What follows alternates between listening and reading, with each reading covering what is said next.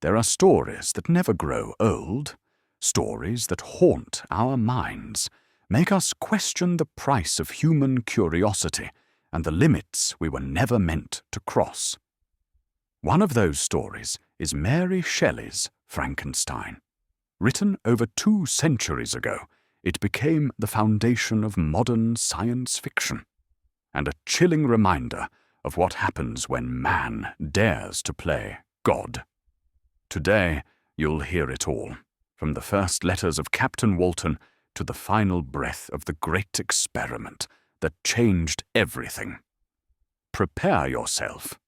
This is not just a Gothic tale. This is a story about creation, obsession, and the terrible price of ambition. You will rejoice to hear that no disaster has accompanied the commencement of an enterprise which you have regarded with such evil forebodings.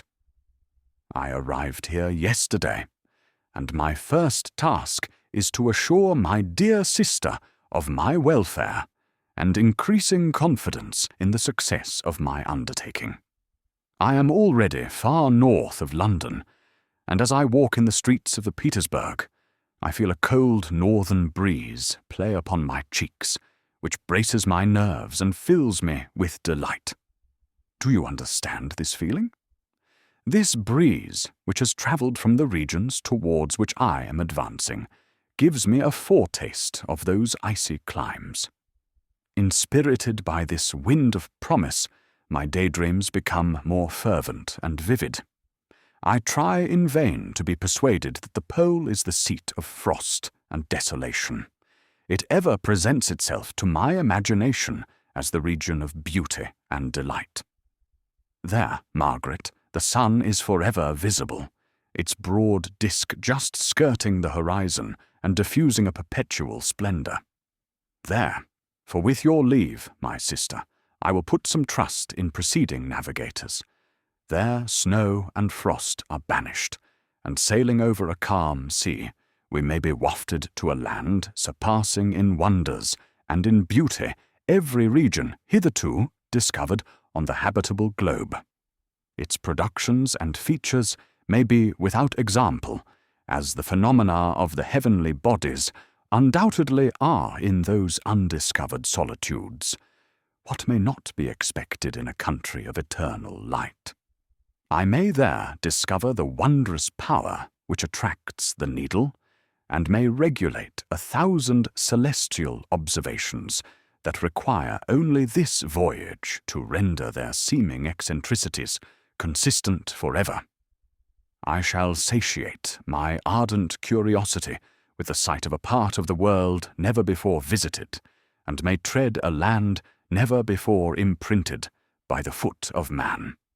These are my enticements, and they are sufficient to conquer all fear of danger or death, and to induce me to commence this laborious voyage with the joy a child feels when he embarks in a little boat with his holiday mates on an expedition of discovery up his native river. But supposing all these conjectures to be false, you cannot contest the inestimable benefit which I shall confer on all mankind to the last generation by discovering a passage near the pole to those countries, to reach which at present so many months are requisite, or by ascertaining the secret of the magnet, which, if at all possible, can only be effected by an undertaking such as mine. These reflections have dispelled the agitation with which I began my letter, and I feel my heart glow with an enthusiasm which elevates me to heaven, for nothing contributes so much to tranquilize the mind as a steady purpose, a point on which the soul may fix its intellectual eye. This expedition has been the favorite dream of my early years. I have read with ardor the accounts of the various voyages which have been made in the prospect of arriving at the North Pacific Ocean through the seas which surround the pole. You may remember that a history of all the voyages made for purposes of discovery composed the whole of our good Uncle Thomas's library. My education was neglected, yet I was passionately fond of reading. These volumes were my study day and night, and my familiarity with them increased that regret which I had felt as a child on learning that my father's dying injunction had forbidden my uncle to allow me to embark in a seafaring life. These visions faded when I perused for the first time those poets whose effusions entranced my soul and lifted it to heaven. I also became a poet, and for 1 year lived in a paradise of my own creation. I imagined that I also might obtain a niche in the temple where the names of Homer and Shakespeare are consecrated. You are well acquainted with my failure and how heavily I bore the disappointment. But just at that time, I inherited the fortune of my cousin, and my thoughts were turned into the channel of their earlier bent. 6 years have passed since I resolved on my present undertaking. I can, even now, remember the hour from which I dedicated myself to this great enterprise. I commenced by inuring my body to hardship. I accompanied the whale fishers on several expeditions to the North Sea. I voluntarily endured cold, famine, thirst, and want of sleep. I often worked harder than the common sailors during the day, and devoted my nights to the study of mathematics, the theory of medicine, and those branches of physical science from which a naval adventurer might derive the greatest practical advantage. Twice I actually hired myself as an undermate in a Greenland whaler, and acquitted myself to admiration. I must own I felt a little proud when my captain offered me the second dignity in the vessel, and entreated me to remain with the greatest earnestness. So valuable did he consider my services.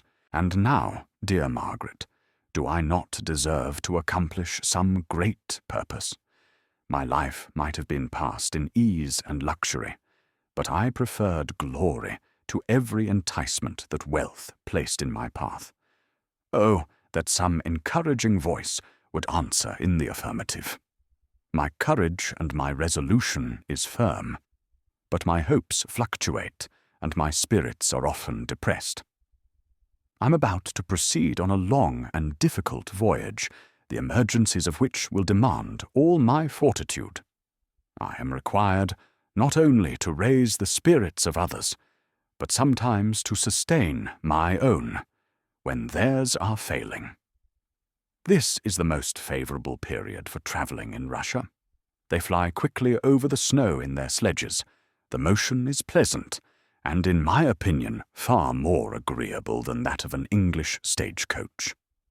The cold is not excessive if you are wrapped in furs, a dress which I have already adopted, for there is a great difference between walking the deck and remaining seated motionless for hours when no exercise prevents the blood from actually freezing in your veins.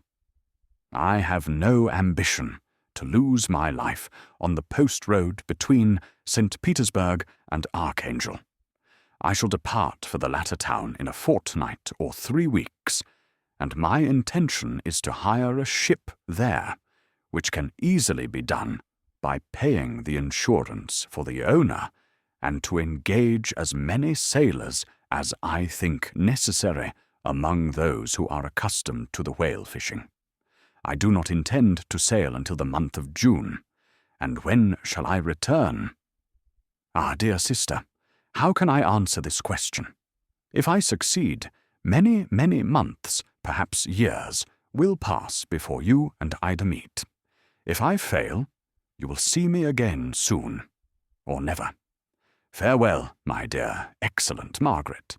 Heaven shower down blessings on you, and save me, that I may again and again testify my gratitude for all your love and kindness.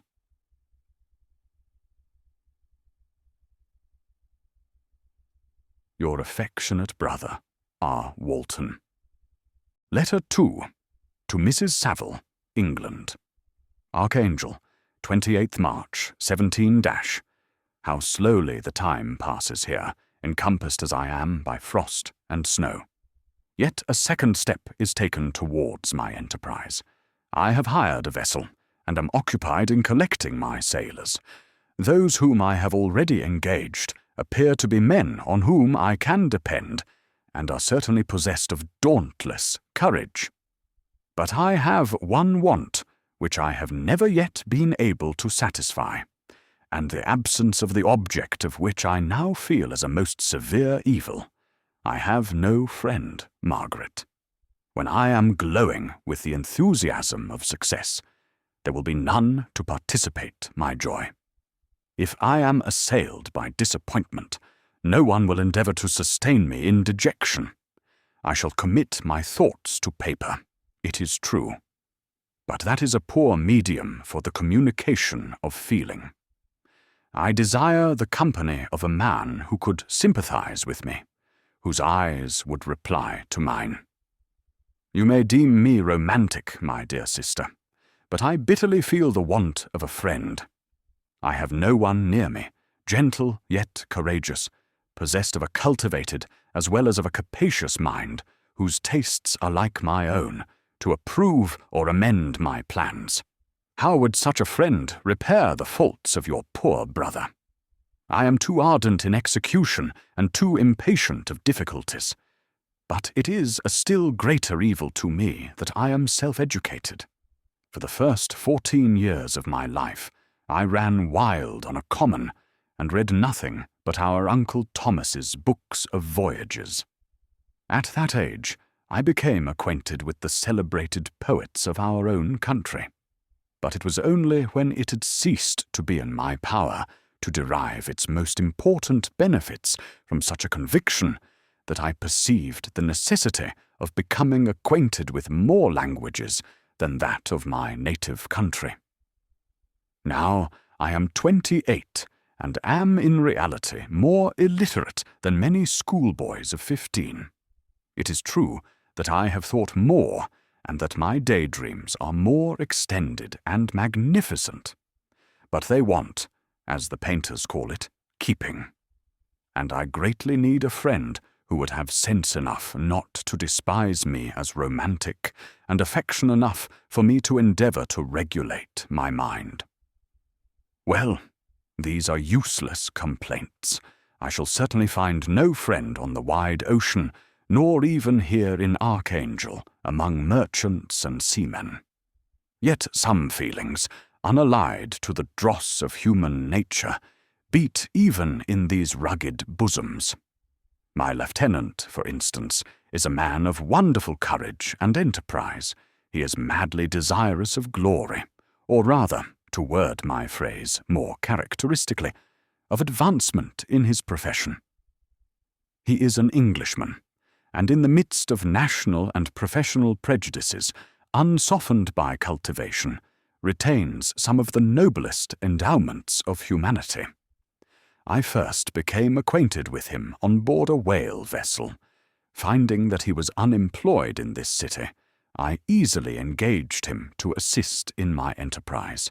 The master is a person of an excellent disposition, and is remarkable in the ship for his gentleness and the mildness of his discipline. This circumstance, added to his well-known integrity and dauntless courage, made me very desirous to engage him. A youth passed in solitude. My best years spent under your gentle and feminine fosterage has so refined the groundwork of my character that I cannot overcome an intense distaste to the usual brutality exercised on board ship. I have never believed it to be necessary, and when I heard of a mariner equally noted for his kindliness of heart and the respect and obedience paid to him by his crew, I felt myself peculiarly fortunate in being able to secure his services. I heard of him first in rather a romantic manner, from a lady who owes to him the happiness of her life.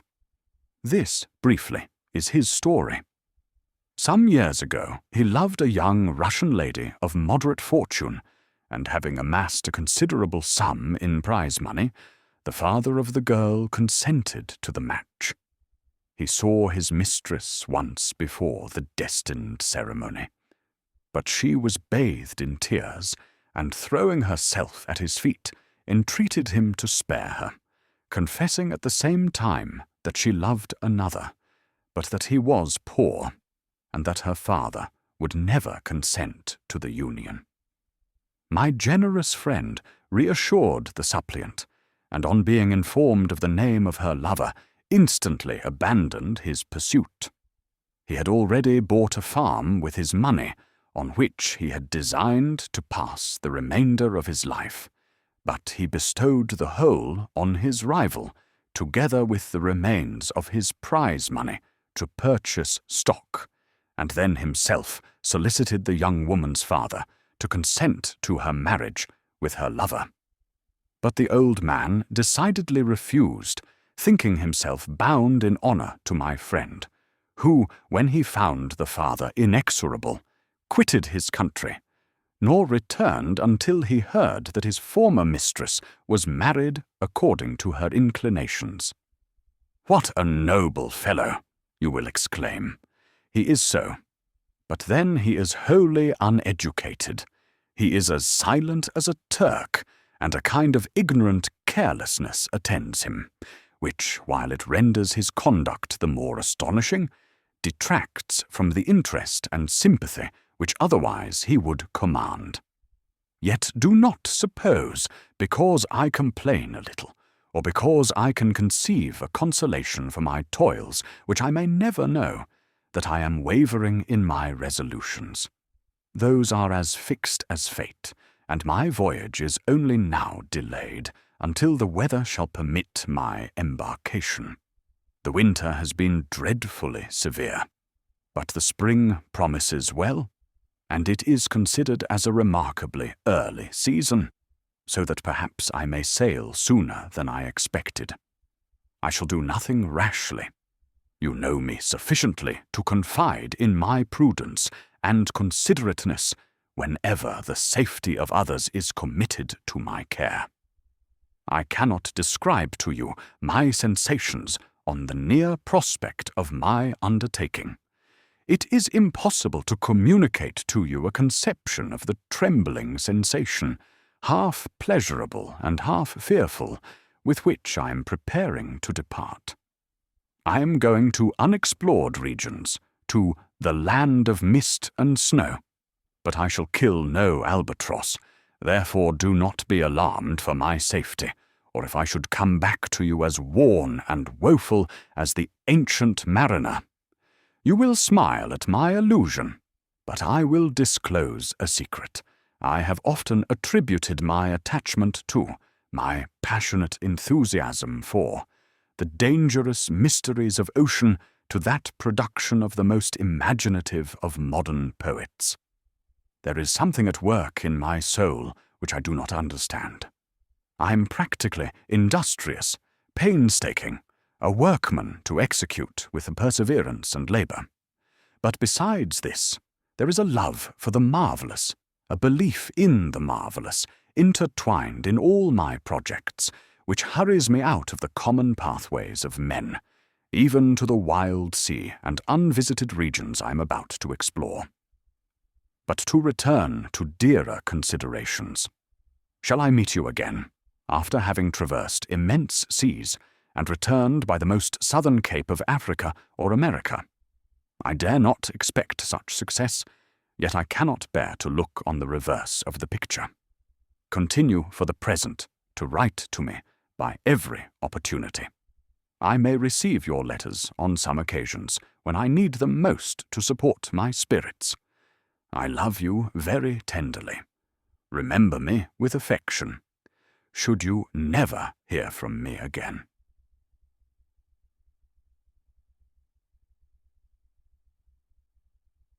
Your affectionate brother, Robert Walton. Letter 3. To Mrs. Saville, England. July 7th, 17. My dear sister, I write a few lines in haste to say that I am safe, and well advanced on my voyage. This letter will reach England by a merchantman now on its homeward voyage from Archangel, more fortunate than I, who may not see my native land, perhaps, for many years. I am, however, in good spirits. My men are bold and apparently firm of purpose, nor do the floating sheets of ice that continually pass us, indicating the dangers of the region towards which we are advancing, appear to dismay them. We have already reached a very high latitude, but it is the height of summer, and although not so warm as in England, the southern gales, which blow us speedily towards those shores which I so ardently desire to attain, breathe a degree of renovating warmth which I had not expected. No incidents have hitherto befallen us that would make a figure in a letter. 1 or 2 stiff gales and the springing of a leak are accidents which experienced navigators scarcely remember to record, and I shall be well content if nothing worse happen to us during our voyage. Adieu, my dear Margaret.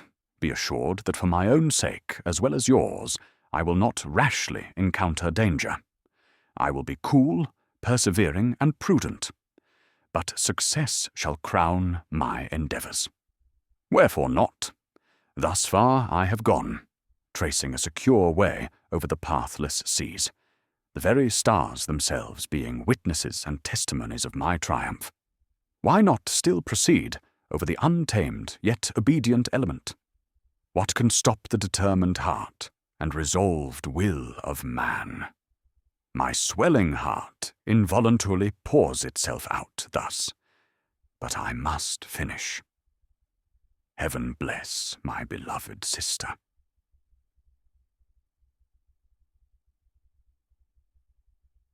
R.W. Letter 4 to Mrs. Saville, England, August 5th, 17. So strange an accident has happened to us that I cannot forbear recording it, although it is very probable that you will see me before these papers can come into your possession. Last Monday, July 31st, we were nearly surrounded by ice, which closed in the ship on all sides, scarcely leaving her the sea-room in which she floated. Our situation was somewhat dangerous, especially as we were compassed round by a very thick fog. We accordingly lay to, hoping that some change would take place in the atmosphere and weather. About 2 o'clock the mist cleared away, and we beheld, stretched out in every direction, vast and irregular plains of ice, which seemed to have no end. Some of my comrades groaned, and my own mind began to grow watchful with anxious thoughts, when a strange sight suddenly attracted our attention and diverted our solicitude from our own situation. We perceived a low carriage, fixed on a sledge and drawn by dogs, pass on towards the north at the distance of 1/2 mile. A being which had the shape of a man, but apparently of gigantic stature, sat in the sledge and guided the dogs. We watched the rapid progress of the traveller with our telescopes until he was lost among the distant inequalities of the ice. This appearance excited our unqualified wonder. We were, as we believed, many 100 miles from any land, but this apparition seemed to denote that it was not, in reality, so distant as we had supposed. Shut in, however, by ice, it was impossible to follow his track, which we had observed with the greatest attention. About 2 hours after this occurrence, we heard the ground sea, and before night the ice broke and freed our ship. We, however, lay to until the morning, fearing to encounter in the dark those large loose masses which float about after the breaking up of the ice. I profited of this time to rest for a few hours. In the morning, however, as soon as it was light, I went upon deck and found all the sailors busy on one side of the vessel, apparently talking to someone in the sea. It was, in fact, a sledge like that we had seen before, which had drifted towards us in the night on a large fragment of ice. Only one dog remained alive, but there was a human being within it, whom the sailors were persuading to enter the vessel. He was not, as the other traveller seemed to be, a savage inhabitant of some undiscovered island, but a European. When I appeared on deck, the master said, "Here is our captain, and he will not allow you to perish on the open sea." On perceiving me, the stranger addressed me in English, although with a foreign accent. "Before I come on board your vessel," said he, "will you have the kindness to inform me whither you are bound?" You may conceive my astonishment on hearing such a question addressed to me from a man on the brink of destruction, and to whom I should have supposed that my vessel would have been a resource which he would not have exchanged for the most precious wealth the earth can afford. I replied, however, that we were on a voyage of discovery towards the northern pole. Upon hearing this, he appeared satisfied and consented to come on board. Good God! Margaret, if you had seen the man who thus capitulated for his safety, your surprise would have been boundless. His limbs were nearly frozen, and his body dreadfully emaciated by fatigue and suffering. I never saw a man in so wretched a condition. We attempted to carry him into the cabin, but as soon as he had quitted the fresh air, he fainted. We accordingly brought him back to the deck and restored him to animation by rubbing him with brandy and forcing him to swallow a small quantity.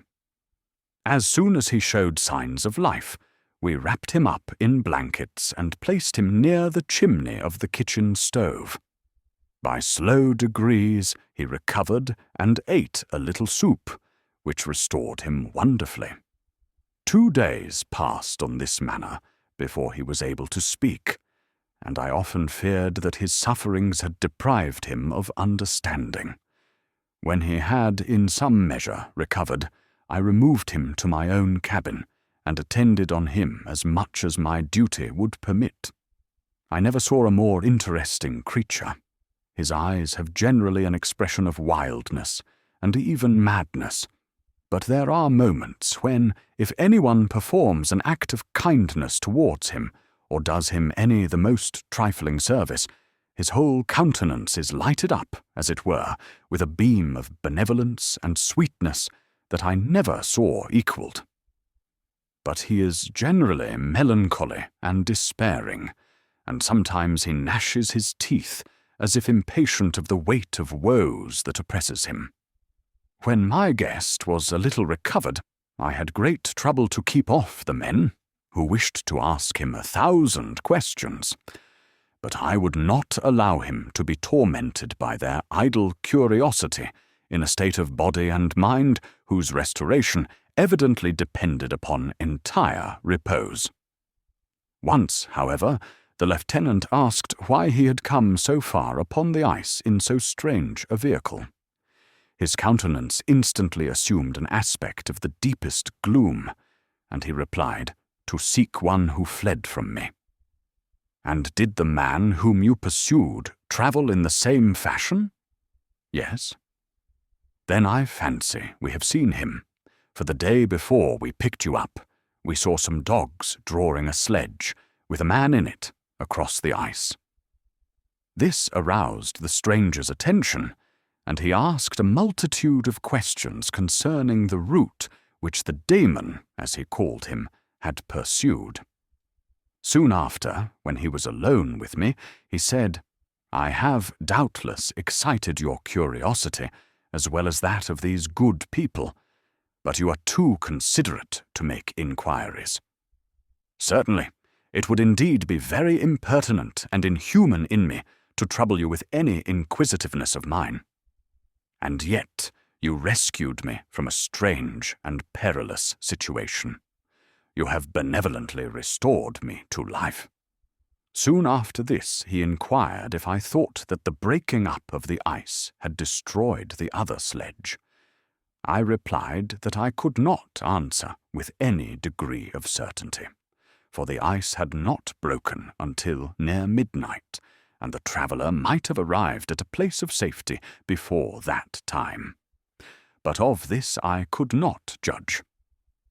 From this time a new spirit of life animated the decaying frame of the stranger. He manifested the greatest eagerness to be upon deck, to watch for the sledge which had before appeared. But I have persuaded him to remain in the cabin, for he is far too weak to sustain the rawness of the atmosphere. I have promised that someone should watch for him, and give him instant notice if any new object should appear in sight. Having conquered the violence of his feelings, he appeared to despise himself for being the slave of passion, and quelling the dark tyranny of despair, he led me again to converse concerning myself personally. He asked me the history of my earlier years. The tale was quickly told, but it awakened various trains of reflection. I spoke of my desire of finding a friend, of my thirst for a more intimate sympathy with a fellow mind than had ever fallen to my lot, and expressed my conviction that a man could boast of little happiness who did not enjoy this blessing. "I agree with you," replied the stranger. "We are unfashioned creatures, but half made up. If one wiser, better, dearer than ourselves, such a friend ought to be. Do not lend his aid to perfectionate our weak and faulty natures. I once had a friend, the most noble of human creatures, and am entitled, therefore, to judge respecting friendship. You have hope and the world before you, and have no cause for despair. But I have lost everything, and cannot begin life anew." As he said this, his countenance became expressive of a calm, settled grief that touched me to the heart. But he was silent, and presently retired to his cabin. Even broken in spirit as he is, no one can feel more deeply than he does the beauties of nature. The starry sky, the sea, and every sight afforded by these wonderful regions seem still to have the power of elevating his soul from earth. Such a man has a double existence. He may suffer misery and be overwhelmed by disappointments, yet when he has retired into himself, he will be like a celestial spirit that has a halo around him, within whose circle no grief or folly ventures. Will you smile at the enthusiasm I express concerning this divine wanderer? You would not if you saw him. You have been tutored and refined by books and retirement from the world, and you are therefore somewhat fastidious. But this only renders you the more fit to appreciate the extraordinary merits of this wonderful man. Sometimes I have endeavoured to discover what quality it is which he possesses that elevates him so immeasurably above any other person I ever knew. I believe it to be an intuitive discernment, a quick but never-failing power of judgment, a penetration into the causes of things, unequalled for clearness and precision. Add to this a facility of expression, and a voice whose varied intonations are soul-subduing music. August 19th, 17. Yesterday the stranger said to me, "You may easily perceive, Captain Walton, that I have suffered great and unparalleled misfortunes. I had determined at one time that the memory of these evils should die with me, but you have won me to alter my determination. You seek for knowledge and wisdom, as I once did, and I ardently hope that the gratification of your wishes may not be a serpent to sting you, as mine has been. I do not know that the relation of my disasters will be useful to you. Yet, when I reflect that you are pursuing the same course, exposing yourself to the same dangers which have rendered me what I am, I imagine that you may deduce an apt moral from my tale, one that may direct you if you succeed in your undertaking, and console you in case of failure. Prepare to hear of occurrences which are usually deemed marvelous. Were we among the tamer scenes of nature, I might fear to encounter your unbelief, perhaps your ridicule. But many things will appear possible in these wild and mysterious regions, which would provoke the laughter of those unacquainted with the ever-varied powers of nature. Nor can I doubt but that my tale conveys, in its series, internal evidence of the truth of the events of which it is composed. You may easily imagine that I was much gratified by the offered communication, yet I could not endure that he should renew his grief by a recital of his misfortunes. I felt the greatest eagerness to hear the promised narrative, partly from curiosity, and partly from a strong desire to ameliorate his fate if it were in my power. I expressed these feelings in my answer. "I thank you," he replied, "for your sympathy, but it is useless. My fate is nearly fulfilled. I wait but for one event, and then I shall repose in peace. I understand your feeling," continued he, perceiving that I wished to interrupt him. "But you are mistaken, my friend, if thus you will allow me to name you. Nothing can alter my destiny. Listen to my history, and you will perceive how irrevocably it is determined." He then told me that he would commence his narrative the next day when I should be at leisure. This promise drew from me the warmest thanks. I have resolved every night, when I am not imperatively occupied by my duties, to record as nearly as possible in his own words what he has related during the day. If I should be engaged, I will at least make notes. This manuscript will doubtless afford you the greatest pleasure. But to me, who know him, and who hear it from his own lips, with what interest and sympathy shall I read it in some future day? Even now, as I commence my task, his full-toned voice swells in my ears. His lustrous eyes dwell on me with all their melancholy sweetness. I see his thin hand raised in animation, while the lineaments of his face are irradiated by the soul within. Strange and harrowing must be his story. Frightful the storm which embraced the gallant vessel on its course and wrecked it. Thus, Chapter 1. I am by birth a Genovese, and my family is one of the most distinguished of that republic. My ancestors had been for many years councillors and syndics, and my father had filled several public situations with honour and reputation. He was respected by all who knew him for his integrity and indefatigable attention to public business. He passed his younger days perpetually occupied by the affairs of his country. A variety of circumstances had prevented his marrying early, nor was it until the decline of life that he became a husband and the father of a family. As the circumstances of his marriage illustrate his character, I cannot refrain from relating them. One of his most intimate friends was a merchant who, from a flourishing state, fell through numerous mischances into poverty. This man, whose name was Beaufort, was of a proud and unbending disposition, and could not bear to live in poverty and oblivion in the same country where he had formerly been distinguished for his rank and magnificence. Having paid his debts, therefore, in the most honourable manner, he retreated with his daughter to the town of Lucerne, where he lived unknown and in wretchedness. My father loved Beaufort with the truest friendship, and was deeply grieved by his retreat in these unfortunate circumstances.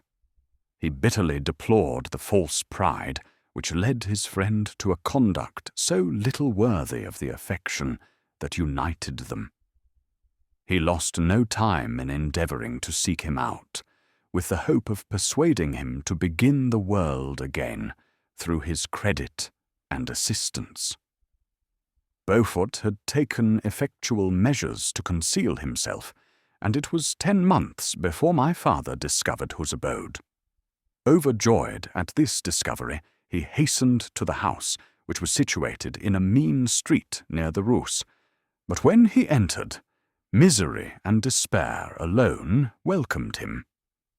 Beaufort had saved but a very small sum of money from the wreck of his fortunes, but it was sufficient to provide him with sustenance for some months, and in the meantime he hoped to procure some respectable employment in a merchant's house.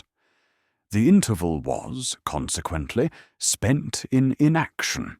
His grief only became more deep and rankling when he had leisure for reflection, and at length it took so fast hold of his mind that at the end of 3 months he lay on a bed of sickness, incapable of any exertion.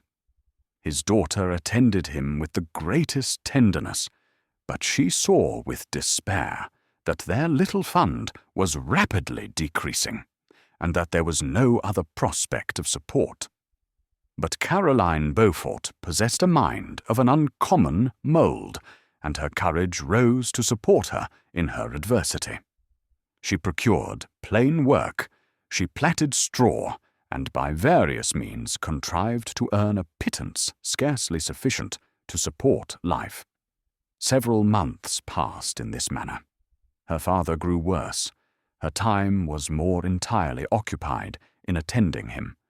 Her means of subsistence decreased, and in the 10th month her father died in her arms, leaving her an orphan and a beggar. This last blow overcame her, and she knelt by Beaufort's coffin, weeping bitterly, when my father entered the chamber. He came like a protecting spirit to the poor girl, who committed herself to his care, and after the interment of his friend, he conducted her to Geneva and placed her under the protection of a relation. 2 years after this event, Caroline became his wife. There was a considerable difference between the ages of my parents, but this circumstance seemed to unite them only closer in bonds of devoted affection. There was a sense of justice in my father's upright mind, which rendered it necessary that he should approve highly to love strongly. Perhaps during former years he had suffered from the late discovered unworthiness of one beloved, and so was disposed to set a greater value on tried worth.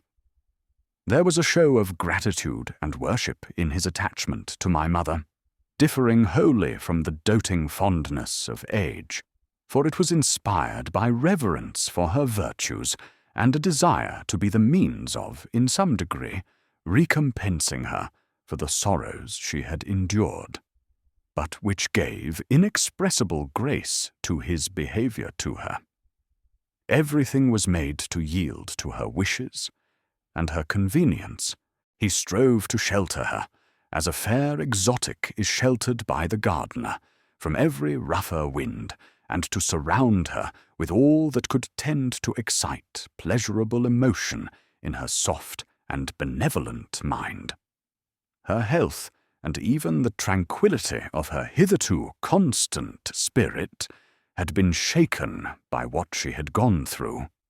During the 2 years that had elapsed previous to their marriage, my father had gradually relinquished all his public functions, and immediately after their union they sought the pleasant climate of Italy, and the change of scene and interest attendant on a tour through that land of wonders as a restorative for her weakened frame.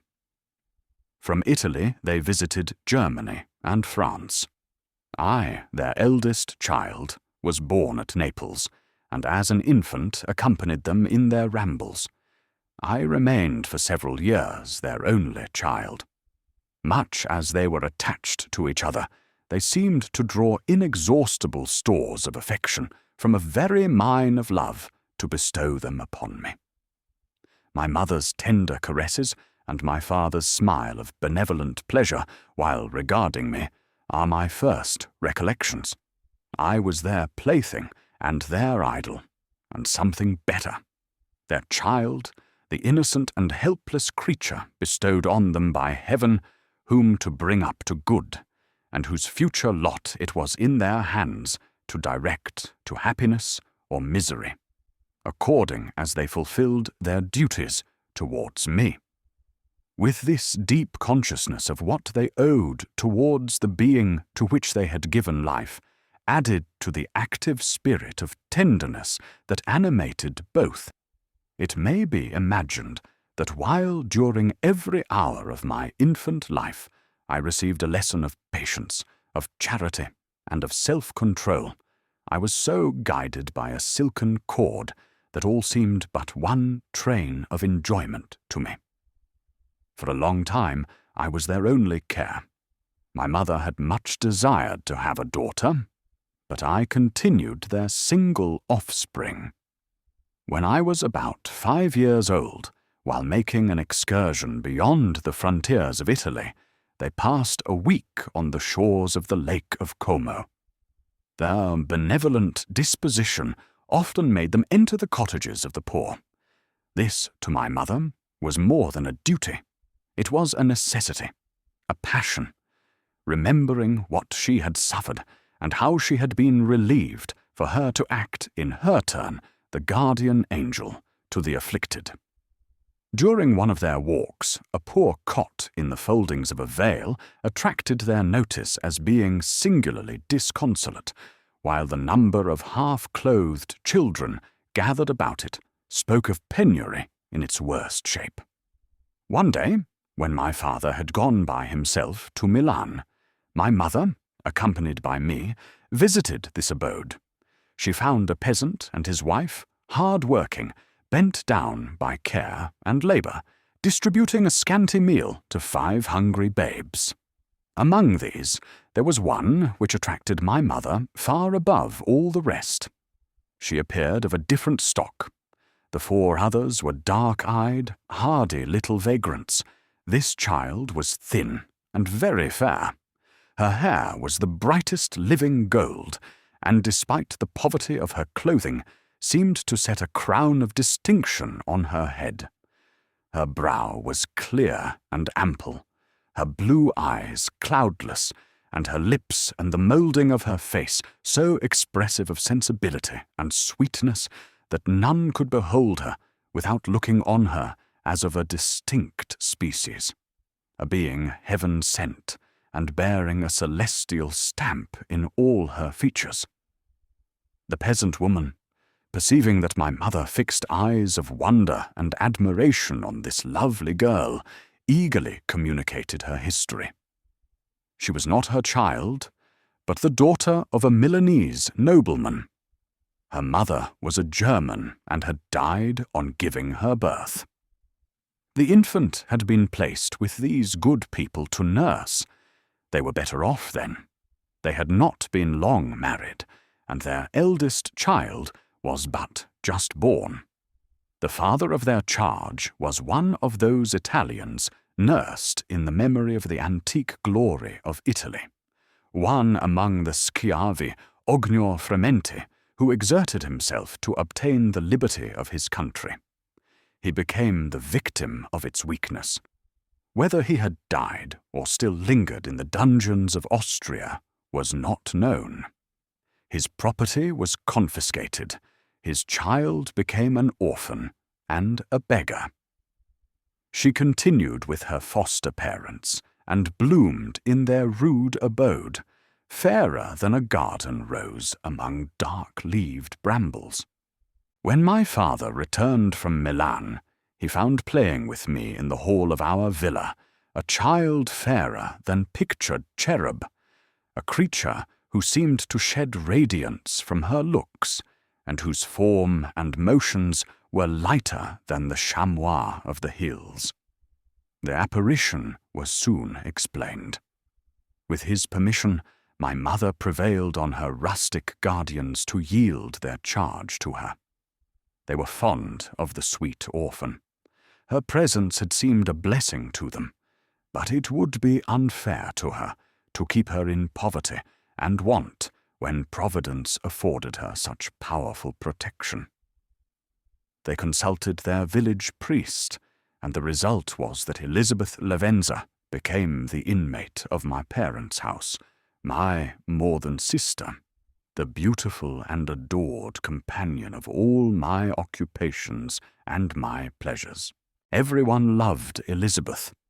The passionate and almost reverential attachment with which all regarded her became, while I shared it, my pride and my delight.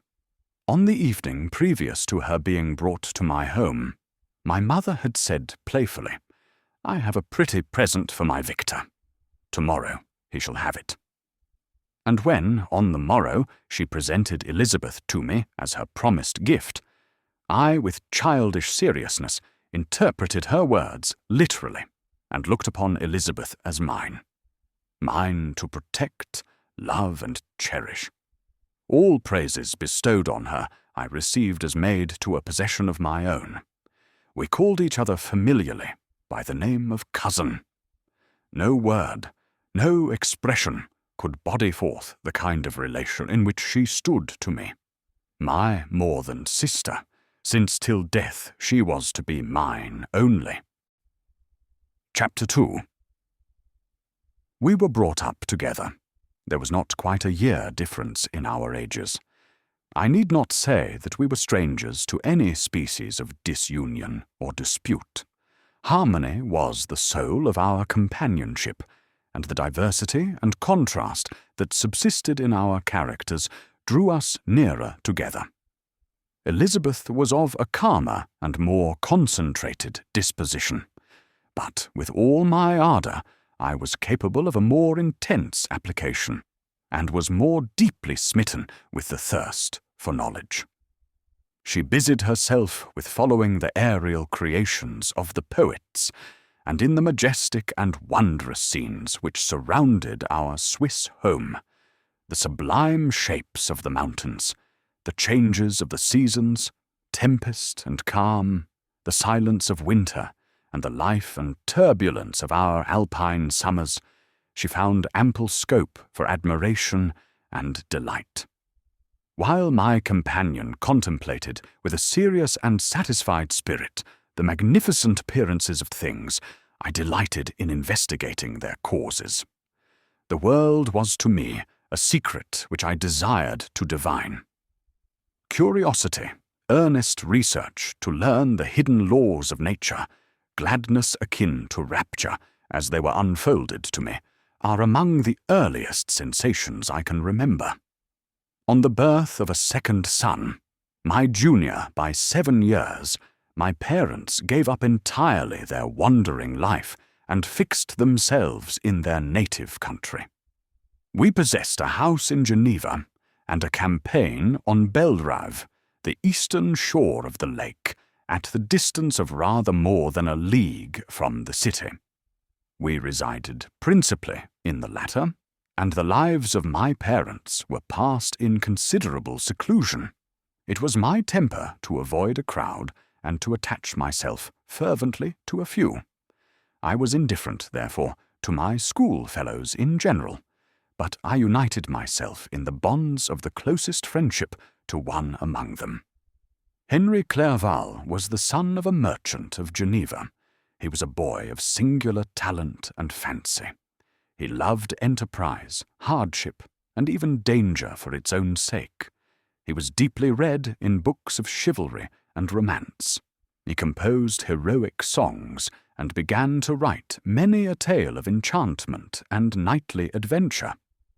He tried to make us act plays and to enter into masquerades in which the characters were drawn from the heroes of Roncesvalles, of the Round Table of King Arthur, and the chivalrous train who shed their blood to redeem the holy sepulchre from the hands of the infidels.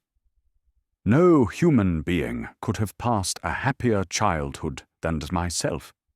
My parents were possessed by the very spirit of kindness and indulgence. We felt that they were not the tyrants to rule our lot according to their caprice, but the agents and creators of all the many delights which we enjoyed. When I mingled with other families, I distinctly discerned how peculiarly fortunate my lot was, and gratitude assisted the development of filial love. My temper was sometimes violent, and my passions vehement, but by some law in my temperature they were turned not towards childish pursuits, but to an eager desire to learn, and not to learn all things indiscriminately. I confess that neither the structure of languages, nor the code of governments, nor the politics of various states possessed attractions for me. It was the secrets of heaven and earth that I desired to learn, and whether it was the outward substance of things, or the inner spirit of nature and the mysterious soul of man that occupied me, still my inquiries were directed to the metaphysical, or in its highest sense, the physical secrets of the world. Meanwhile, Clerval occupied himself, so to speak, with the moral relations of things. The busy stage of life, the virtues of heroes, and the actions of men were his theme, and his hope and his dream was to become one among those whose names are recorded in story as the gallant and adventurous benefactors of our species. The saintly soul of Elizabeth shone like a shrine-dedicated lamp in our peaceful home. Her sympathy was ours, her smile, her soft voice, the sweet glance of her celestial eyes were ever there to bless and animate us. She was the living spirit of love to soften and attract.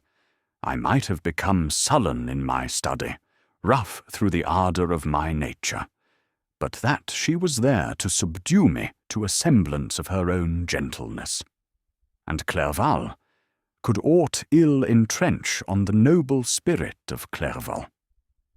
Yet he might not have been so perfectly humane, so thoughtful in his generosity, so full of kindness and tenderness amidst his passion for adventurous exploit, had she not unfolded to him the real loveliness of beneficence, and made the doing good the end and aim of his soaring ambition. I feel exquisite pleasure in dwelling on the recollections of childhood, before misfortune had tainted my mind, and changed its bright visions of extensive usefulness into gloomy and narrow reflections upon self.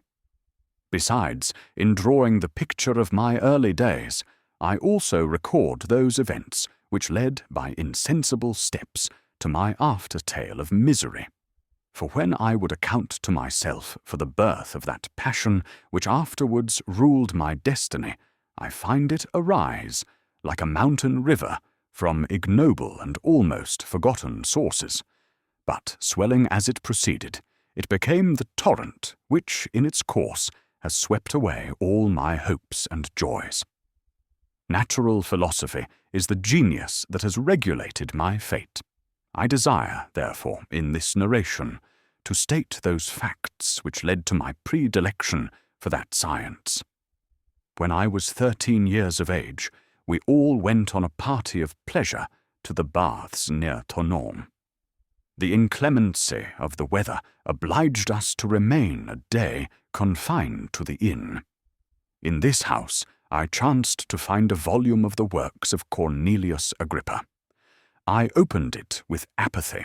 The theory which he attempts to demonstrate, and the wonderful facts which he relates, soon changed this feeling into enthusiasm.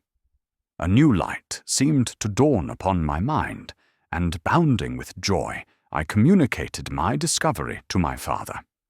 My father looked carelessly at the title page of my book, and said, "Ah, Cornelius Agrippa. My dear Victor, do not waste your time upon this. It is sad trash.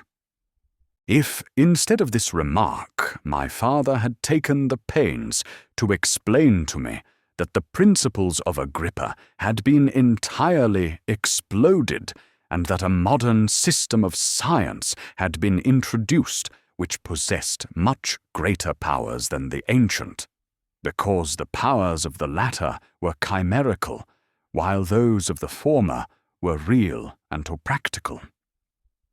Under such circumstances, I should certainly have thrown Agrippa aside, and have contented my imagination, warmed as it was, by returning with greater ardour to my former studies. It is even possible that the train of my ideas would never have received the fatal impulse that led to my ruin.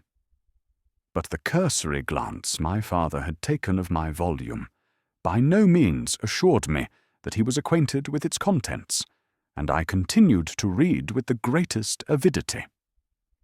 When I returned home, my first care was to procure the whole works of this author, and afterwards of Paracelsus and Albertus Magnus. I read and studied the wild fancies of these writers with delight. They appeared to me treasures known to few besides myself. I have described myself as always having been imbued with a fervent longing to penetrate the secrets of nature. In spite of the intense labour and wonderful discoveries of modern philosophers, I always came from my studies discontented and unsatisfied.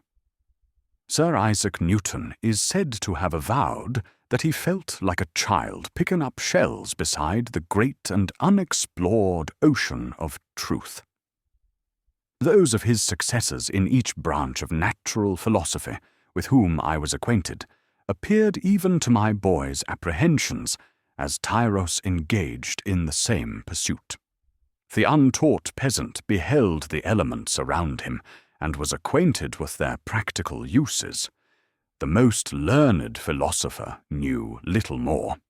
He had partially unveiled the face of nature, but her immortal lineaments were still a wonder and a mystery. He might dissect, anatomize, and give names, but not to speak of a final cause, causes in their secondary and tertiary grades were utterly unknown to him. I had gazed upon the fortifications and impediments that seemed to keep human beings from entering the citadel of nature, and rashly and ignorantly I had repined.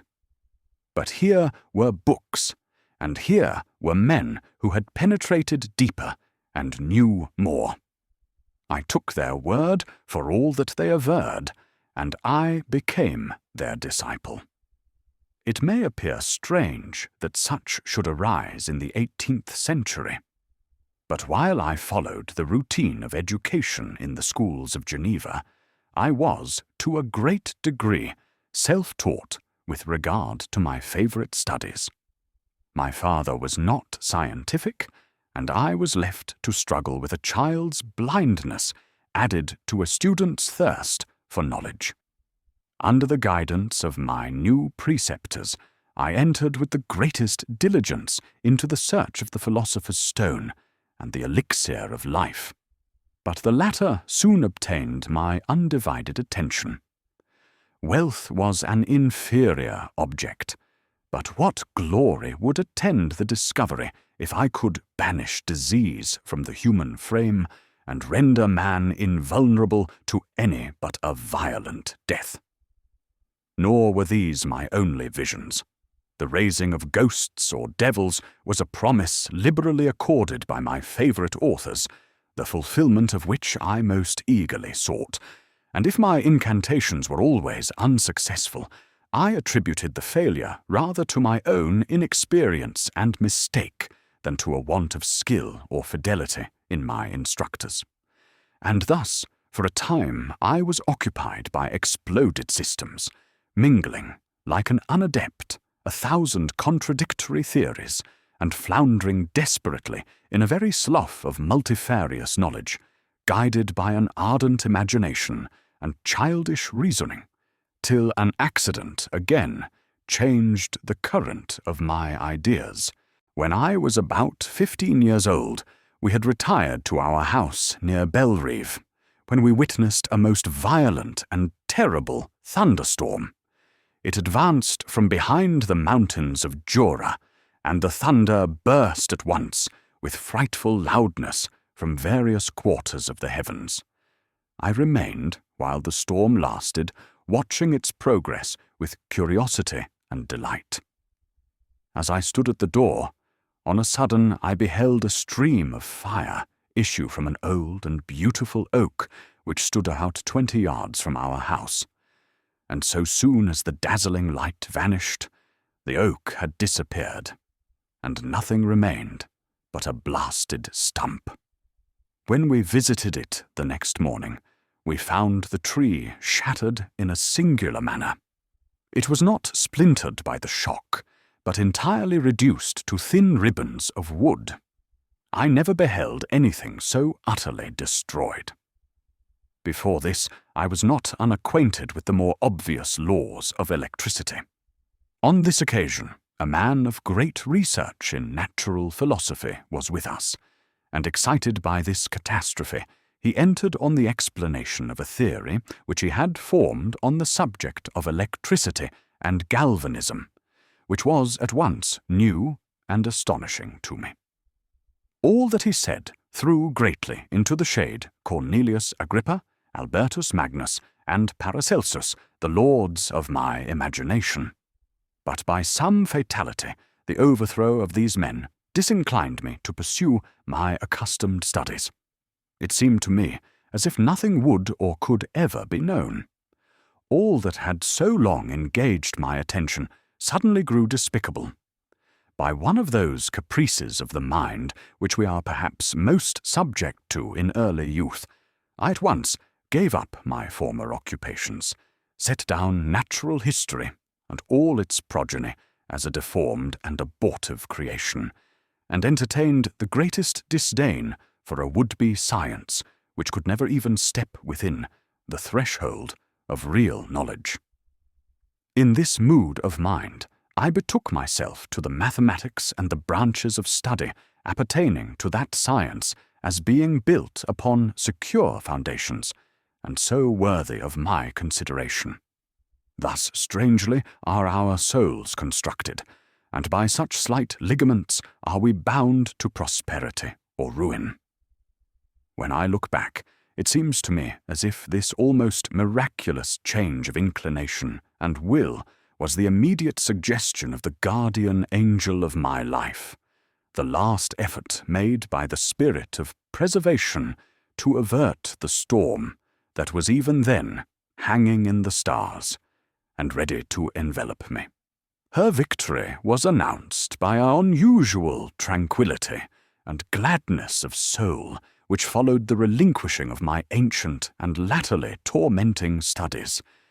It was thus that I was to be taught to associate evil with their prosecution, happiness with their disregard. It was a strong effort of the spirit of good, but it was ineffectual. Destiny was too potent, and her immutable laws had decreed my utter and terrible destruction. Hien, Chapter 3. When I had attained the age of 17, my parents resolved that I should become a student at the University of Ingolstadt. I had hitherto attended the schools of Geneva, but my father thought it necessary for the completion of my education that I should be made acquainted with other customs than those of my native country.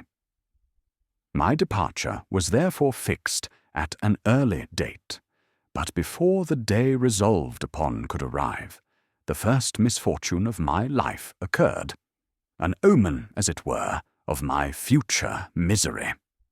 Elizabeth had caught the scarlet fever. Her illness was severe, and she was in the greatest danger. During her illness, many arguments had been urged to persuade my mother to refrain from attending upon her. She had at first yielded to our entreaties, But when she heard that the life of her favourite was menaced, she could no longer control her anxiety. She attended her sickbed. Her watchful attentions triumphed over the malignity of the distemper. Elizabeth was saved, but the consequences of this imprudence were fatal to her preserver. On the third day, my mother sickened. Her fever was accompanied by the most alarming symptoms, and the looks of her medical attendants prognosticated the worst event. On her deathbed, the fortitude and benignity of this best of women did not desert her. She joined the hands of Elizabeth and myself. "My children," she said, "my firmest hopes of future happiness were placed on the prospect of your union. This expectation will now be the consolation of your father. Elizabeth, my love, you must supply my place to my younger children. Alas, I regret that I am taken from you, and happy and beloved as I have been, is it not hard to quit you all? But these are not thoughts befitting me. I will endeavour to resign myself cheerfully to death, and will indulge a hope of meeting you in another world." She died calmly, and her countenance expressed affection even in death. I need not describe the feelings of those whose dearest ties are rent by that most irreparable evil, the void that presents itself to the soul, and the despair that is exhibited on the countenance. It is so long before the mind can persuade itself that she whom we saw every day, and whose very existence appeared a part of our own, can have departed for ever, that the brightness of a beloved eye can have been extinguished, and the sound of a voice so familiar and dear to the ear can be hushed, never more to be heard. These are the reflections of the first days. But when the lapse of time proves the reality of the evil, then the actual bitterness of grief commences. Yet from whom has not that rude hand rent away some dear connection? And why should I describe a sorrow which all have felt and must feel?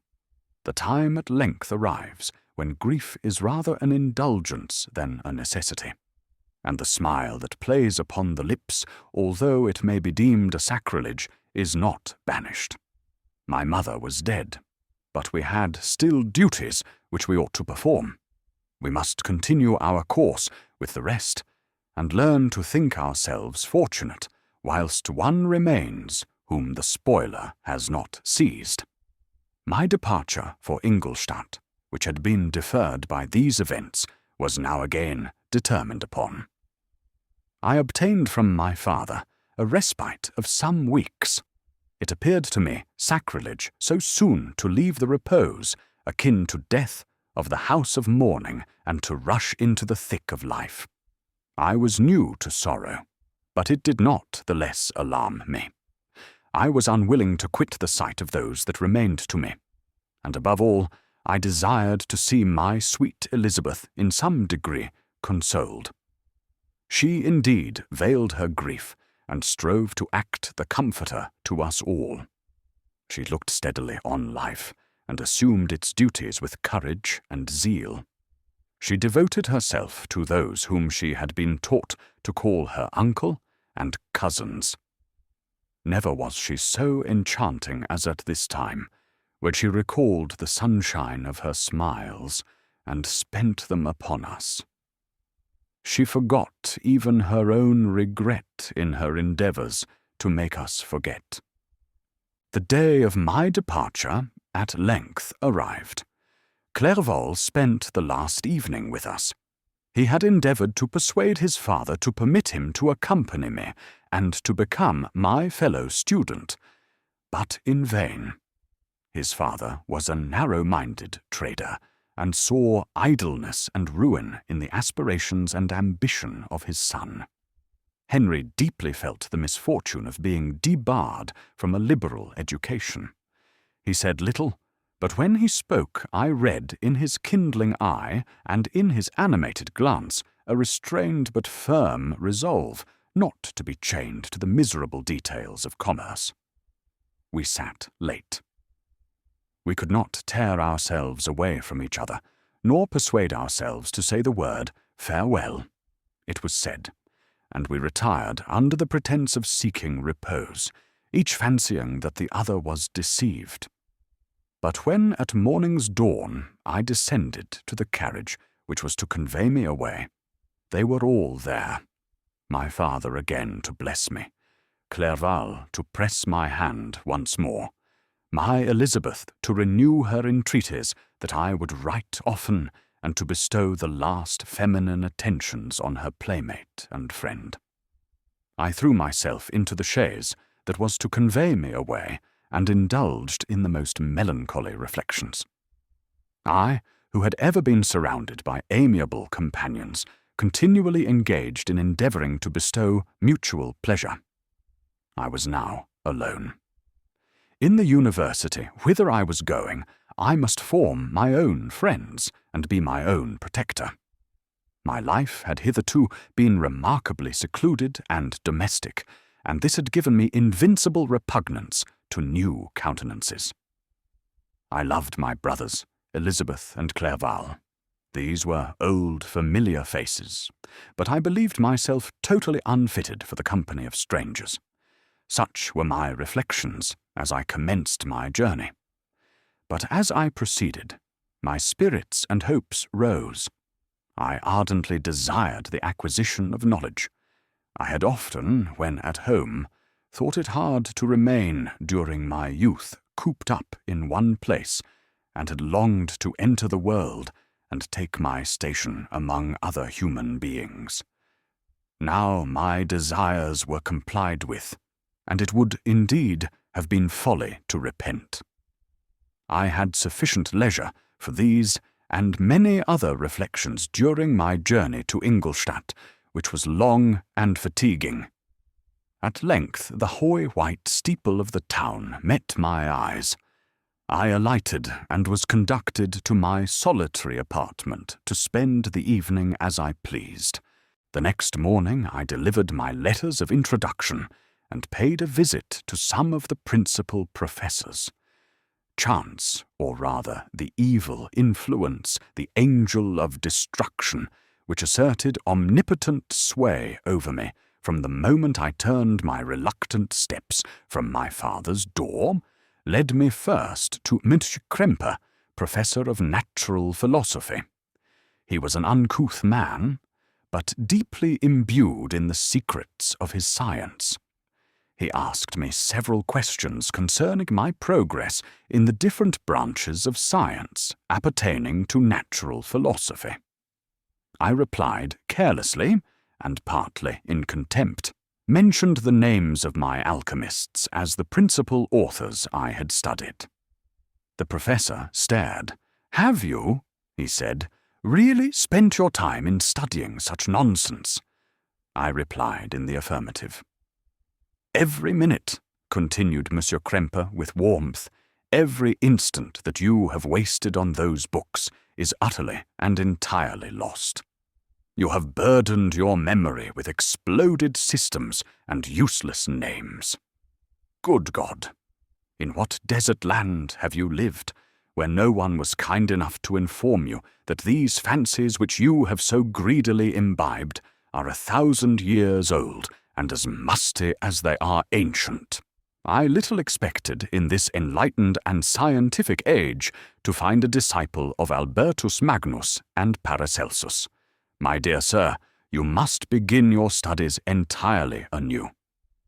So saying, he stepped aside and wrote down a list of several books treating of natural philosophy which he desired me to procure, and dismissed me after mentioning that in the beginning of the following week he intended to commence a course of lectures upon natural philosophy in its general relations, and that Monsieur Waldman, a fellow professor, would lecture upon chemistry the alternate days that he omitted.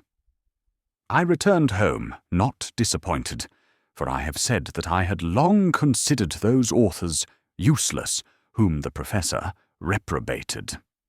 But I returned not at all the more inclined to recur to these studies in any shape.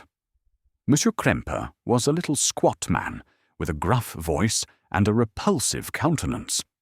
The teacher, therefore, did not prepossess me in favour of his pursuits. In rather a too philosophical and connected a strain, perhaps I have given an account of the conclusions I had come to concerning them in my early years. As a child, I had not been content with the results promised by the modern professors of natural science. With a confusion of ideas only to be accounted for by my extreme youth and my want of a guide on such matters, I had retrod the steps of knowledge along the paths of time, and exchanged the discoveries of recent inquirers for the dreams of forgotten alchemists. Besides, I had a contempt for the uses of modern natural philosophy. It was very different when the masters of the science sought immortality and power. Such views, although futile, were grand. But now the scene was changed. The ambition of the inquirer seemed to limit itself to the annihilation of those visions on which my interest in science was chiefly founded. I was required to exchange chimeras of boundless grandeur for realities of little worth. Such were my reflections during the first 2 or 3 days of my residence at Ingolstadt, which were chiefly spent in becoming acquainted with the localities and the principal residents in my new abode. But as the ensuing week commenced, I thought of the information which Monsieur Kremper had given me concerning the lectures.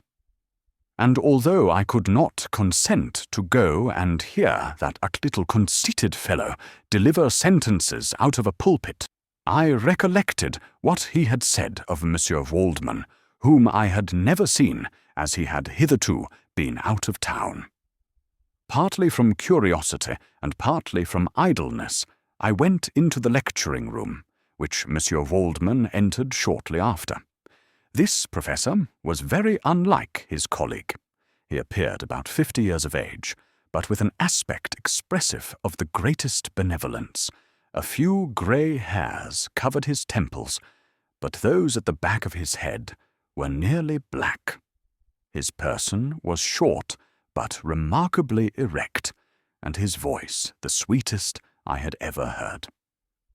He began his lecture by a recapitulation of the history of chemistry, and the various improvements made by different men of learning, pronouncing with fervour the names of the most distinguished discoverers. He then took a cursory view of the present state of the science and explained many of its elementary terms. After having made a few preparatory experiments, he concluded with a panegyric upon modern chemistry, the terms of which I shall never forget. The ancient teachers of this science, said he, promised impossibilities and performed nothing. The modern masters promise very little. They know that metals cannot be transmuted, and that the elixir of life is a chimera, but these philosophers, whose hands seem only made to dabble in dirt, and their eyes to pore over the microscope or crucible, have indeed performed miracles. They penetrate into the recesses of nature and show how she works in her hiding places. They ascend into the heavens. They have discovered how the blood circulates, and the nature of the air we breathe. They have acquired new and almost unlimited powers. They can command the thunders of heaven, mimic the earthquake, and even mock the invisible world with its own shadows.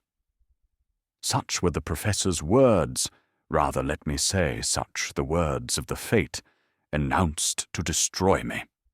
As he went on, I felt as if my soul were grappling with a palpable enemy. One by one, the various keys were touched which formed the mechanism of my being. Chord after chord was sounded, and soon my mind was filled with one thought, one conception, one purpose. "So much has been done," exclaimed the soul of Frankenstein. "More, far more, will I achieve. Treading in the steps already marked, I will pioneer a new way, explore unknown powers, and unfold to the world the deepest mysteries of creation." I closed not my eyes that night. My internal being was in a state of insurrection and turmoil. I felt that order would thence arise, but I had no power to produce it. By degrees, after the morning's dawn, sleep came. I awoke, and my yesternight's thoughts were as a dream. There only remained a resolution to return to my ancient studies, and to devote myself to a science for which I believed myself to possess a natural talent. On the same day, I paid Mr. Waldman a visit. His manners in private were even more mild and attractive than in public, for there was a certain dignity in his mien during his lecture, which in his own house was replaced by the greatest affability and kindness. I gave him pretty nearly the same account of my former pursuits as I had given to his fellow professor. He heard with attention the little narration concerning my studies, and smiled at the names of Cornelius Agrippa and Paracelsus, but without the contempt that Monsieur Kremper had exhibited.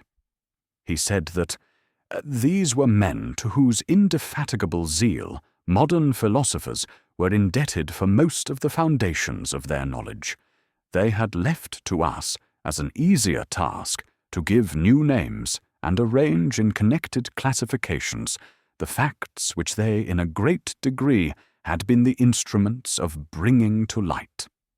The labours of men of genius, however erroneously directed, scarcely ever fail in ultimately turning to the solid advantage of mankind.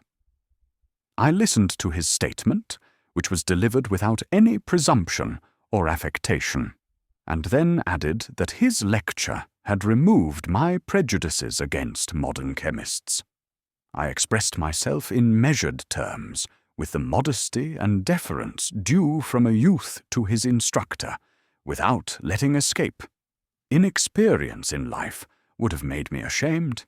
Any of the enthusiasm which stimulated my intended labours.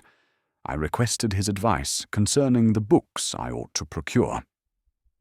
"I am happy," said Monsieur Waldman, "to have gained a disciple, and if your application equals your ability, I have no doubt of your success. Chemistry is that branch of natural philosophy in which the greatest improvements have been and may be made. It is on that account that I have made it my peculiar study. But at the same time, I have not neglected the other branches of science. A man would make but a very sorry chemist if he attended to that department of human knowledge alone. If your wish is to become really a man of science, and not merely a petty experimentalist, I should advise you to apply to every branch of natural philosophy, including mathematics." He then took me into his laboratory and explained to me the uses of his various machines, instructing me as to what I ought to procure, and promising me the use of his own, when I should have advanced far enough in the science not to derange their mechanism. He also gave me the list of books which I had requested, and I took my leave. Thus ended a day memorable to me. It decided my future destiny. Chapter 4. From this day, natural philosophy, and particularly chemistry, in the most comprehensive sense of the term, became nearly my sole occupation. I read with ardour those works, so full of genius and discrimination, which modern inquirers have written on these subjects. I attended the lectures and cultivated the acquaintance of the men of science of the university, and I found even in Monsieur Kremper a great deal of sound sense and real information, combined, it is true, with a repulsive physiognomy and manners, but not on that account the less valuable. In Monsieur Waldman I found a true friend. His gentleness was never tinged by dogmatism, and his instructions were given with an air of frankness and good nature that banished every idea of pedantry. In 1,000 ways he smoothed for me the path of knowledge and made the most abstruse inquiries clear and facile to my apprehension. My application was at first fluctuating and uncertain.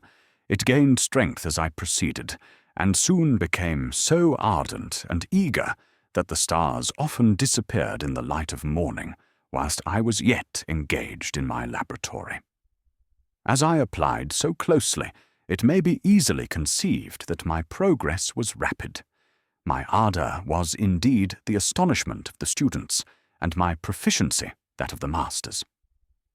Professor Kremper often asked me, with a sly smile, how Cornelius Agrippa went on, whilst Monsieur Waldman expressed the most heartfelt exultation in my progress.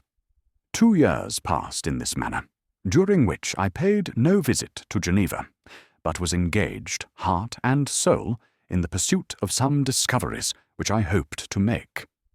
None but those who have experienced them can conceive of the enticements of science. In other studies, you go as far as others have gone before you, and there is nothing more to know. But in a scientific pursuit, there is continual food for discovery and wonder. A mind of moderate capacity, which closely pursues one study, must infallibly arrive at great proficiency in that study.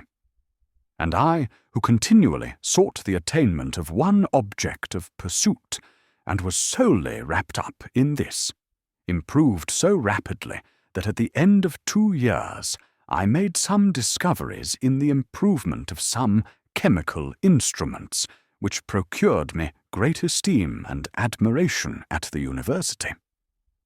When I had arrived at this point, and had become as well acquainted with the theory and practice of natural philosophy as depended on the lessons of any of the professors at Ingolstadt, my residence there being no longer conducive to my improvements, I thought of returning to my friends and my native town, when an incident happened that protracted my stay. One of the phenomena which had peculiarly attracted my attention was the structure of the human frame, and indeed any animal endued with life. Whence, I often asked myself, did the principle of life proceed? It was a bold question, and one which has ever been considered as a mystery. Yet with how many things are we upon the brink of becoming acquainted, if cowardice or carelessness did not restrain our inquiries? I revolved these circumstances in my mind, and determined thenceforth to apply myself more particularly to those branches of natural philosophy which relate to physiology. Unless I had been animated by an almost supernatural enthusiasm, my application to this study would have been irksome and almost intolerable. To examine the causes of life, we must first have recourse to death. I became acquainted with the science of anatomy, but this was not sufficient. I must also observe the natural decay and corruption of the human body. In my education, my father had taken the greatest precautions that my mind should be impressed with no supernatural horrors. I do not ever remember to have trembled at a tale of superstition, or to have feared the apparition of a spirit. Darkness had no effect upon my fancy, and a churchyard was to me merely the receptacle of bodies deprived of life, which from being the seat of beauty and strength had become food for the worm. Now I was led to examine the cause and progress of this decay, and forced to spend days and nights in vaults and charnel houses. My attention was fixed upon every object the most insupportable to the delicacy of the human feelings. I saw how the fine form of man was degraded and wasted. I beheld the corruption of death succeed to the blooming cheek of life. I saw how the worm inherited the wonders of the eye and brain. I paused, examining and analyzing all the minutiae of causation, as exemplified in the change from life to death, and death to life, until from the midst of this darkness a sudden light broke in upon me, a light so brilliant and wondrous, yet so simple, that while I became dizzy with the immensity of the prospect which it illustrated, I was surprised that among so many men of genius who had directed their inquiries towards the same science, that I alone should be reserved to discover so astonishing a secret. Remember, I'm not recording the vision of a madman. The sun does not more certainly shine in the heavens than that which I now affirm is true. Some miracle might have produced it, yet the stages of the discovery were distinct and probable. After days and nights of incredible labor and fatigue, I succeeded in discovering the cause of generation and life. Nay, more, I became myself capable of bestowing animation upon lifeless matter. The astonishment which I had at first experienced on this discovery soon gave place to delight and rapture. After so much time spent in painful labor, to arrive at once at the summit of my desires was the most gratifying consummation of my toils. But this discovery was so great and overwhelming that all the steps by which I had been progressively led to it were obliterated, and I beheld only the result. What had been the study and desire of the wisest men since the creation of the world was now within my grasp. Not that, like a magic scene, it all opened upon me at once. The information I had obtained was of a nature rather to direct my endeavors so soon as I should point them towards the object of my search, than to exhibit that object already accomplished. I was like the Arabian who had been buried with the dead and found a passage to life, aided only by one glimmering and seemingly ineffectual light. I see by your eagerness and the wonder and hope which your eyes express, my friend, that you expect to be informed of the secret with which I am acquainted. That cannot be. Listen patiently until the end of my story, and you will easily perceive why I am reserved upon that subject. I will not lead you on, unguarded and ardent as I then was, to your destruction and infallible misery. Learn from me, if not by my precepts, at least by my example, how dangerous is the acquirement of knowledge, and how much happier that man is who believes his native town to be the world, than he who aspires to become greater than his nature will allow. When I found so astonishing a power placed within my hands, I hesitated a long time concerning the manner in which I should employ it. Although I possessed the capacity of bestowing animation, yet to prepare a frame for the reception of it, with all its intricacies of fibers, muscles, and veins, still remained a work of inconceivable difficulty and labor. I doubted at first whether I should attempt the creation of a being like myself, or one of simpler organization. But my imagination was too much exalted by my first success to permit me to doubt of my ability to give life to an animal as complex and wonderful as man. The materials at present within my command hardly appeared adequate to so arduous an undertaking, but I doubted not that I should ultimately succeed. I prepared myself for a multitude of reverses. My operations might be incessantly baffled, and at last my work be imperfect. Yet when I considered the improvement which every day takes place in science and mechanics, I was encouraged to hope my present attempts would at least lay the foundations of future success. nor could I consider the magnitude and complexity of my plan as any argument of its impracticability. It was with these feelings that I began the creation of a human being. As the minuteness of the parts formed a great hindrance to my speed, I resolved, contrary to my first intention, to make the being of a gigantic stature, that is to say, about 8 feet in height and proportionably large.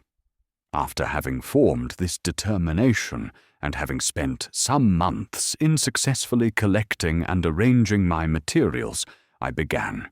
No one can conceive the variety of feelings which bore me onwards like a hurricane in the first enthusiasm of success. Life and death appeared to me ideal bounds which I should first break through and pour a torrent of light into our dark world. A new species would bless me as its creator and source. Many happy and excellent natures would owe their being to me. No father could claim the gratitude of his child so completely as I should deserve theirs. Pursuing these reflections, I thought that if I could bestow animation upon lifeless matter, I might, in process of time, although I now found it impossible, renew life where death had apparently devoted the body to corruption. These thoughts supported my spirits, while I pursued my undertaking with unremitting ardor. My cheek had grown pale with study, and my person had become emaciated with confinement. Sometimes, on the very brink of certainty, I failed. Yet still I clung to the hope which the next day or the next hour might realize. One secret which I alone possessed was the hope to which I had dedicated myself, and the moon gazed on my midnight labors, while with unrelaxed and breathless eagerness I pursued nature to her hiding places. Who shall conceive the horrors of my secret toil as I dabbled among the unhallowed damps of the grave, or tortured the living animal to animate the lifeless clay? My limbs now tremble, and my eyes swim with the remembrance, but then a resistless and almost frantic impulse urged me forward. I seemed to have lost all soul or sensation, but for this one pursuit. It was indeed but a passing trance that only made me feel with renewed acuteness so soon as, the unnatural stimulus ceasing to operate, I had returned to my old habits. I collected bones from charnel houses, and disturbed, with profane fingers, the tremendous secrets of the human frame. In a solitary chamber, or rather cell, at the top of the house, and separated from all the other apartments by a gallery and staircase, I kept my workshop of filthy creation. My eyeballs were starting from their sockets in attending to the details of my employment. The dissecting room and the slaughterhouse furnished many of my materials, and often did my human nature turn with loathing from my occupation, whilst still urged on by an eagerness which perpetually increased. I brought my work near to a conclusion. The summer months passed while I was thus engaged, heart and soul, in one pursuit. It was a most beautiful season.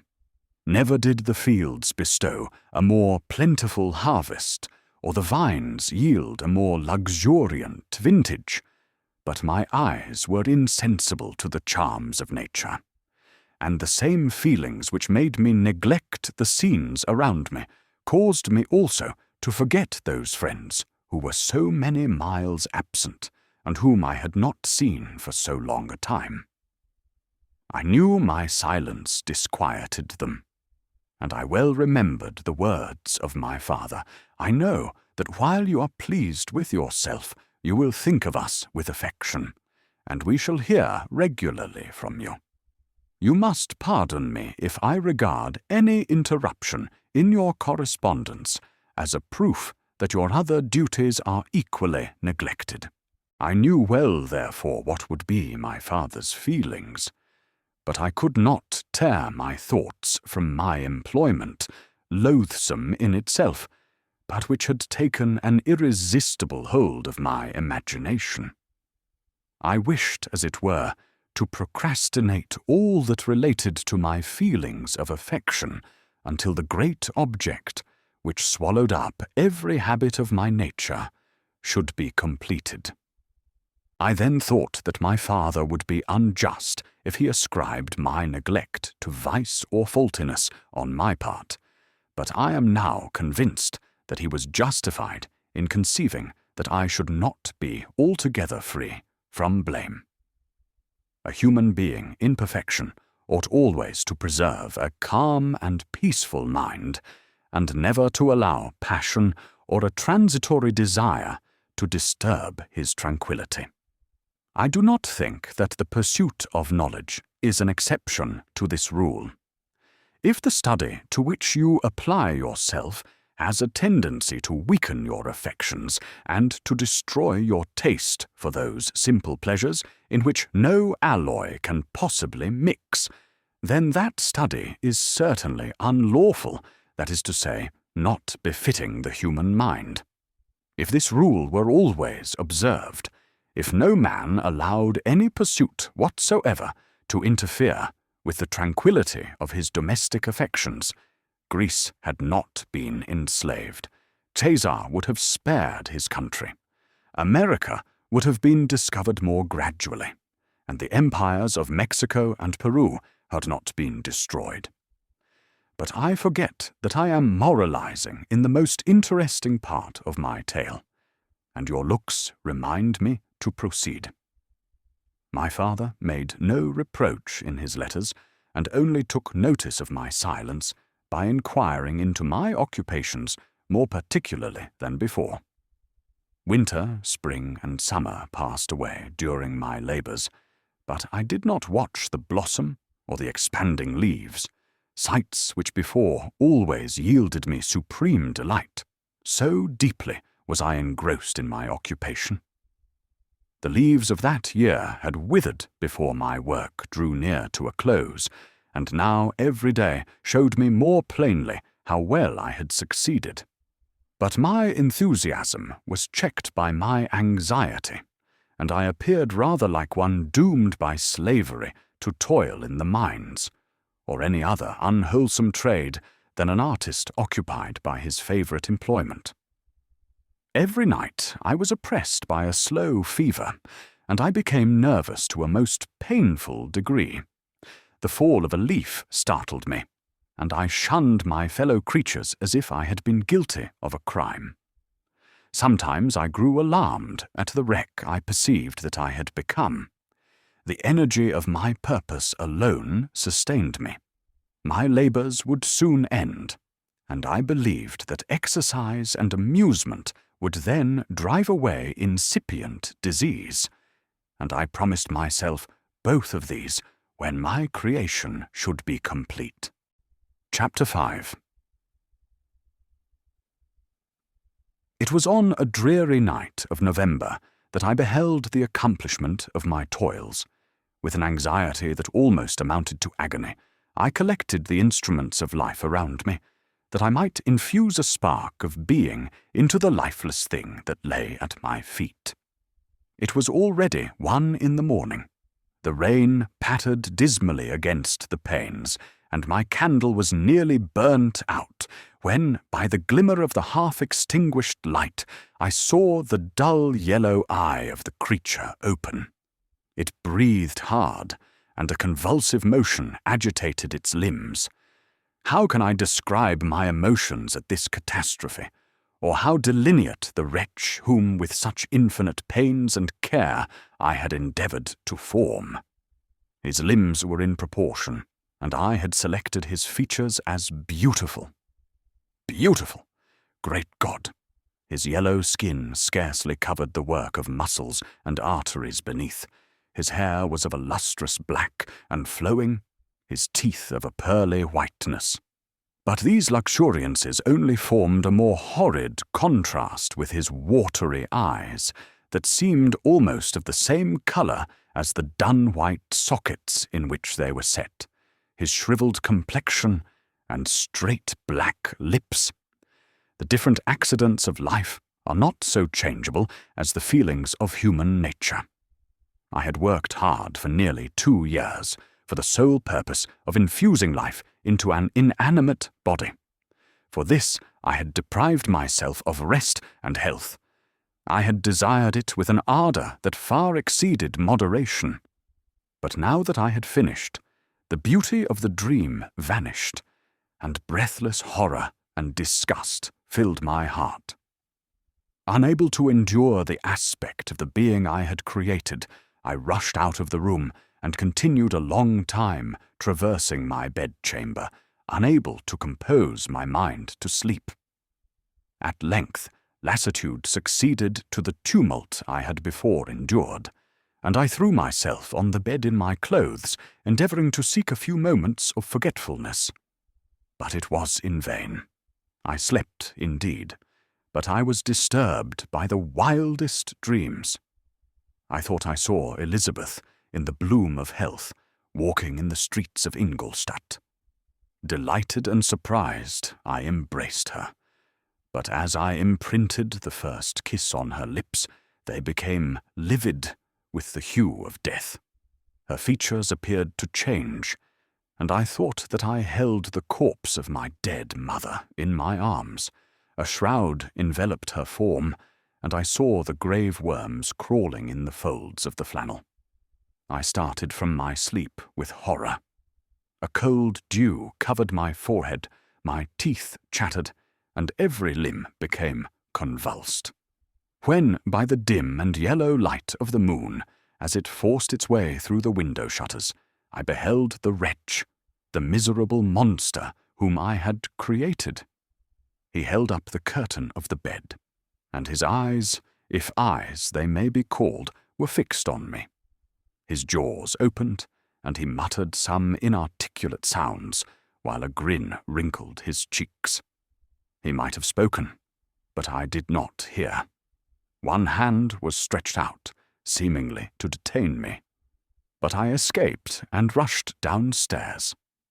I took refuge in the courtyard belonging to the house which I inhabited, where I remained during the rest of the night, walking up and down in the greatest agitation, listening attentively, catching and fearing each sound, as if it were to announce the approach of the demoniacal corpse to which I had so miserably given life. Oh, no mortal could support the horror of that countenance. A mummy again endued with animation could not be so hideous as that wretch. I had gazed on him while unfinished. He was ugly then, but when those muscles and joints were rendered capable of motion, it became a thing such as even Dante could not have conceived. I passed the night wretchedly. Sometimes my pulse beat so quickly and hardly that I felt the palpitation of every artery. At others, I nearly sank to the ground through languor and extreme weakness. Mingled with this horror, I felt the bitterness of disappointment. Dreams that had been my food and pleasant rest for so long a space were now become a hell to me, and the change was so rapid, the overthrow so complete. Morning, dismal and wet, at length dawned and discovered to my sleepless and aching eyes the church of Ingolstadt, its white steeple and clock, which indicated the 6th hour.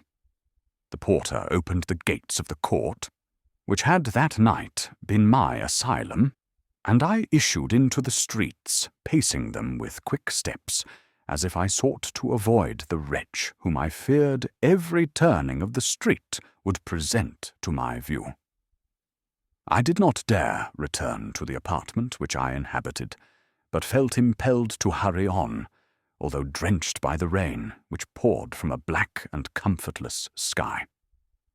I continued walking in this manner for some time, endeavouring by bodily exercise to ease the load that weighed upon my mind. I traversed the streets without any clear conception of where I was or what I was doing. My heart palpitated in the sickness of fear, and I hurried on with irregular steps, not daring to look about me, like one who, on a lonely road, doth walk in fear and dread, and having once turned round, walks on, and turns no more his head, because he knows a frightful fiend doth close behind him tread. Continuing thus, I came at length opposite to the inn at which the various diligences and carriages usually stopped. Here I paused, I knew not why, but I remained some minutes with my eyes fixed on a coach that was coming towards me from the other end of the street. As it drew nearer, I observed that it was the Swiss diligence. It stopped just where I was standing, and on the door being opened, I perceived Henry Clerval, who, on seeing me, instantly sprung out. "My dear Frankenstein," exclaimed he, "how glad I am to see you! How fortunate that you should be here at the very moment of my alighting!" Nothing could equal my delight on seeing Clerval. His presence brought back to my thoughts my father, Elizabeth, and all those scenes of home so dear to my recollection. I grasped his hand, and in a moment forgot my horror and misfortune. I felt suddenly, and for the first time during many months, calm and serene joy. I welcomed my friend, therefore, in the most cordial manner, and we walked towards my college. Clerval continued talking for some time about our mutual friends and his own good fortune in being permitted to come to Ingolstadt.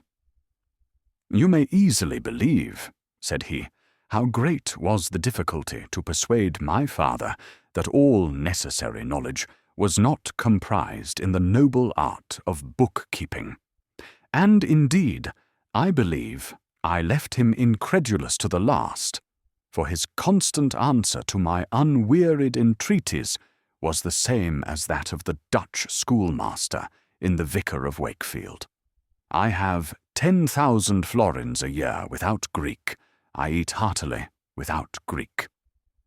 But his affection for me at length overcame his dislike of learning, and he has permitted me to undertake a voyage of discovery to the land of knowledge.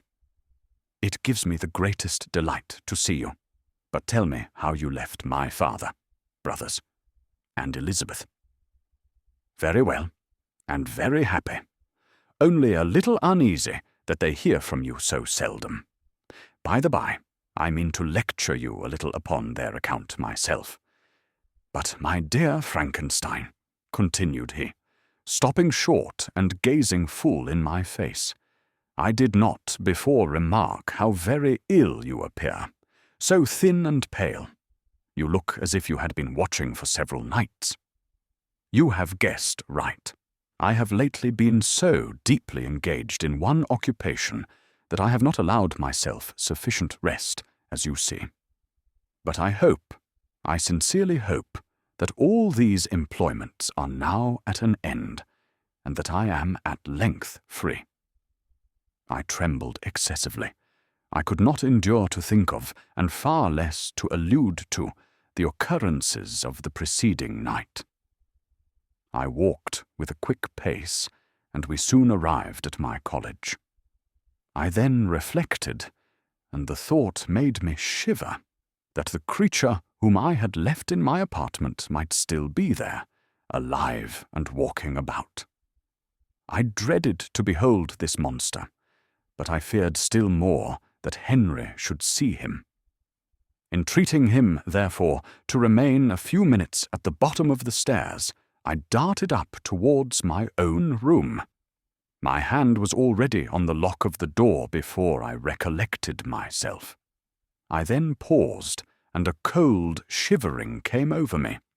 I threw the door forcibly open, as children are accustomed to do when they expect a spectre to stand in waiting for them on the other side. But nothing appeared. I stepped fearfully in. The apartment was empty, and my bedroom was also freed from its hideous guest. I could hardly believe that so great a good fortune could have befallen me. But when I became assured that my enemy had indeed fled, I clapped my hands for joy and ran down to Clerval. We ascended into my room, and the servant presently brought breakfast, but I was unable to contain myself. It was not joy only that possessed me. I felt my flesh tingle with excess of sensitiveness, and my pulse beat rapidly. I was unable to remain for a single instant in the same place. I jumped over the chairs, clapped my hands, and laughed aloud. Clerval at first attributed my unusual spirits to joy on his arrival, but when he observed me more attentively, he saw a wildness in my eyes for which he could not account, and my loud, unrestrained, heartless laughter frightened and astonished him.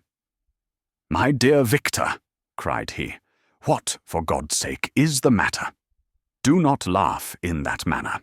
How ill you are! What is the cause of all this?" "Do not ask me," cried I, putting my hands before my eyes, for I thought I saw the dreaded spectre glide into the room. "He can tell. Oh, save me! Save me!" I imagined that the monster seized me. I struggled furiously and fell down in a fit. Poor Clerval! What must have been his feelings? A meeting, which he anticipated with such joy, so strangely turned to bitterness. But I was not the witness of his grief, for I was lifeless, and did not recover my senses for a long, long time. This was the commencement of a nervous fever, which confined me for several months. During all that time, Henry was my only nurse. I afterwards learned that, knowing my father's advanced age and unfitness for so long a journey, and how wretched my sickness would make Elizabeth, he spared them this grief by concealing the extent of my disorder. He knew that I could not have a more kind and attentive nurse than himself, and, firm in the hope he felt of my recovery, he did not doubt that, instead of doing harm, he performed the kindest action that he could towards them. But I was in reality very ill, and surely nothing but the unbounded and unremitting attentions of my friend could have restored me to life. The form of the monster on whom I had bestowed existence was forever before my eyes, and I raved incessantly concerning him. Doubtless my words surprised Henry. He at first believed them to be the wanderings of my disturbed imagination, but the pertinacity with which I continually recurred to the same subject persuaded him that my disorder indeed owed its origin to some uncommon and terrible event. By very slow degrees, and with frequent relapses that alarmed and grieved my friend, I recovered. I remember the first time I became capable of observing outward objects with any kind of pleasure. I perceived that the fallen leaves had disappeared, and that the young buds were shooting forth from the trees that shaded my window. It was a divine spring, and the season contributed greatly to my convalescence. I felt also sentiments of joy and affection revive in my bosom. My gloom disappeared, and in a short time I became as cheerful as before. I was attacked by the fatal passion. "Dearest Clerval," exclaimed I, "how kind, how very good you are to me.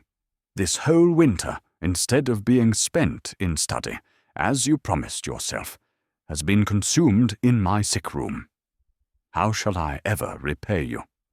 I feel the greatest remorse for the disappointment of which I have been the occasion, but you will forgive me.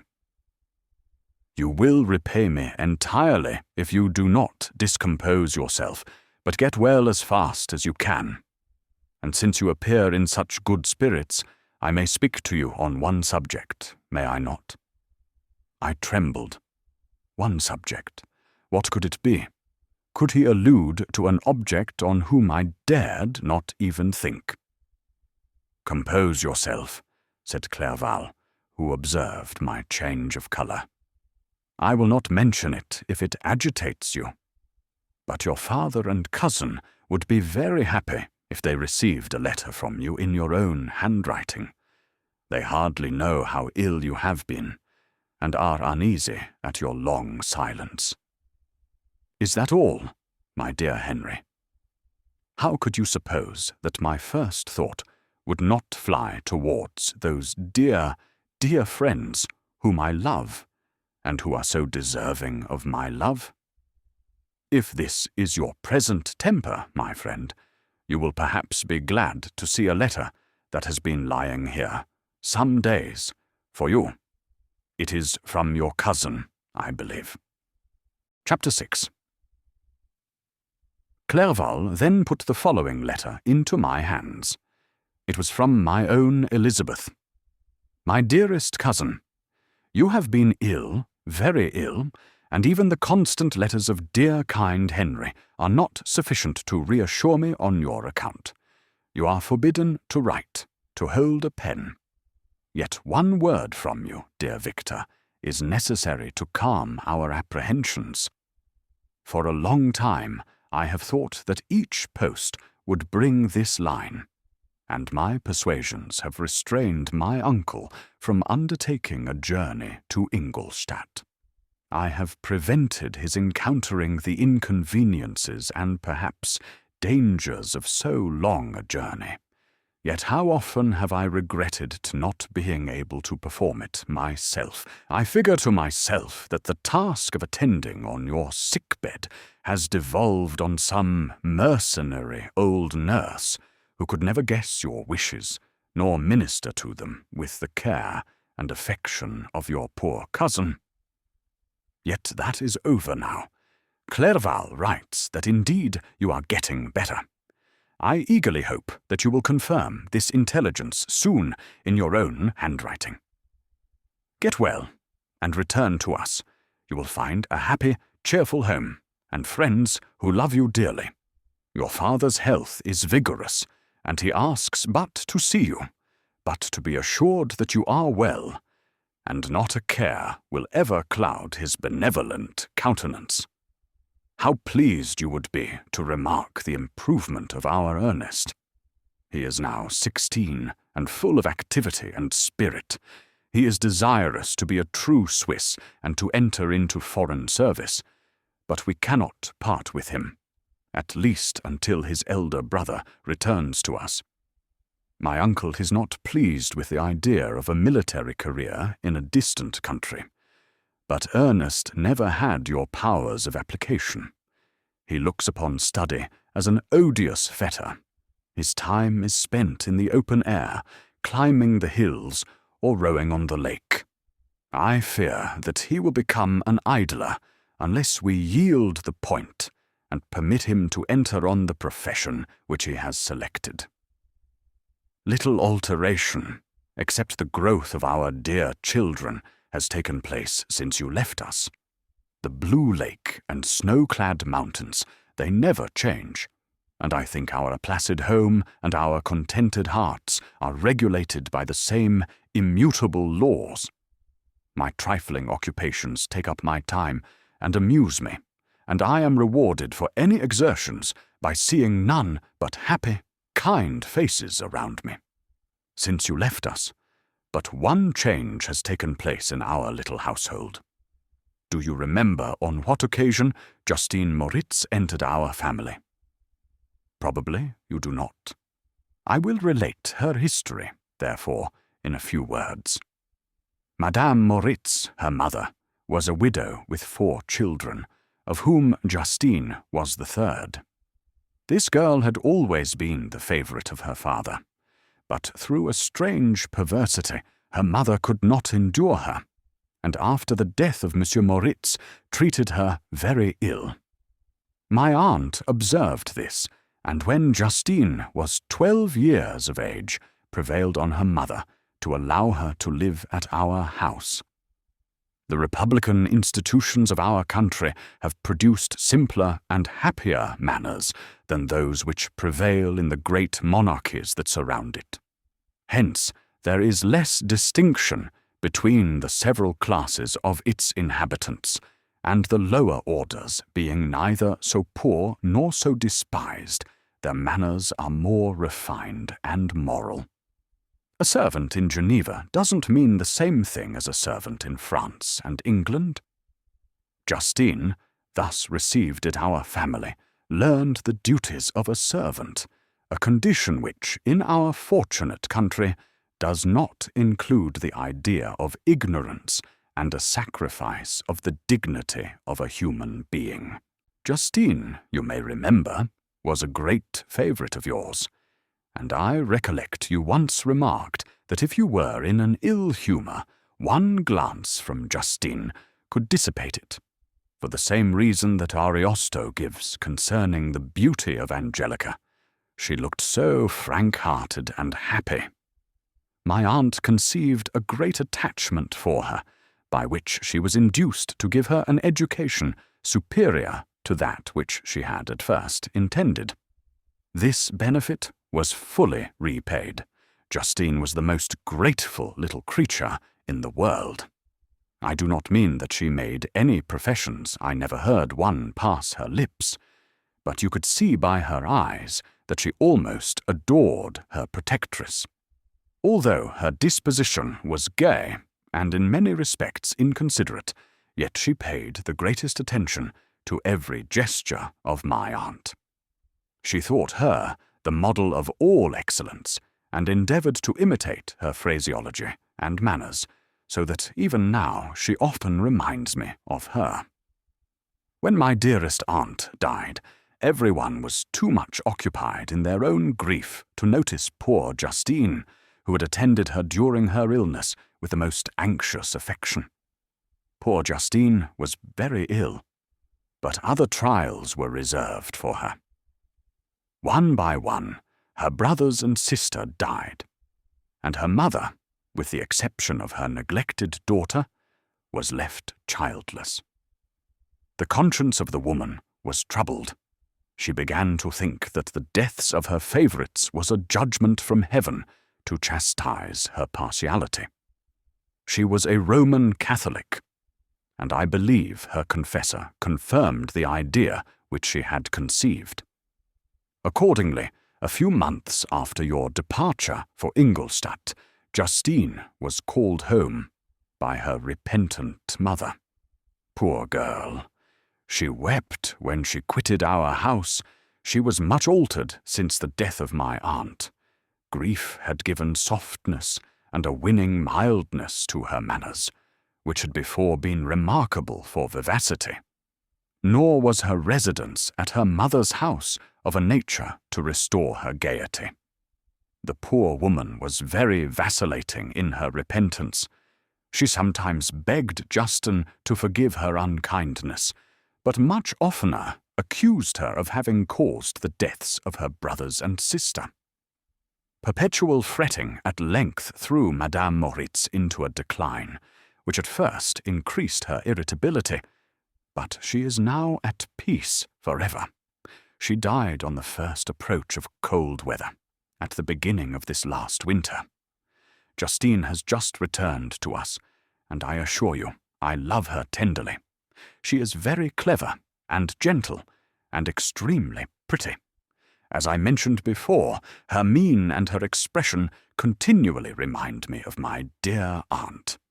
I must say also a few words to you, my dear cousin, of little darling William. I wish you could see him. He is very tall of his age, with sweet, laughing blue eyes, dark eyelashes, and curling hair. When he smiles, 2 little dimples appear on each cheek, which are rosy with health. He has already had 1 or 2 little wives, but Louisa Biron is his favourite, a pretty little girl of 5 years of age. Now, dear Victor, I dare say you wish to be indulged in a little gossip concerning the good people of Geneva. The pretty Miss Mansfield has already received the congratulatory visits on her approaching marriage with a young Englishman, John Melbourne, Esquire. Her ugly sister, Manon, married Monsieur Duvillard, the rich banker, last autumn. your favourite schoolfellow, Louis Manoir, has suffered several misfortunes since the departure of Clerval from Geneva. But he has already recovered his spirits, and is reported to be on the point of marrying a lively, pretty Frenchwoman, Madame Tavernier. She is a widow, and much older than Manoir, but she is very much admired and a favourite with everybody. I have written myself into better spirits, dear cousin, but my anxiety returns upon me as I conclude. Write, dearest Victor, one line, one word will be a blessing to us. 10,000 thanks to Henry for his kindness, his affection, and his many letters. We are sincerely grateful. Adieu, my cousin. Take care of yourself, and I entreat you. Write. Elizabeth Lavenza. Geneva, March 18th, 17. Dear Elizabeth, I exclaimed when I had read her letter. I will write instantly and relieve them from the anxiety they must feel. I wrote, and this exertion greatly fatigued me, but my convalescence had commenced and proceeded regularly. In another fortnight, I was able to leave my chamber. One of my first duties on my recovery was to introduce Clerval to the several professors of the university. In doing this, I underwent a kind of rough usage, ill-befitting the wounds that my mind had sustained. Ever since the fatal night, the end of my labours, and the beginning of my misfortunes, I had conceived a violent antipathy even to the name of natural philosophy. When I was otherwise quite restored to health, the sight of a chemical instrument would renew all the agony of my nervous symptoms. Henry saw this, and had removed all my apparatus from my view. He had also changed my apartment, for he perceived that I had acquired a dislike for the room which had previously been my laboratory. But these cares of Clerval were made of no avail when I visited the professors. Monsieur Waldman inflicted torture when he praised, with kindness and warmth, the astonishing progress I had made in the sciences. He soon perceived that I disliked the subject, but not guessing the real cause, he attributed my feelings to modesty, and changed the subject from my improvement to the science itself, with a desire, as I evidently saw, of drawing me out. What could I do? He meant to please, and he tormented me. I felt as if he had placed carefully, one by one, in my view, those instruments which were to be afterwards used in putting me to a slow and cruel death. I writhed under his words, yet dared not exhibit the pain I felt. Clerval, whose eyes and feelings were always quick in discerning the sensations of others, declined the subject, alleging in excuse his total ignorance, and the conversation took a more general turn. I thanked my friend from my heart, but I did not speak. I saw plainly that he was surprised, but he never attempted to draw my secret from me, and although I loved him with a mixture of affection and reverence that knew no bounds, yet I could never persuade myself to confide in him that event which was so often present to my recollection, but which I feared the detail to another would only impress more deeply. Monsieur Kremper was not equally docile, and in my condition at that time, of almost insupportable sensitiveness, his harsh, blunt encomiums gave me even more pain than the benevolent approbation of Mr. Waldman. "D—n the fellow!" cried he. "Why, Monsieur Clerval, I assure you he has outstripped us all." I stare, if you please, but it is nevertheless true. A youngster who, but a few years ago, believed in Cornelius Agrippa as firmly as in the gospel, has now set himself at the head of the university, and if he is not soon pulled down, we shall all be out of countenance. Ay, continued he, observing my face expressive of suffering. Monsieur Frankenstein is modest, an excellent quality in a young man. Young men should be diffident of themselves, you know, Monsieur Clerval. I was myself when young, but that wears out in a very short time. Monsieur Krempe had now commenced an eulogy on himself, which happily turned the conversation from a subject that was so annoying to me.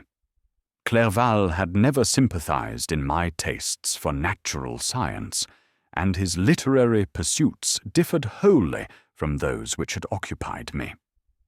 He came to the university with the design of making himself complete master of the Oriental languages, and thus he should open a field for the plan of life he had marked out for himself.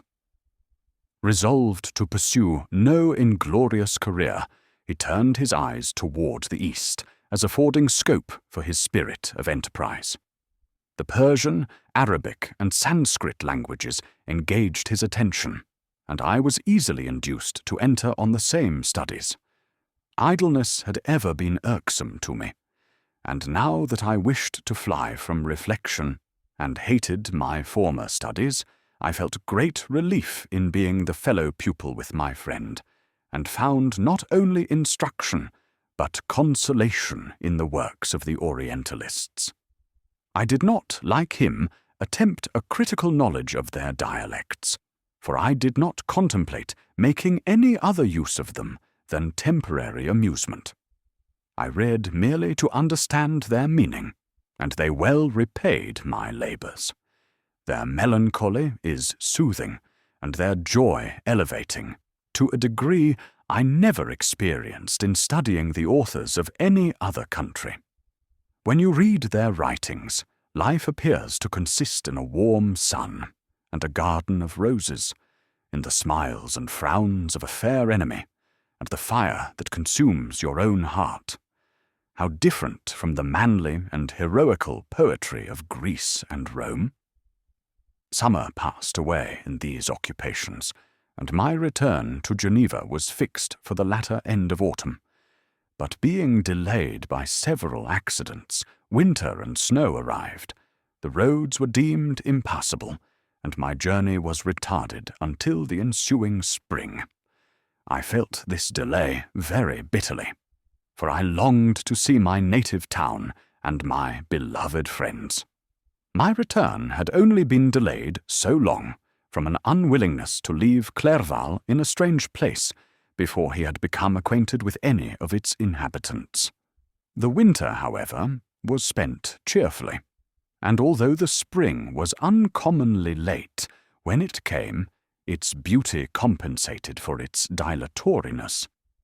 The month of May had already commenced, and I expected the letter daily, which was to fix the date of my departure, when Henry proposed a pedestrian tour in the environs of Ingolstadt, that I might bid a personal farewell to the country I had so long inhabited. I acceded with pleasure to this proposition. I was fond of exercise, and Clerval had always been my favourite companion in the ramble of this nature that I had taken among the scenes of my native country. We passed a fortnight in these perambulations. My health and spirits had long been restored, and they gained additional strength from the salubrious air I breathed, the natural incidents of our progress, and the conversation of my friend. Study had before secluded me from the intercourse of my fellow creatures, and rendered me unsocial. But Clerval called forth the better feelings of my heart. He again taught me to love the aspect of nature and the cheerful faces of children. Excellent friend, how sincerely you did love me, and endeavour to elevate my mind until it was on a level with your own. A selfish pursuit had cramped and narrowed me, until your gentleness and affection warmed and opened my senses. I became the same happy creature who, a few years ago, loved and beloved by all, had no sorrow or care, when happy, inanimate nature had the power of bestowing on me the most delightful sensations. A serene sky and verdant fields filled me with ecstasy. The present season was indeed divine. The flowers of spring bloomed in the hedges, while those of summer were already in bud. I was undisturbed by thoughts which during the preceding year had pressed upon me, notwithstanding my endeavours to throw them off with an invincible burden. Henry rejoiced in my gaiety, and sincerely sympathized in my feelings. He exerted himself to amuse me, while he expressed the sensations that filled his soul. The resources of his mind on this occasion were truly astonishing. His conversation was full of imagination, and very often, in imitation of the Persian and Arabic writers, he invented tales of wonderful fancy and passion. At other times he repeated my favourite poems, or drew me out into arguments, which he supported with great ingenuity. We returned to our college on a Sunday afternoon. The peasants were dancing, and everyone we met appeared gay and happy. My own spirits were high, and I bounded along with feelings of unbridled joy and hilarity. Chapter 7. On my return, I found the following letter from my father. My dear Victor, you have probably waited impatiently for a letter to fix the date of your return to us, and I was at first tempted to write only a few lines, merely mentioning the day on which I should expect you. But that would be a cruel kindness, and I dare not do it. What would be your surprise, my son, when you expected a happy and glad welcome, to behold, on the contrary, tears and wretchedness? And how, Victor, can I relate our misfortune? Absence cannot have rendered you callous to our joys and griefs, and how shall I inflict pain on my long-absent son? I wish to prepare you for the woeful news, but I know it is impossible. Even now your eye skims over the page to seek the words which are to convey to you the horrible tidings. William is dead, that sweet child, whose smiles delighted and warmed my heart, who was so gentle, yet so gay. Victor, he is murdered. I will not attempt to console you, but will simply relate the circumstances of the transaction. Last Thursday, May 7th, I, my niece, and your 2 brothers went to walk in Plainpalais. The evening was warm and serene, and we prolonged our walk farther than usual. It was already dusk before we thought of returning, and then we discovered that William and Ernest, who had gone on before, were not to be found. We accordingly rested on a seat until they should return.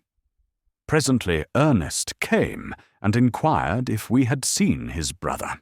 He said that he had been playing with him, that William had run away to hide himself, and that he vainly sought for him, and afterwards waited for a long time, but that he did not return. This account rather alarmed us, and we continued to search for him until night fell, when Elizabeth conjectured that he might have returned to the house. He was not there. We returned again with torches, for I could not rest when I thought that my sweet boy had lost himself and was exposed to all the damps and dews of night. Elizabeth also suffered extreme anguish. About 5 in the morning I discovered my lovely boy, whom the night before I had seen blooming and active in health, stretched on the grass, livid and motionless. The print of the murder's finger was on his neck. He was conveyed home, and the anguish that was visible in my countenance betrayed the secret to Elizabeth.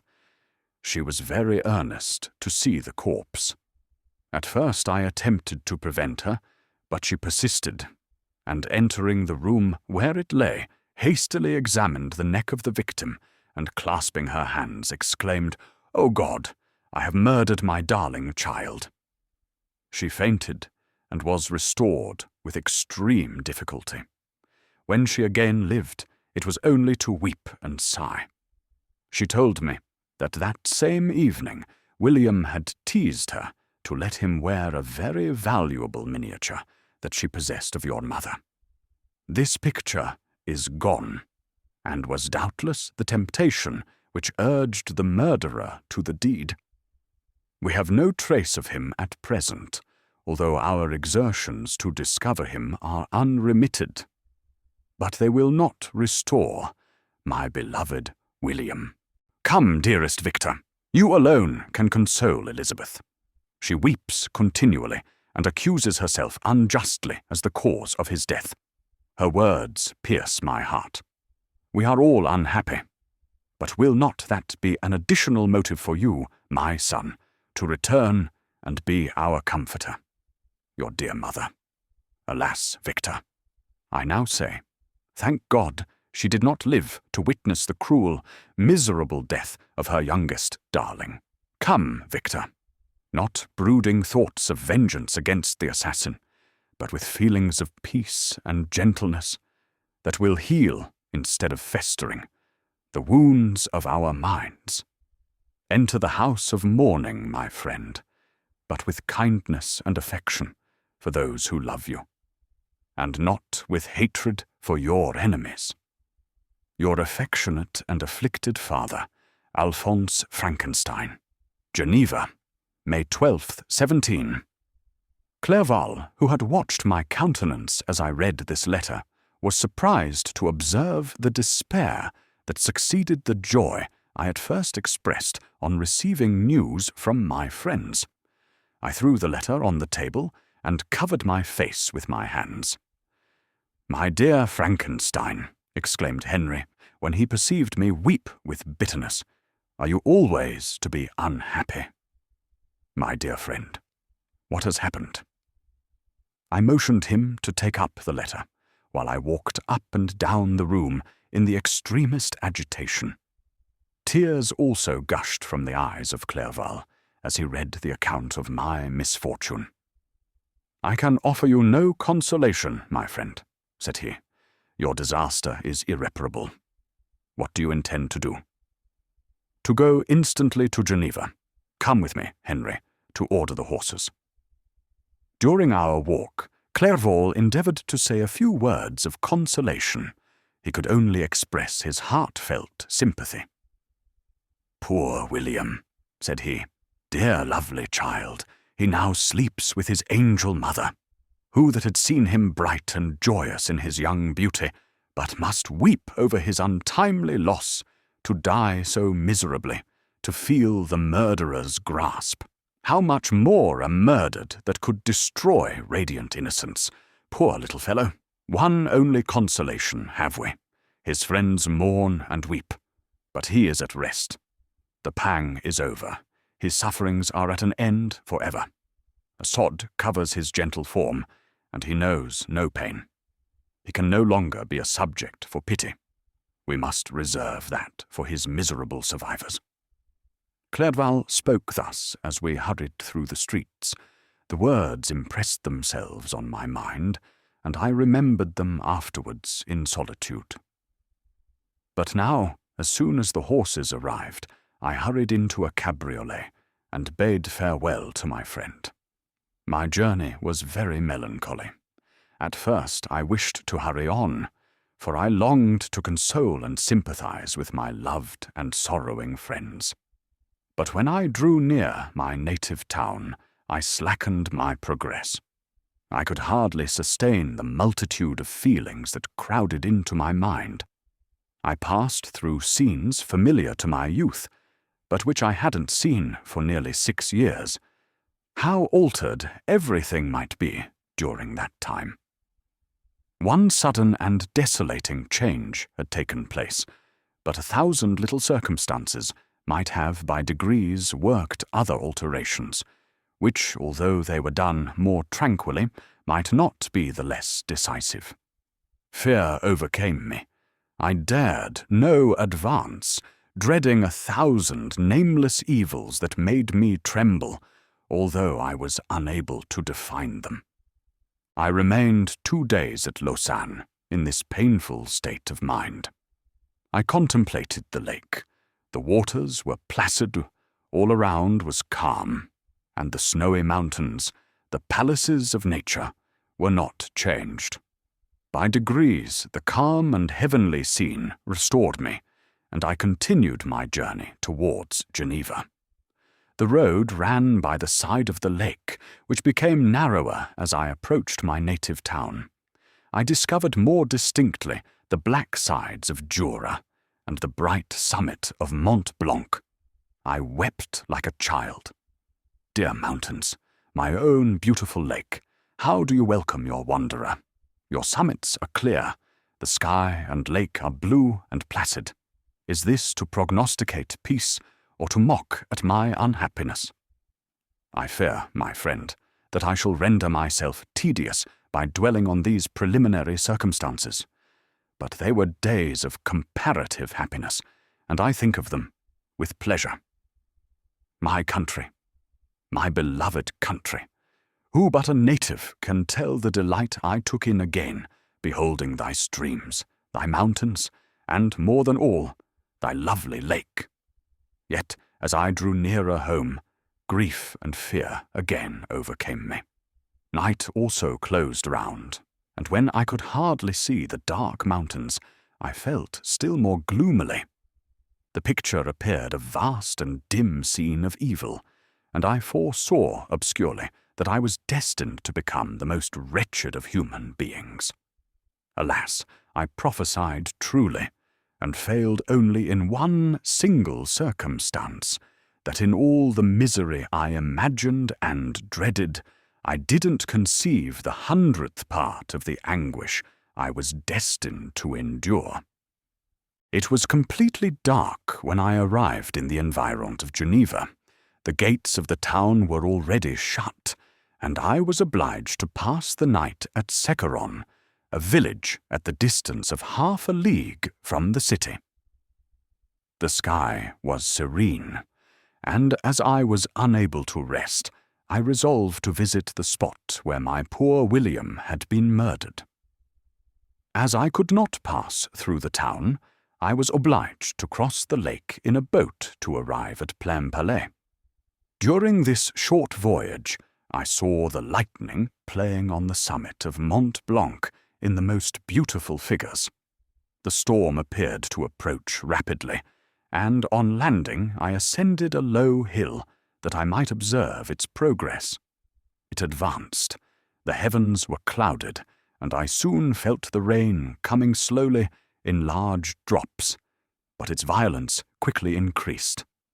I quitted my seat and walked on, although the darkness and storm increased every minute, and the thunder burst with a terrific crash over my head. It was echoed from Salève, the Juras and the Alps of Savoy. Vivid flashes of lightning dazzled my eyes, illuminating the lake, making it appear like a vast sheet of fire. Then for an instant everything seemed of a pitchy darkness, until the eye recovered itself from the preceding flash. The storm, as is often the case in Switzerland, appeared at once in various parts of the heavens. The most violent storm hung exactly north of the town, over the part of the lake which lies between the promontory of Bellerive and the village of Coppet. Another storm enlightened Jura with faint flashes, and another darkened and sometimes disclosed the Mole, a peaked mountain to the east of the lake. While I watched the tempest, so beautiful yet terrific, I wandered on with a hasty step. This noble war in the sky elevated my spirits. I clasped my hands and exclaimed aloud, "William, dear angel, this is thy funeral, this thy dirge." As I said these words, I perceived in the gloom a figure which stole from behind a clump of trees near me. I stood fixed, gazing intently. I could not be mistaken. A flash of lightning illuminated the object and discovered its shape plainly to me. Its gigantic stature and the deformity of its aspect, more hideous than belongs to humanity, instantly informed me that it was the wretch, the filthy Damon, to whom I had given life. What did he there? Could he be, I shuddered at the conception, the murderer of my brother? No sooner did that idea cross my imagination than I became convinced of its truth.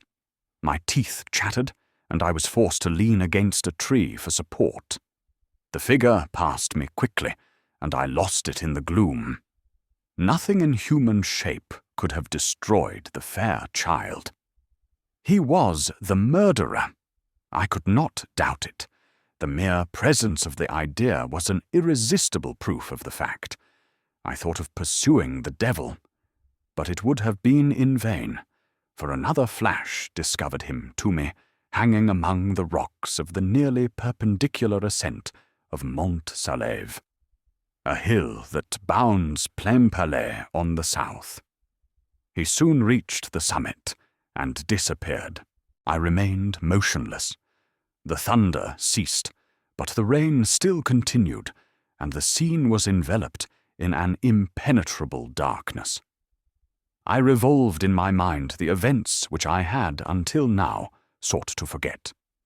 The whole train of my progress toward the creation, the appearance of the works of my own hands at my bedside, its departure. 2 years had now nearly elapsed since the night on which he first received life. And was this his first crime? Alas, I had turned loose into the world a depraved wretch whose delight was in carnage and misery.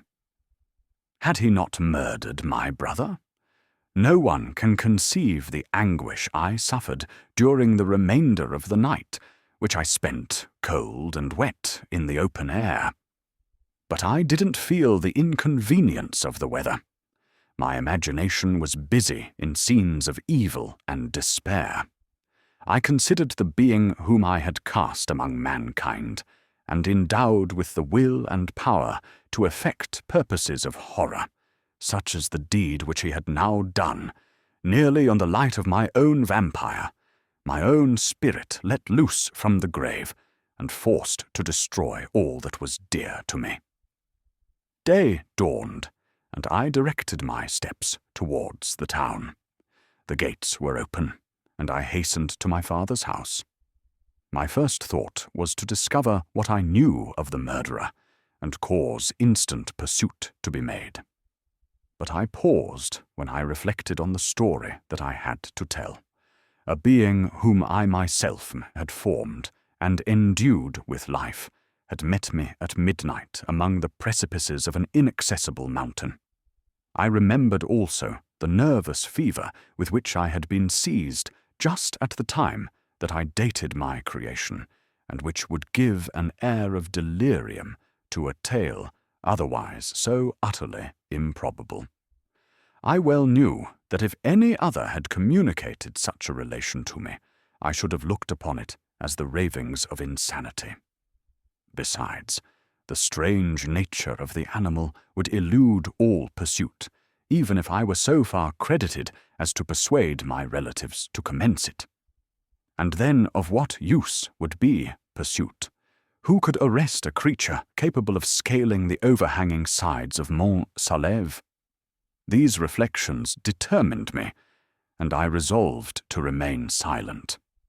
It was about 5 in the morning when I entered my father's house. I told the servants not to disturb the family, and went into the library to attend their usual hour of rising. 6 years had elapsed, passed in a dream, but for one indelible trace, and I stood in the same place where I had last embraced my father before my departure for Ingolstadt. Beloved and venerable parent, he still remained to me. I gazed on the picture of my mother, which stood over the mantelpiece. It was an historical subject, painted at my father's desire, and represented Caroline Beaufort in an agony of despair, kneeling by the coffin of her dead father. Her garb was rustic, and her cheek pale, but there was an air of dignity and beauty that hardly permitted the sentiment of pity. Below this picture was a miniature of William, and my tears flowed when I looked upon it. While I was thus engaged, Ernest entered. He had heard me arrive and hastened to welcome me. "Welcome, my dearest Victor," said he.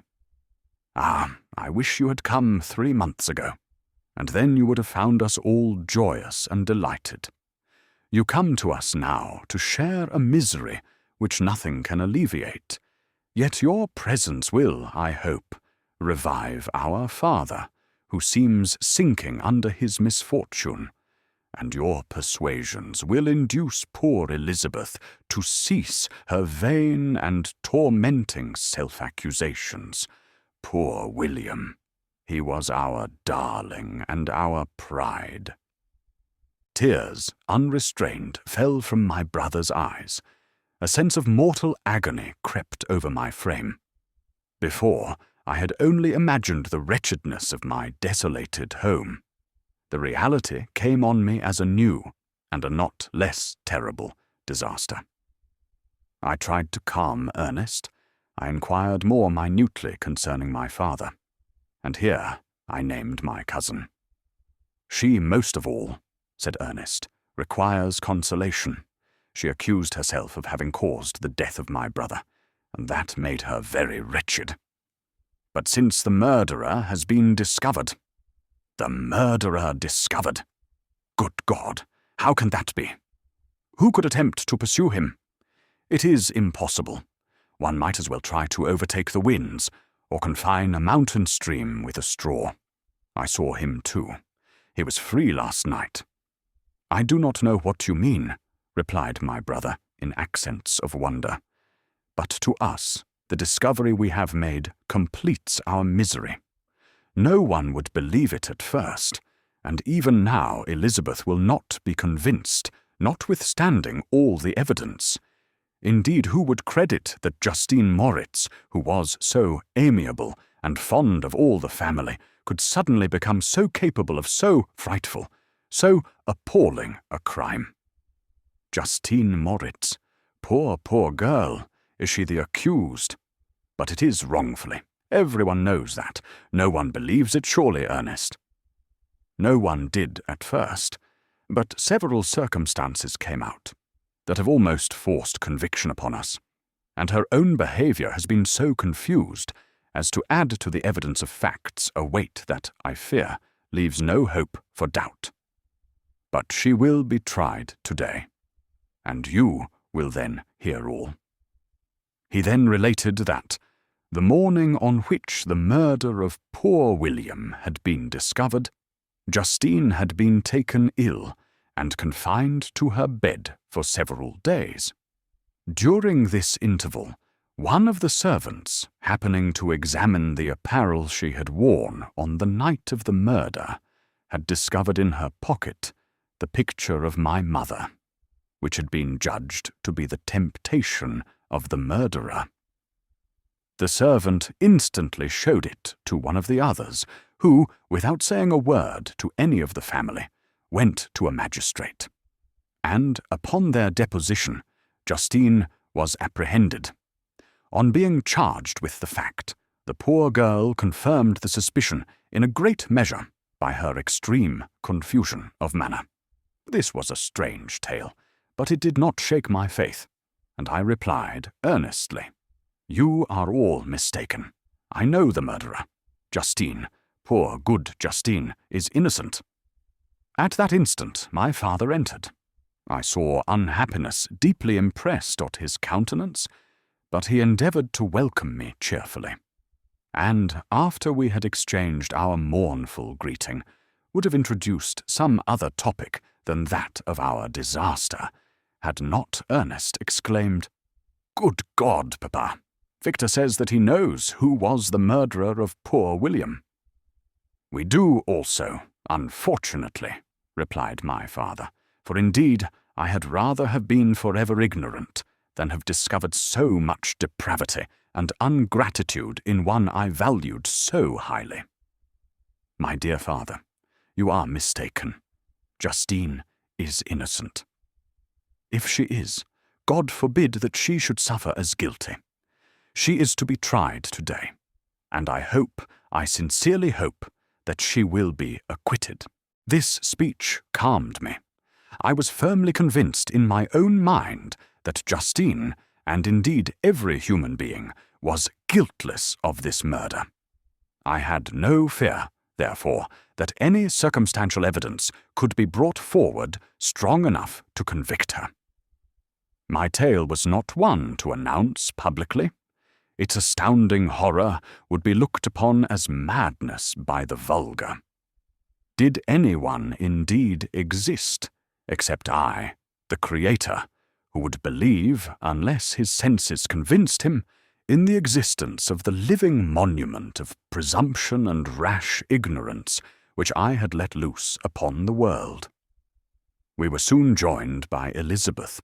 Time had altered her since I last beheld her.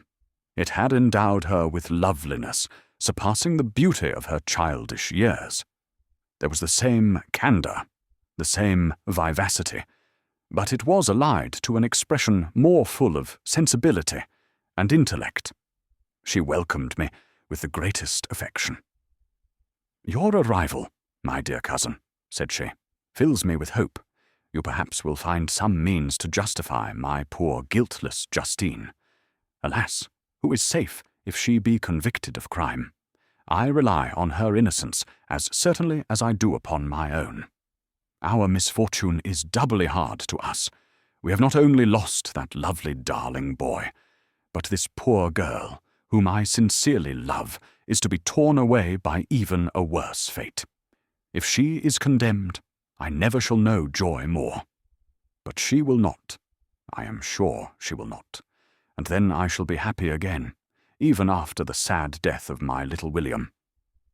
"She is innocent, my Elizabeth," said I, "and that shall be proved.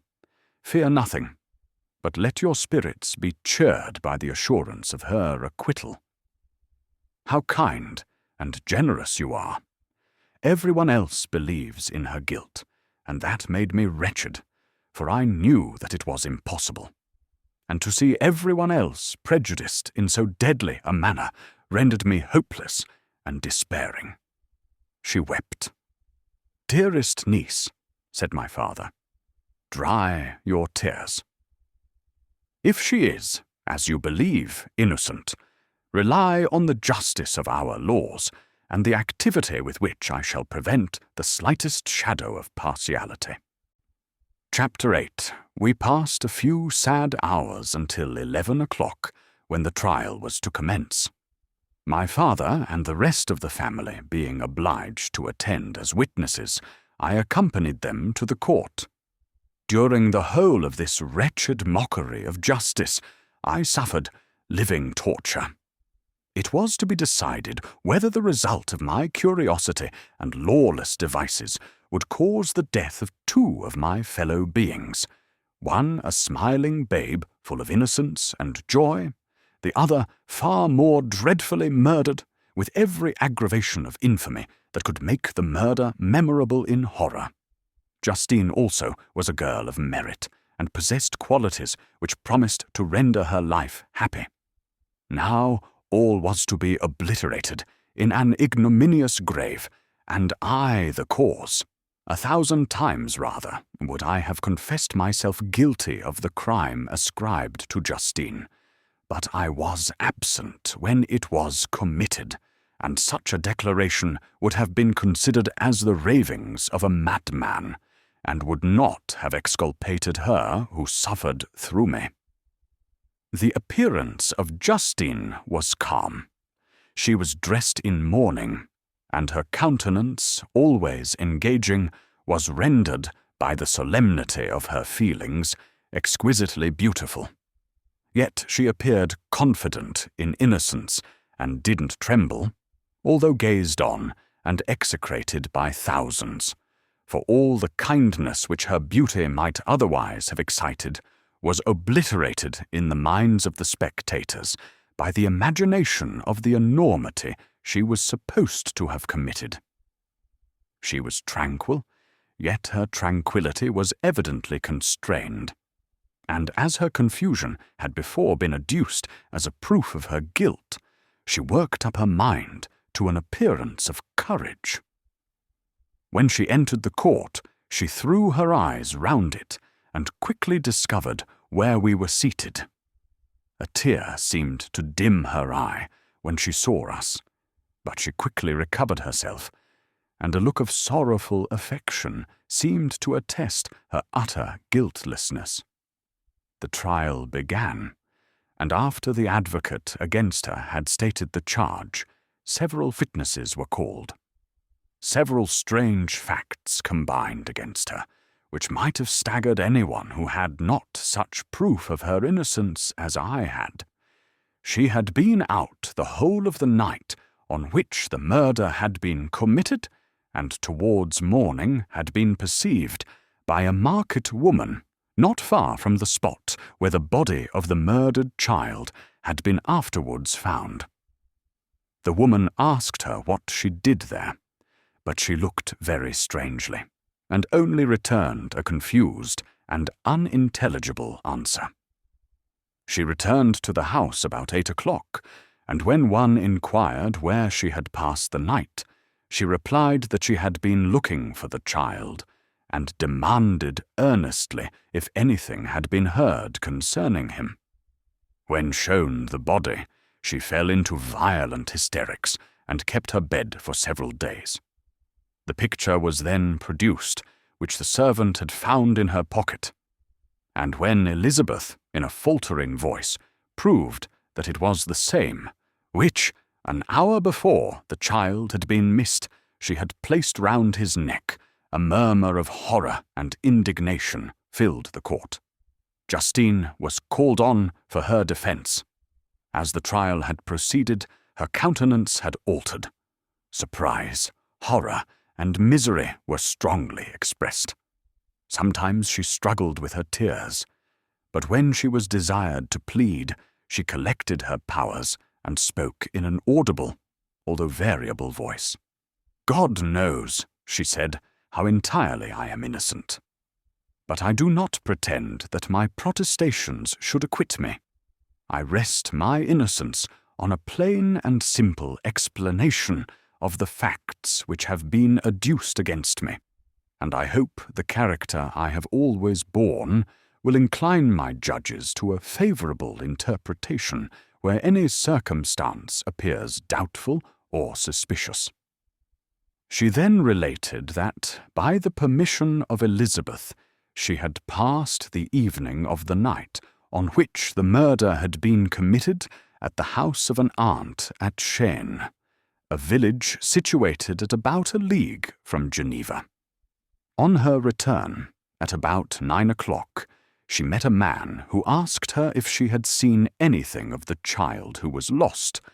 She was alarmed by this account, and passed several hours in looking for him, when the gates of Geneva were shut, and she was forced to remain several hours of the night in a barn belonging to a cottage, being unwilling to call up the inhabitants to whom she was well known. Most of the night she spent here watching. Towards morning she believed that she slept for a few minutes. Some steps disturbed her, and she awoke. It was dawn, and she quitted her asylum, that she might again endeavour to find my brother. If she had gone near the spot where his body lay, it was without her knowledge. That she had been bewildered when questioned by the market woman was not surprising, since she had passed a sleepless night, and the fate of poor William was yet uncertain. Concerning the picture she could give no account. "I know," continued the unhappy victim, "how heavily and fatally this one circumstance weighs against me, but I have no power of explaining it. And when I have expressed my utter ignorance, I am only left to conjecture concerning the probabilities by which it might have been placed in my pocket. But here also I am checked. I believe that I have no enemy on earth, and none surely would have been so wicked as to destroy me wantonly. Did the murderer place it there? I know of no opportunity afforded him for so doing, or if I had, why should he have stolen the jewel, to part with it again so soon? I commit my cause to the justice of my judges, yet I see no room for hope. I beg permission to have a few witnesses examined concerning my character, and if their testimony shall not overweigh my supposed guilt, I must be condemned, although I would pledge my salvation on my innocence. Several witnesses were called who had known her for many years, and they spoke well of her, but fear and hatred of the crime, of which they supposed her guilty, rendered them timorous and unwilling to come forward. Elizabeth saw even this last resource, her excellent dispositions and irreproachable conduct, about to fail the accused, when, although violently agitated, she desired permission to address the court. "I am," said she, "the cousin of the unhappy child who was murdered, or rather his sister, for I was educated by and have lived with his parents ever since, and even long before his birth. It may therefore be judged indecent in me to come forward on this occasion. But when I see a fellow creature about to perish through the cowardice of her pretended friends, I wish to be allowed to speak, that I may say what I know of her character. I am well acquainted with the accused. I have lived in the same house with her, at one time for 5, and at another for nearly 2 years. During all that period she appeared to me the most amiable and benevolent of human creatures.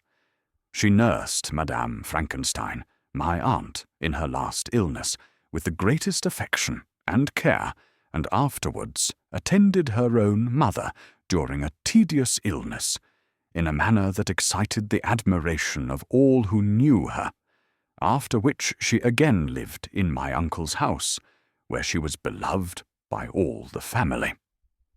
She was warmly attached to the child who is now dead, and acted towards him like a most affectionate mother. For my own part, I do not hesitate to say that, notwithstanding all the evidence produced against her, I believe and rely on her perfect innocence. She had no temptation for such an action. As to the bauble on which the chief proof rests, if she had earnestly desired it, I should have willingly given it to her. So much do I esteem and value her.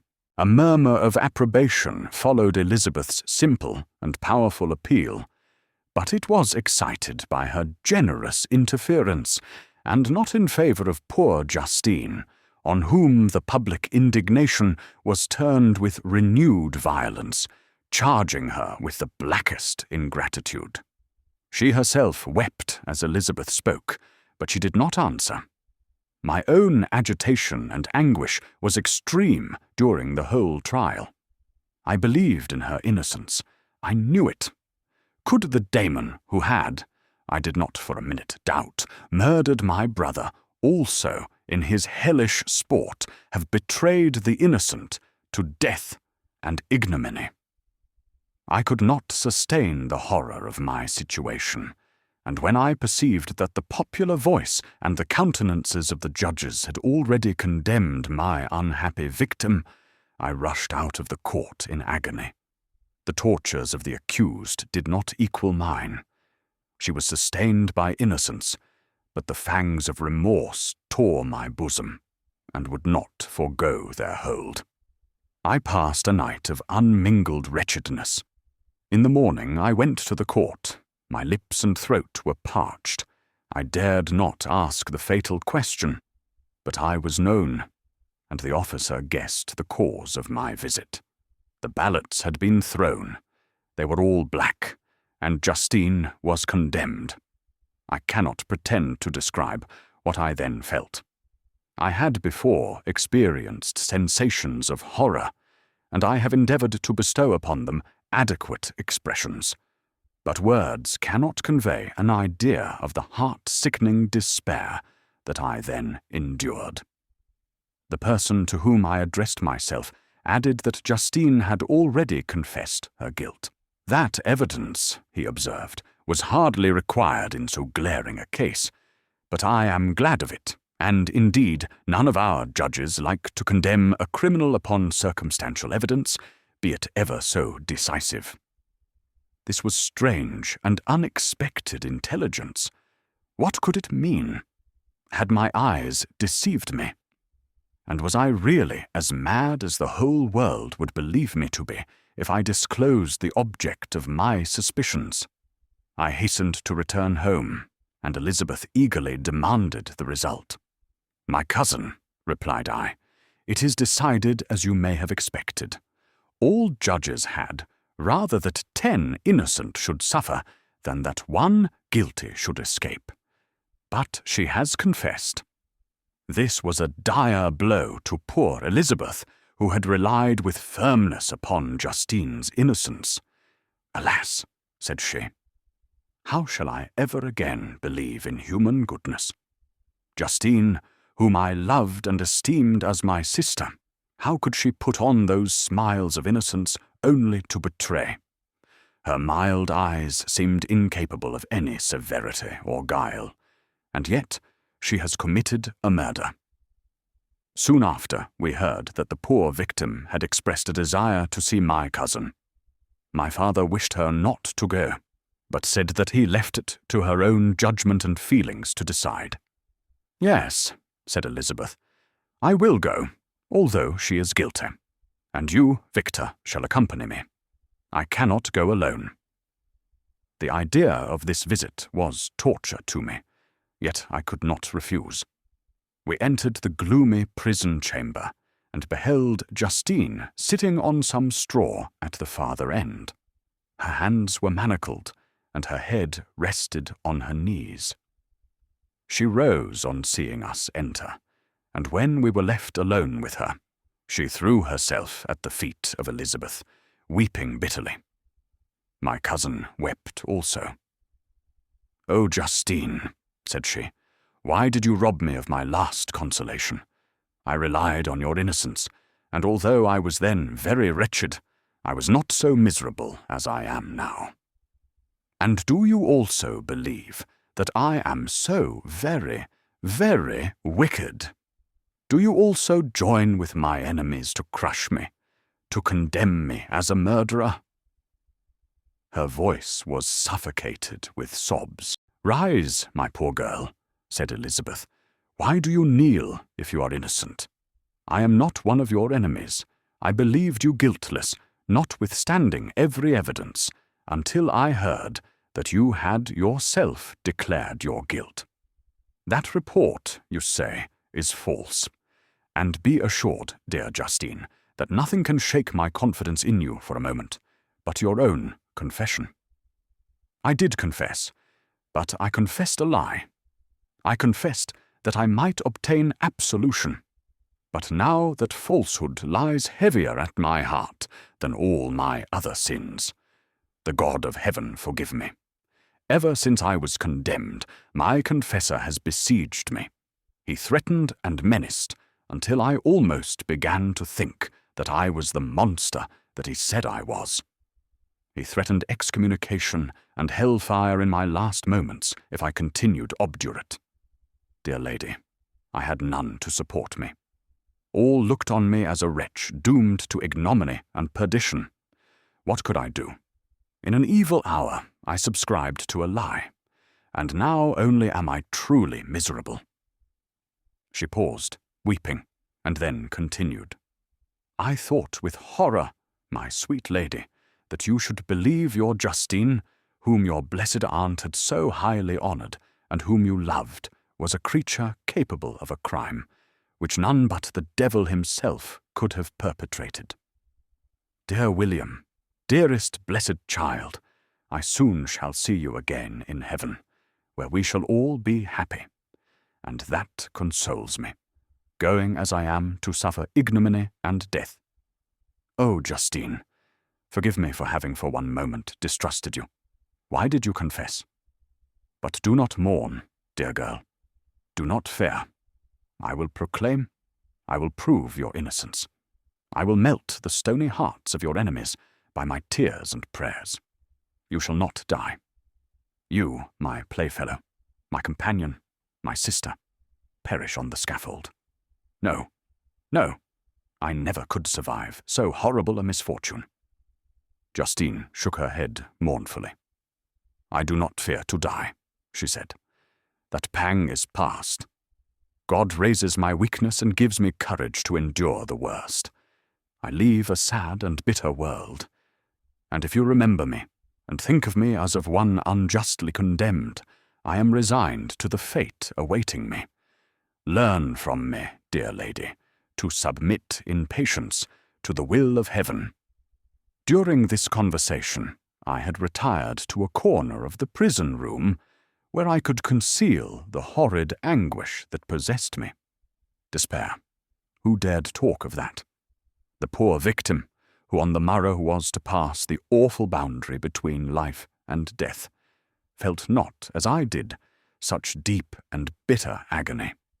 I gnashed my teeth and ground them together, uttering a groan that came from my inmost soul. Justine started. When she saw who it was, she approached me and said, "Dear sir, you are very kind to visit me. You, I hope, do not believe that I am guilty?" I could not answer. "No, Justine," said Elizabeth. "He is more convinced of your innocence than I was. For even when he heard that you had confessed, he did not credit it. I truly thank him. In these last moments I feel the sincerest gratitude towards those who think of me with kindness. How sweet is the affection of others to such a wretch as I am! It removes more than half my misfortune, and I feel as if I could die in peace now that my innocence is acknowledged by you, dear lady, and your cousin." Thus the poor sufferer tried to comfort others and herself. She indeed gained the resignation she desired. But I, the true murderer, felt the never-dying worm alive in my bosom, which allowed of no hope or consolation. Elizabeth also wept and was unhappy, but hers also was the misery of innocence, which, like a cloud that passes over the fair moon, for a while hides but cannot tarnish its brightness. Anguish and despair had penetrated into the core of my heart. I bore a hell within me, which nothing could extinguish. We stayed several hours with Justine, and it was with great difficulty that Elizabeth could tear herself away. "I wish," cried she, "that I were to die with you. I cannot live in this world of misery." Justine assumed an air of cheerfulness, while she, with difficulty, repressed her bitter tears. She embraced Elizabeth and said in a voice of half-suppressed emotion, "Farewell, sweet lady, dearest Elizabeth, my beloved and only friend.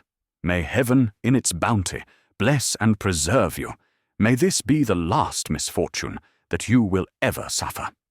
Live and be happy, and make others so." And on the morrow Justine died. Elizabeth's heart-rending eloquence failed to move the judges from their settled conviction in the criminality of the saintly sufferer. My passionate and indignant appeals were lost upon them. And when I received their cold answers and heard the harsh, unfeeling reasoning of these men, my purposed avowal died away on my lips. Thus I might proclaim myself a madman, but not revoke the sentence passed upon my wretched victim. She perished on the scaffold as a murderess. From the tortures of my own heart, I turned to contemplate the deep and voiceless grief of my Elizabeth. This also was my doing, and my father's woe, and the desolation of that late so smiling home, all was the work of my thrice accursed hands. Ye weep, unhappy ones, but these are not your last tears. Again shall you raise the funeral wail, and the sound of your lamentations shall again and again be heard. Frankenstein, your son, your kinsman, your early, much-loved friend, he who would spend each vital drop of blood for your sakes, who has no thought nor sense of joy, except as it is mirrored also in your dear countenances, who would fill the air with blessings and spend his life in serving you. He bids you weep, to shed countless tears, happy beyond his hopes, if thus inexorable fate be satisfied. And if the destruction pause before the peace of the grave have succeeded to your sad torments. Thus spoke my prophetic soul, as torn by remorse, horror, and despair, I beheld those I loved spend vain sorrow upon the graves of William and Justine, the first hapless victims to my unhallowed arts. Chapter 9. Nothing is more painful to the human mind than, after the feelings have been worked up by a quick succession of events, the dead calmness of inaction and certainty which follows and deprives the soul both of hope and fear. Justine died, she rested, and I was alive. The blood flowed freely in my veins, but a weight of despair and remorse pressed on my heart which nothing could remove. Sleep fled from my eyes. I wandered like an evil spirit, for I had committed deeds of mischief beyond description, horrible, and more, much more, I persuaded myself, was yet behind. Yet my heart overflowed with kindness and the love of virtue. I had begun life with benevolent intentions, and thirsted for the moment when I should put them in practice and make myself useful to my fellow beings. Now all was blasted. Instead of that serenity of conscience which allowed me to look back upon the past with self-satisfaction, and from thence to gather promise of new hopes, I was seized by remorse and the sense of guilt, which hurried me away to a hell of intense tortures, such as no language can describe. This state of mind preyed upon my health, which had perhaps never entirely recovered from the first shock it had sustained. I shunned the face of man. All sound of joy or complacency was torture to me. Solitude was my only consolation, deep, dark, death-like solitude. My father observed with pain the alteration perceptible in my disposition and habits, and endeavoured by arguments deduced from the feelings of his serene conscience and guiltless life to inspire me with fortitude and awaken in me the courage to dispel the dark cloud which brooded over me. "Do you think, Victor," said he, "that I do not suffer also? No one could love a child more than I loved your brother." Tears came into his eyes as he spoke. "But is it not a duty to the survivors that we should refrain from augmenting their unhappiness by an appearance of immoderate grief? It is also a duty owed to yourself, for excessive sorrow prevents improvement or enjoyment, or even the discharge of daily usefulness, without which no man is fit for society." This advice, although good, was totally inapplicable to my case. I should have been the first to hide my grief and console my friends, if remorse had not mingled its bitterness and terror its alarm with my other sensations. Now I could only answer my father with a look of despair and endeavour to hide myself from his view. About this time we retired to our house at Belrive. This change was particularly agreeable to me. The shutting of the gates regularly at 10 o'clock and the impossibility of remaining on the lake after that hour had rendered our residence within the walls of Geneva very irksome to me. I was now free. Often, after the rest of the family had retired for the night, I took the boat and passed many hours upon the water. Sometimes, with my sails set, I was carried by the wind, and sometimes, after rowing into the middle of the lake, I left the boat to pursue its own course, and gave way to my own miserable reflections. I was often tempted when all was at peace around me, and I the only unquiet thing that wandered restless in a scene so beautiful and heavenly, if I except some bat, or the frogs, whose harsh and interrupted croaking was heard only when I approached the shore. Often, I say, I was tempted to plunge into the silent lake, that the waters might close over me, and my calamities forever. But I was restrained when I thought of the heroic and suffering Elizabeth, whom I tenderly loved, and whose existence was bound up in mine. I thought also of my father and surviving brother. Should I, by my base desertion, leave them exposed and unprotected to the malice of the fiend whom I had let loose among them? At these moments I wept bitterly, and wished that peace would revisit my mind, only that I might afford them consolation and happiness. But that could not be. Remorse extinguished every hope. I had been the author of unalterable evils, and I lived in daily fear lest the monster whom I had created should perpetrate some new wickedness. I had an obscure feeling that all was not over, and that he would still commit some signal crime, which by its enormity should almost efface the recollection of the past. There was always scope for fear, so long as anything I loved remained behind. My abhorrence of this fiend cannot be conceived. When I thought of him, I gnashed my teeth, my eyes became inflamed, and I ardently wished to extinguish that life which I had so thoughtlessly bestowed. When I reflected on his crimes and malice, my hatred and revenge burst all bounds of moderation. I would have made a pilgrimage to the highest peak of the Andes, could I, when there, have precipitated him to their base.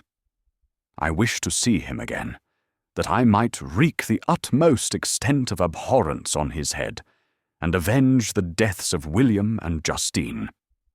Our house was the house of mourning. My father's health was deeply shaken by the horror of the recent events. Elizabeth was sad and desponding. She no longer took delight in her ordinary occupations. All pleasure seemed to her sacrilege toward the dead. Eternal woe and tears, she then thought, was the just tribute she should pay to innocence so blasted and destroyed. She was no longer that happy creature who in earlier youth wandered with me on the banks of the lake and talked with ecstasy of our future prospects. The first of those sorrows which are sent to wean us from the earth had visited her, and its dimming influence quenched her dearest smile.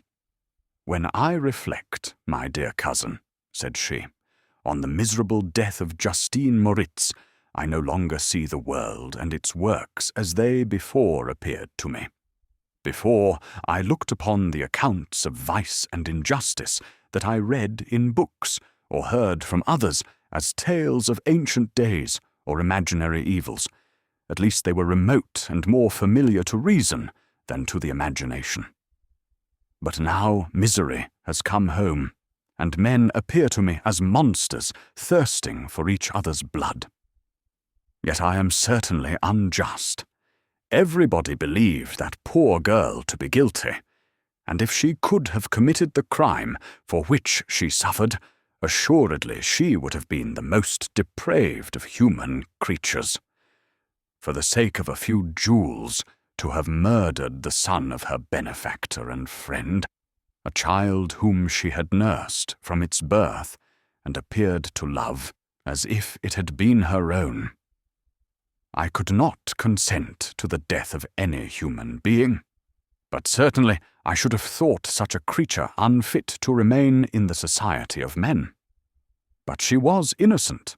I feel she was innocent. You are of the same opinion, and that confirms me. Alas, Victor, when falsehood can look so like the truth, Who can assure themselves of certain happiness? I feel as if I were walking on the edge of a precipice, towards which thousands are crowding and endeavouring to plunge me into the abyss. William and Justine were assassinated, and the murderer escapes. He walks about the world free, and perhaps respected. But even if I were condemned to suffer on the scaffold for the same crimes, I would not change places with such a wretch. I listened to this discourse with the extremest agony. I, not in deed, but in effect, was the true murderer. Elizabeth read my anguish in my countenance, and kindly taking my hand, said, "My dearest friend, you must calm yourself. These events have affected me, God knows how deeply. But I am not so wretched as you are. There is an expression of despair, and sometimes of revenge, in your countenance that makes me tremble. Dear Victor, banish these dark passions. Remember the friends around you, who centre all their hopes in you. Have we lost the power of rendering you happy? Ah, while we love, while we are true to each other, here in this land of peace and beauty, your native country, we may reap every tranquil blessing. What can disturb our peace? And could not such words from her, whom I fondly prized before every other gift of fortune, suffice to chase away the fiend that lurked in my heart? Even as she spoke, I drew near to her, as if in terror, lest at that very moment the destroyer had been near to rob me of her. Thus not the tenderness of friendship, nor the beauty of earth, nor of heaven, could redeem my soul from woe. The very accents of love were ineffectual. I was encompassed by a cloud which no beneficial influence could penetrate. The wounded deer, dragging its fainting limbs to some untrodden brake, there to gaze upon the arrow which had pierced it, and to die, was but a type of me. Sometimes I could cope with the sullen despair that overwhelmed me, but sometimes the whirlwind passions of my soul drove me to seek, by bodily exercise and by change of place, some relief from my intolerable sensations. It was during an access of this kind that I suddenly left my home, and bending my steps towards the near alpine valleys, sought in the magnificence, the eternity of such scenes, to forget myself and my ephemeral, because human, sorrows. My wanderings were directed towards the valley of Chamonix. I had visited it frequently during my boyhood. 6 years had passed since then. I was a wreck, but naught had changed in those savage and enduring scenes. I performed the first part of my journey on horseback. I afterwards hired a mule, as the more sure-footed and least liable to receive injury on these rugged roads. The weather was fine. It was about the middle of the month of August, nearly 2 months after the death of Justine, that miserable epoch from which I dated all my woe. The weight upon my spirit was sensibly lightened as I plunged yet deeper in the ravine of Arve. The immense mountains and precipices that overhung me on every side, the sound of the river raging among the rocks, and the dashing of the waterfalls around, spoke of a power mighty as omnipotence, and I ceased to fear or to bend before any being less almighty than that which had created and ruled the elements, here displayed in their most terrific guise. Still, as I ascended higher, the valley assumed a more magnificent and astonishing character.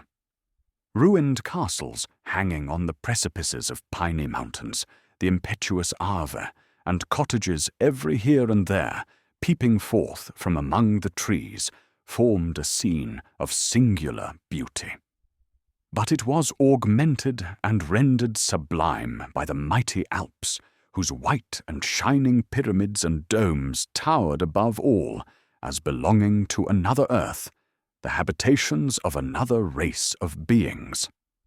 I passed the bridge of Pélissier, where the ravine which the river forms opened before me, and I began to ascend the mountain that overhangs it. Soon after, I entered the valley of Chamonix. This valley is more wonderful and sublime, but not so beautiful and picturesque as that of Servox, through which I had just passed. The high and snowy mountains were its immediate boundaries, but I saw no more ruined castles and fertile fields. Immense glaciers approached the road. I heard the rumbling thunder of the falling avalanche and marked the smoke of its passage. Mont Blanc, the supreme and magnificent Mont Blanc, raised itself from the surrounding aiguilles, and its tremendous dome overlooked the valley. A tingling, long-lost sense of pleasure often came across me during this journey. Some turn in the road, some new object suddenly perceived and recognized, reminded me of days gone by and were associated with the light-hearted gaiety of boyhood. The very winds whispered in soothing accents, and maternal nature bade me weep no more. Then again the kindly influence ceased to act. I found myself fettered again to grief and indulging in all the misery of reflection. Then I spurred on my animal, striving so to forget the world, my fears, and more than all, myself, or in a more desperate fashion, I alighted and threw myself on the grass, weighed down by horror and despair. At length I arrived at the village of Chamonix. Exhaustion succeeded to the extreme fatigue, both of body and of mind, which I had endured.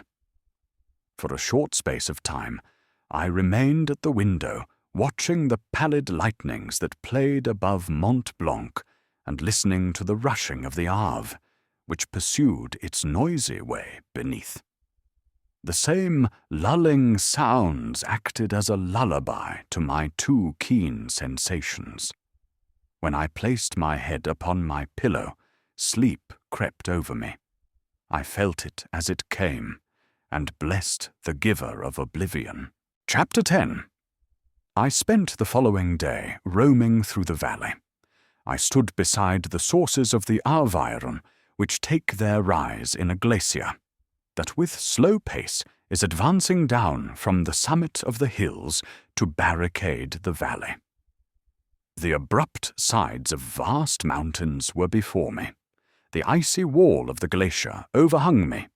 A few shattered pines were scattered around, and the solemn silence of this glorious presence chamber of imperial nature was broken only by the brawling waves, or the fall of some vast fragment. The thunder sound of the avalanche or the cracking reverberated along the mountains of the accumulated ice, which, through the silent working of immutable laws, was ever and anon rent and torn, as if it had been but a plaything in their hands. These sublime and magnificent scenes afforded me the greatest consolation that I was capable of receiving. They elevated me from all littleness of feeling, and although they did not remove my grief, they subdued and tranquilized it. In some degree, also, they diverted my mind from the thoughts over which it had brooded for the last month. I retired to rest at night, my slumbers, as it were, waited on and ministered to by the assemblance of grand shapes which I had contemplated during the day. They congregated round me, the unstained snowy mountain-top, the glittering pinnacle, the pine woods, and ragged bare ravine, the eagle soaring amidst the clouds. They all gathered round me and bade me be at peace. Where had they fled when the next morning I awoke? All of soul-inspiriting fled with sleep, and dark melancholy clouded every thought. The rain was pouring in torrents, and thick mists hid the summits of the mountains, so that I even saw not the faces of those mighty friends. Still, I would penetrate their misty veil and seek them in their cloudy retreats. What were rain and storm to me? My mule was brought to the door, and I resolved to ascend to the summit of Montanvert. I remembered the effect that the view of the tremendous and ever-moving glacier had produced upon my mind when I first saw it. It had then filled me with a sublime ecstasy that gave wings to the soul and allowed it to soar from the obscure world to light and joy. The sight of the awful and majestic in nature had indeed always the effect of solemnizing my mind and causing me to forget the passing cares of life. I determined to go without a guide, for I was well acquainted with the path, and the presence of another would destroy the solitary grandeur of the scene. The ascent is precipitous, but the path is cut into continual and short windings, which enable you to surmount the perpendicularity of the mountain. It is a scene terrifically desolate.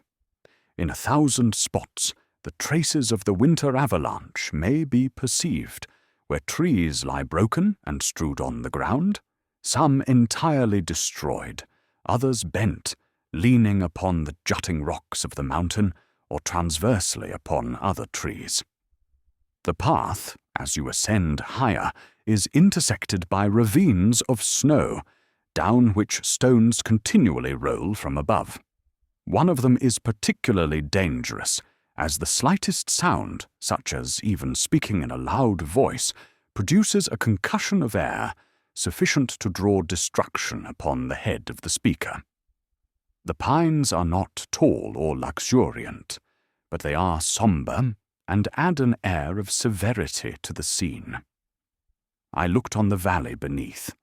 Vast mists were rising from the rivers which ran through it and curling in thick wreaths around the opposite mountains, whose summits were hid in the uniform clouds, while rain poured from the dark sky and added to the melancholy impression I received from these objects around me. Alas! Why does man boast of sensibilities superior to those apparent in the brute? It only renders them more necessary beings. If our impulses were confined to hunger, thirst, and desire, we might be nearly free. But now we are moved by every wind that blows, and a chance word or scene that word may convey to us. We rest. A dream has power to poison sleep. We rise. One wandering thought pollutes the day.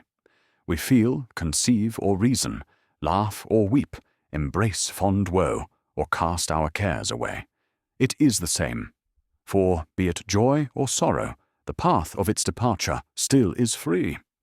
Man's yesterday may ne'er be like his morrow. Naught may endure but mutability.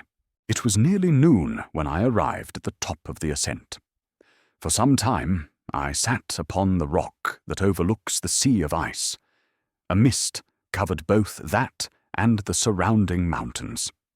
Presently a breeze dissipated the cloud, and I descended upon the glacier. The surface is very uneven, rising like the waves of a troubled sea, descending low, and interspersed by rifts that sink deep. The field of ice is almost a league in width, but I spent nearly 2 hours in crossing it.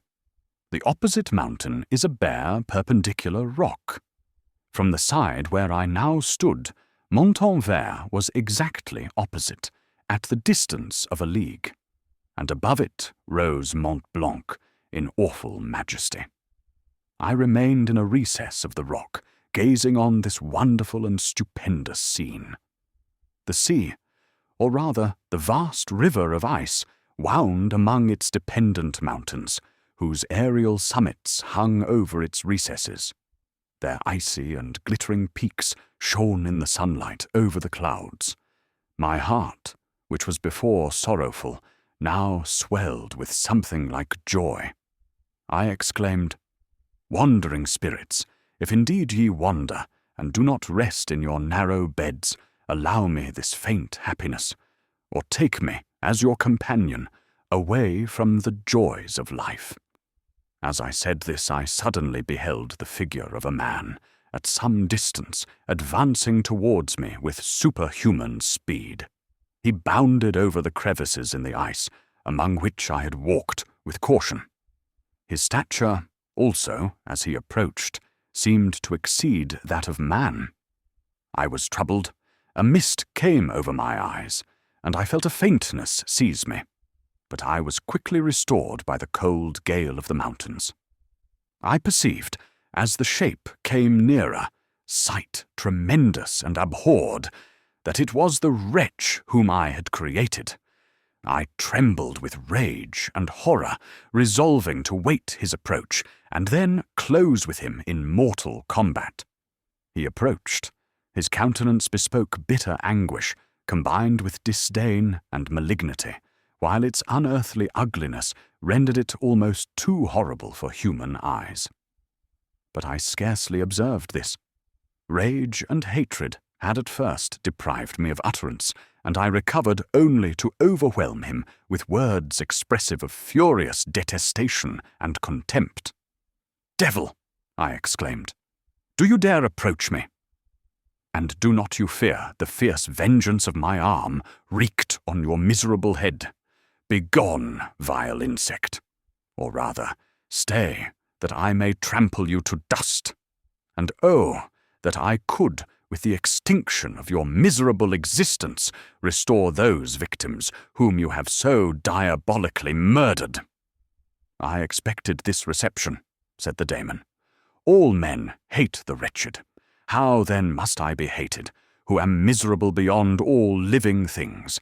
Yet you, my creator, detest and spurn me, thy creature, to whom thou art bound by ties only dissoluble by the annihilation of one of us. You purpose to kill me. How dare you sport thus with life? Do your duty towards me, and I will do mine towards you and the rest of mankind. If you will comply with my conditions, I will leave them and you at peace. But if you refuse, I will glut the maw of death, until it be satiated with the blood of your remaining friends. Abhorred monster, fiend that thou art, the tortures of hell are too mild a vengeance for thy crimes. Wretched devil, you reproach me with your creation. Come on, then, that I may extinguish the spark which I so negligently bestowed." My rage was without bounds. I sprang on him, impelled by all the feelings which can arm one being against the existence of another. He easily eluded me and said, "Be calm. I entreat you to hear me before you give vent to your hatred on my devoted head. Have I not suffered enough that you seek to increase my misery? Life, although it may only be an accumulation of anguish, is dear to me, and I will defend it. Remember, thou hast made me more powerful than thyself. My height is superior to thine, my joints more supple. But I will not be tempted to set myself in opposition to thee.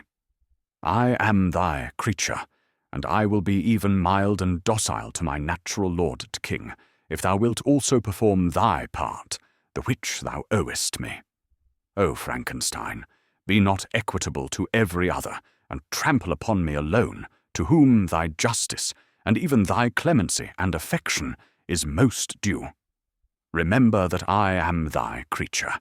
I ought to be thy Adam, but I am rather the fallen angel, whom thou drivest from joy for no misdeed. Everywhere I see bliss, from which I alone am irrevocably excluded. I was benevolent and good. Misery made me a fiend. Make me happy, and I shall again be virtuous. Begone! I will not hear you. There can be no community between you and me. We are enemies. Begone, or let us try our strength in a fight, in which one must fall. How can I move thee? Will no entreaties cause thee to turn a favourable eye upon thy creature who implores thy goodness and compassion? Believe me, Frankenstein, I was benevolent. My soul glowed with love and humanity. But am I not alone, miserably alone? You, my Creator, abhor me. What hope can I gather from your fellow creatures, who owe me nothing? They spurn and hate me. The desert mountains and dreary glaciers are my refuge. I have wandered here many days. The caves of ice, which I only do not fear, are a dwelling to me, and the only one which man does not grudge. These bleak skies I hail, for they are kinder to me than your fellow beings. If the multitude of mankind knew of my existence, they would do as you do, and arm themselves for my destruction. Shall I not, then, hate them who abhor me? I will keep no terms with my enemies. I am miserable, and they shall share my wretchedness. Yet it is in your power to recompense me, and deliver them from an evil which it only remains for you to make so great, that not only you and your family, but thousands of others shall be swallowed up in the whirlwinds of its rage. Let your compassion be moved, and do not disdain me. Listen to my tale. When you have heard that, abandon or commiserate me, as you shall judge that I deserve. But hear me. The guilty are allowed, by human laws, bloody as they are, to speak in their own defense, before they are condemned. Listen to me, Frankenstein. You accuse me of murder, and yet you would, with a satisfied conscience, destroy your own creature. Oh, praise the eternal justice of man. Yet I ask you not to spare me. Listen to me, and then, if you can, and if you will, destroy the work of your hands. Why do you call to my remembrance, I rejoined, circumstances of which I shudder to reflect, that I have been the miserable origin and author? Cursed be the day, abhorred devil, in which you first saw light. Cursed, although I curse myself, be the hands that formed you. You have made me wretched beyond expression. You have left me no power to consider whether I am just to you or not. Begone! Relieve me from the sight of your detested form. Thus I relieve thee, my Creator, he said, and placed his hated hands before my eyes, which I flung from me with violence. Thus I take from thee a sight which you abhor. Still thou canst listen to me, and grant me thy compassion. By the virtues that I once possessed, I demand this from you. Hear my tale. It is long and strange, and the temperature of this place is not fitting to your fine sensations. Come to the hut upon the mountain. The sun is yet high in the heavens, before it descends to hide itself behind your snowy precipices and illuminate another world. You will have heard my story, and can decide. On you it rests, whether I quit forever the neighborhood of man, and lead a harmless life, or become the scourge of your fellow creatures, and the author of your own speedy ruin. As he said this, he led the way across the ice. I followed. My heart was full, and I did not answer him. But as I proceeded, I weighed the various arguments that he had used, and determined at least to listen to his tale. I was partly urged by curiosity, and compassion confirmed my resolution. I had hitherto supposed him to be the murderer of my brother, and I eagerly sought a confirmation or denial of this opinion. For the first time, also, I felt what the duties of a creator towards his creature were, and that I ought to render him happy before I complained of his wickedness. These motives urged me to comply with his demand. We crossed the ice, therefore, and ascended the opposite rock. The air was cold, and the rain again began to descend. We entered the hut, the fiend with an air of exultation, I with a heavy heart and depressed spirits. But I consented to listen, and seating myself by the fire which my odious companion had lighted, he thus began his tale. Chapter 11. It is with considerable difficulty that I remember the original era of my being. All the events of that period appear confused and indistinct. A strange multiplicity of sensations seized me, and I saw, felt, heard, and smelt at the same time. And it was, indeed, a long time before I learned to distinguish between the operations of my various senses. By degrees, I remember, a stronger light pressed upon my nerves, so that I was obliged to shut my eyes. Darkness then came over me and troubled me, but hardly had I felt this when, by opening my eyes, as I now suppose, the light poured in upon me again. I walked and, I believe, descended, but I presently found a great alteration in my sensations. Before, dark and opaque bodies had surrounded me, impervious to my touch or sight. But I now found that I could wander on at liberty, with no obstacles which I could not either surmount or avoid. The light became more and more oppressive to me, and the heat wearying me as I walked, I sought a place where I could receive shade. This was the forest near Ingolstadt, and here I lay by the side of a brook, resting from my fatigue, until I felt tormented by hunger and thirst. This roused me from my nearly dormant state, and I ate some berries which I found hanging on the trees or lying on the ground. I slaked my thirst at the brook, and then, lying down, was overcome by sleep. It was dark when I awoke. I felt cold also, and half frightened, as it were, instinctively, finding myself so desolate. Before I had quitted your apartment, on a sensation of cold, I had covered myself with some clothes, but these were insufficient to secure me from the dews of night. I was a poor, helpless, miserable wretch. I knew and could distinguish nothing. But feeling pain invade me on all sides, I sat down and wept. Soon a gentle light stole over the heavens and gave me a sensation of pleasure. I started up and beheld a radiant form rise from among the trees. The moon I gazed with a kind of wonder. It moved slowly, but it enlightened my path, and I again went out in search of berries. I was still cold when under one of the trees I found a huge cloak with which I covered myself and sat down upon the ground. No distinct ideas occupied my mind. All was confused. I felt light and hunger and thirst and darkness. Innumerable sounds rang in my ears, and on all sides various scents saluted me. The only object that I could distinguish was the bright moon, and I fixed my eyes on that with pleasure. Several changes of day and night passed, and the orb of night had greatly lessened when I began to distinguish my sensations from each other. I gradually saw plainly the clear stream that supplied me with drink, and the trees that shaded me with their foliage.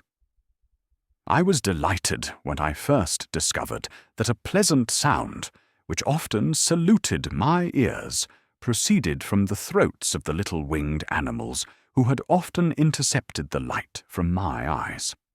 I began also to observe, with greater accuracy, the forms that surrounded me, and to perceive the boundaries of the radiant roof of light which canopied me. Sometimes I tried to imitate the pleasant songs of the birds, but was unable. Sometimes I wished to express my sensations in my own mode, but the uncouth and inarticulate sounds which broke from me frightened me into silence again. The moon had disappeared from the night, and again, with a lessened form, showed itself, while I still remained in the forest. My sensations had by this time become distinct, and my mind received every day additional ideas. My eyes became accustomed to the light and to perceive objects in their right forms. I distinguished the insect from the herb, and by degrees one herb from another. I found that the sparrow uttered none but harsh notes, whilst those of the blackbird and thrush were sweet and enticing. One day, when I was oppressed by cold, I found a fire which had been left by some wandering beggars, and was overcome with delight at the warmth I experienced from it. In my joy, I thrust my hand into the live embers, but quickly drew it out again with a cry of pain. How strange, I thought, that the same cause should produce such opposite effects. I examined the materials of the fire, and to my joy found it to be composed of wood. I quickly collected some branches, but they were wet and would not burn. I was pained at this, and sat still watching the operation of the fire. The wet wood, which I had placed near the heat, dried and itself became inflamed. I reflected on this, and by touching the various branches, I discovered the cause, and busied myself in collecting a great quantity of wood, that I might dry it and have a plentiful supply of fire. When night came on and brought sleep with it, I was in the greatest fear lest my fire should be extinguished.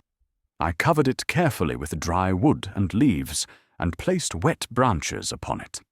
And then, spreading my cloak, I lay on the ground and sank into sleep.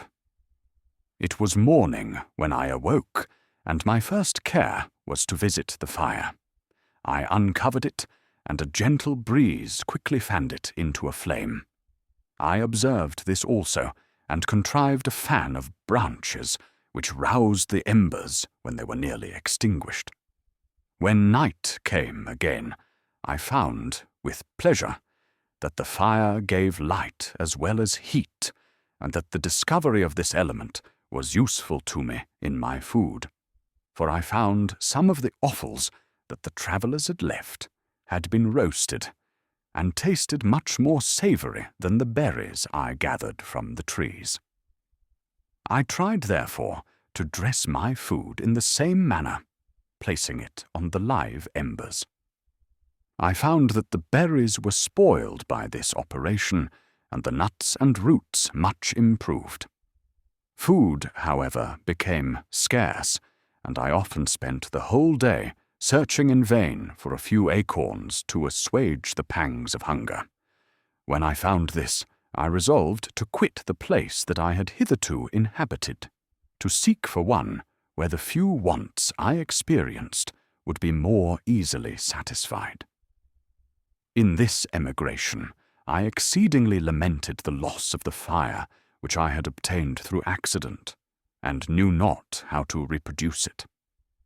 I gave several hours to the serious consideration of this difficulty, but I was obliged to relinquish all attempt to supply it, and wrapping myself up in my cloak, I struck across the wood towards the setting sun. I passed 3 days in these rambles, and at length discovered the open country. A great fall of snow had taken place the night before, and the fields were of one uniform white. The appearance was disconsolate, and I found my feet chilled by the cold, damp substance that covered the ground. It was about 7 in the morning, and I longed to obtain food and shelter. At length I perceived a small hut on a rising ground, which had doubtless been built for the convenience of some shepherd. This was a new sight to me, and I examined the structure with great curiosity. Finding the door open, I entered. An old man sat in it, near a fire, over which he was preparing his breakfast. He turned on hearing a noise, and perceiving me, shrieked loudly, and quitting the hut, ran across the fields with a speed of which his debilitated form hardly appeared capable. His appearance different from any I had ever before seen, and his flight somewhat surprised me. But I was enchanted by the appearance of the hut. Here the snow and rain could not penetrate.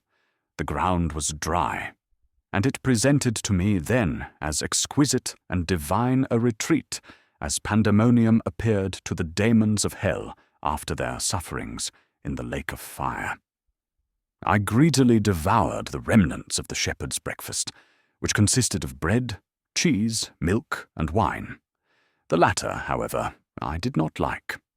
Then, overcome by fatigue, I lay down among some straw and fell asleep. It was noon when I awoke, and allured by the warmth of the sun, which shone brightly on the white ground, I determined to recommence my travels, and, depositing the remains of the peasant's breakfast in a wallet I found, I proceeded across the fields for several hours, until at sunset I arrived at a village. How miraculous did this appear!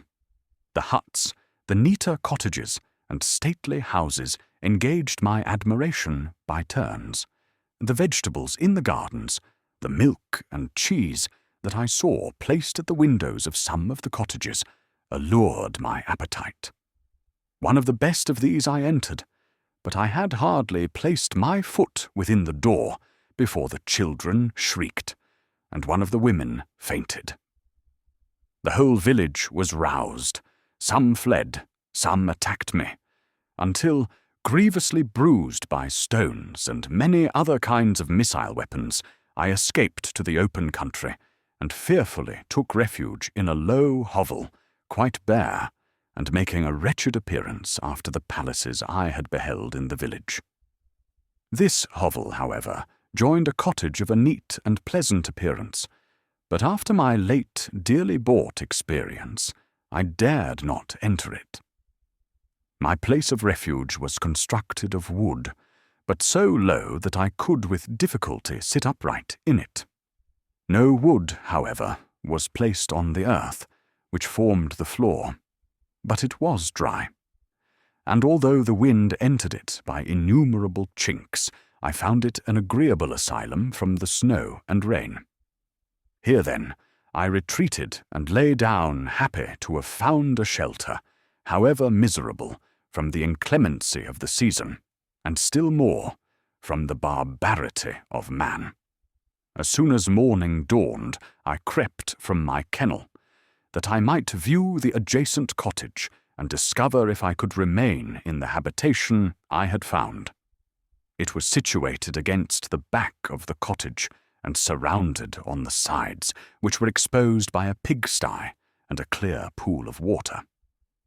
One part was open, and by that I had crept in, but now I covered every crevice by which I might be perceived with stones and wood, yet in such a manner that I might move them on occasion to pass out. All the light I enjoyed came through the sty, and that was sufficient for me. Having thus arranged my dwelling and carpeted it with clean straw, I retired, for I saw the figure of a man at a distance, and I remembered too well my treatment the night before to trust myself in his power. I had first, however, provided for my sustenance for that day by a loaf of coarse bread, which I purloined, and a cup with which I could drink more conveniently than from my hand of the pure water which flowed by my retreat. The floor was a little raised, so that it was kept perfectly dry, and by its vicinity to the chimney of the cottage it was tolerably warm. Being thus provided, I resolved to reside in this hovel until something should occur which might alter my determination. It was indeed a paradise compared to the bleak forest, my former residence, the rain-dropping branches, and dank earth. I ate my breakfast with pleasure, and was about to remove a plank to procure myself a little water, when I heard a step, and looking through a small chink, I beheld a young creature, with a pail on her head, passing before my hovel. The girl was young and of gentle demeanour, unlike what I have since found cottagers and farmhouse servants to be. Yet she was meanly dressed, a coarse blue petticoat and a linen jacket being her only garb. Her fair hair was plaited but not adorned. She looked patient, yet sad. I lost sight of her, and in about a quarter of an hour she returned bearing the pail, which was now partly filled with milk. As she walked along, seemingly incommoded by the burden, a young man met her, whose countenance expressed a deeper despondence. Uttering a few sounds with an air of melancholy, he took the pail from her head and bore it to the cottage himself. She followed, and they disappeared. Presently I saw the young man again, with some tools in his hand, cross the field behind the cottage, and the girl was also busied, sometimes in the house and sometimes in the yard. On examining my dwelling, I found that one of the windows of the cottage had formerly occupied a part of it, but the panes had been filled up with wood. In one of these was a small and almost imperceptible chink through which the eye could just penetrate. Through this crevice a small room was visible, whitewashed and clean, but very bare of furniture. In one corner, near a small fire, sat an old man, leaning his head on his hands in a disconsolate attitude. The young girl was occupied in arranging the cottage, but presently she took something out of a drawer which employed her hands, and she sat down beside the old man, who, taking up an instrument, began to play and to produce sounds sweeter than the voice of the thrush or the nightingale. It was a lovely sight, even to me, poor wretch who had never beheld aught beautiful before. The silver hair and benevolent countenance of the aged cottager won my reverence, while the gentle manners of the girl enticed my love.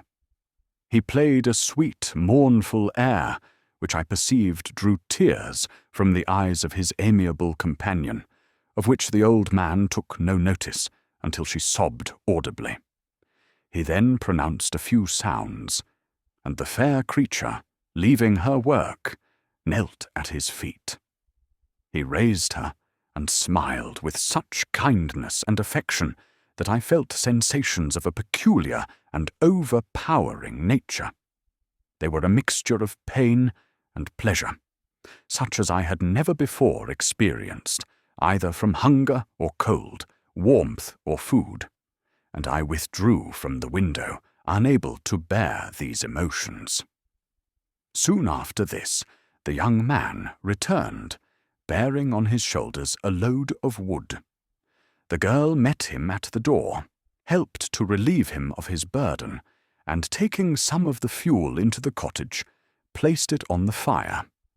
Then she and the youth went apart into a nook of the cottage, and he showed her a large loaf and a piece of cheese.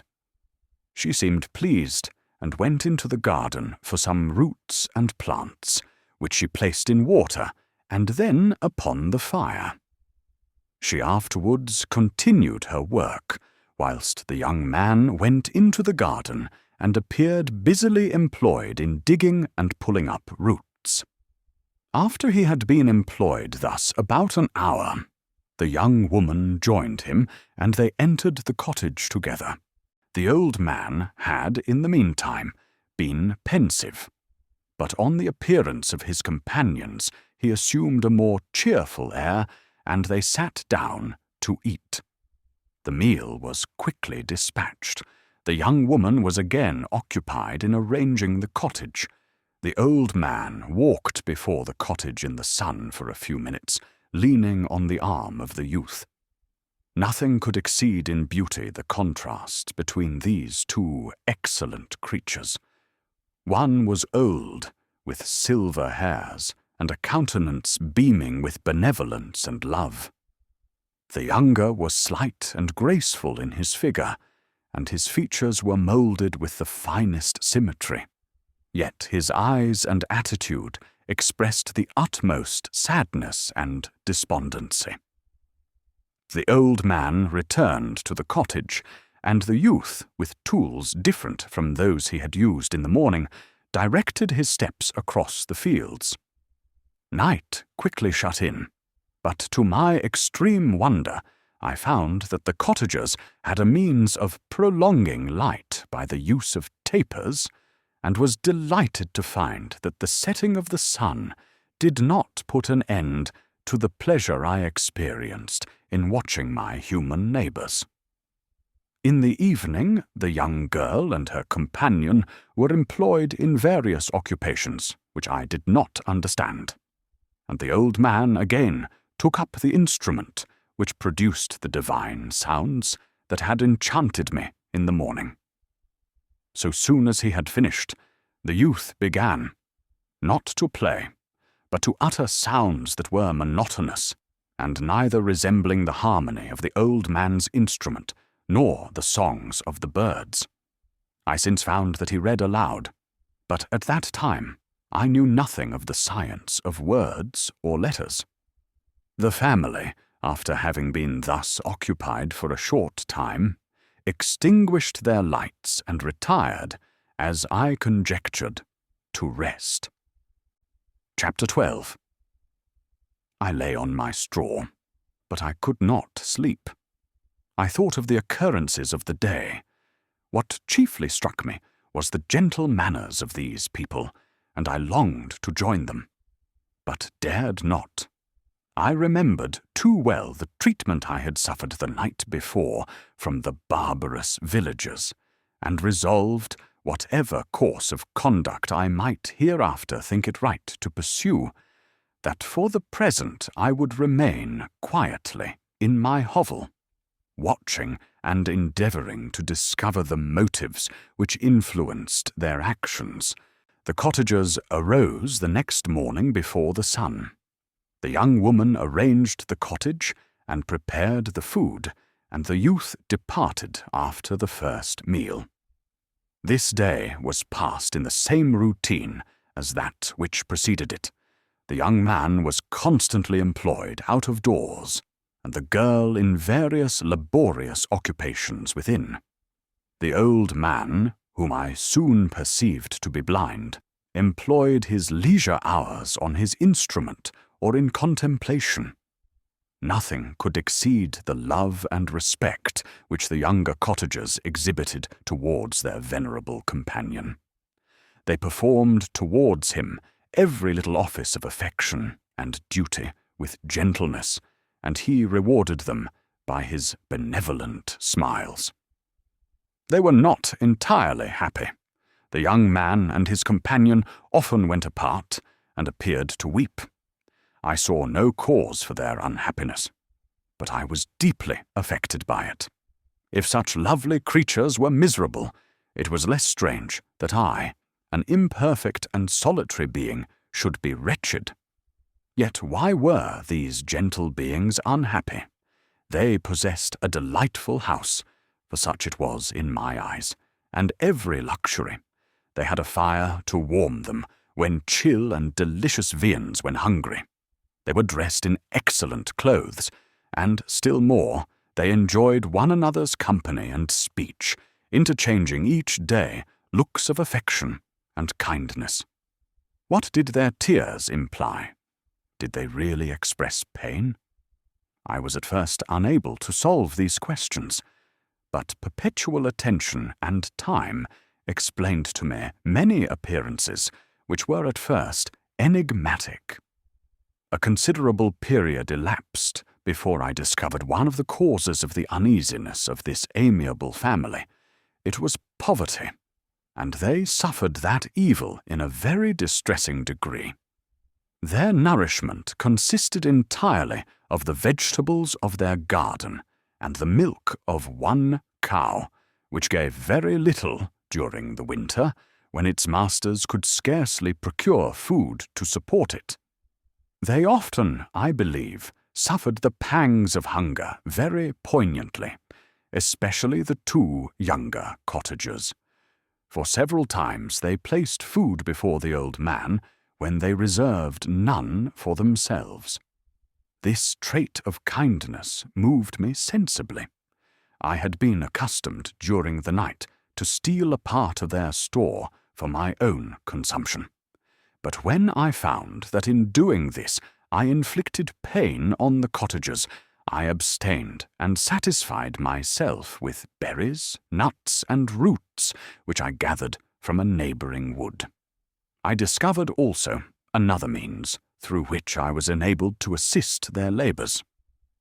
I found that the youth spent a great part of each day in collecting wood for the family fire, and during the night I often took his tools, the use of which I quickly discovered, and brought home firing sufficient for the consumption of several days. I remember the first time that I did this, the young woman, when she opened the door in the morning, appeared greatly astonished on seeing a great pile of wood on the outside. She uttered some words in a loud voice, and the youth joined her, who also expressed surprise. I observed with pleasure that he did not go to the forest that day, but spent it in repairing the cottage and cultivating the garden. By degrees, I made a discovery of still greater moment. I found that these people possessed a method of communicating their experience and feelings to one another by articulate sounds. I perceived that the words they spoke sometimes produced pleasure or pain, smiles or sadness in the minds and countenances of the hearers. This was indeed a godlike science, and I ardently desired to become acquainted with it. But I was baffled in every attempt I made for this purpose. Their pronunciation was quick, and the words they uttered, not having any apparent connection with visible objects, I was unable to discover any clue by which I could unravel the mystery of their reference. By great application, however, and after having remained during the space of several revolutions of the moon in my hovel, I discovered the names that were given to some of the most familiar objects of discourse. I learned and applied the words fire, milk, bread, and wood. I learned also the names of the cottagers themselves. The youth and his companion had each of them several names, but the old man had only one, which was father. The girl was called sister, or Agatha, and the youth Felix, brother, or son. I cannot describe the delight I felt when I learned the ideas appropriated to each of these sounds, and was able to pronounce them.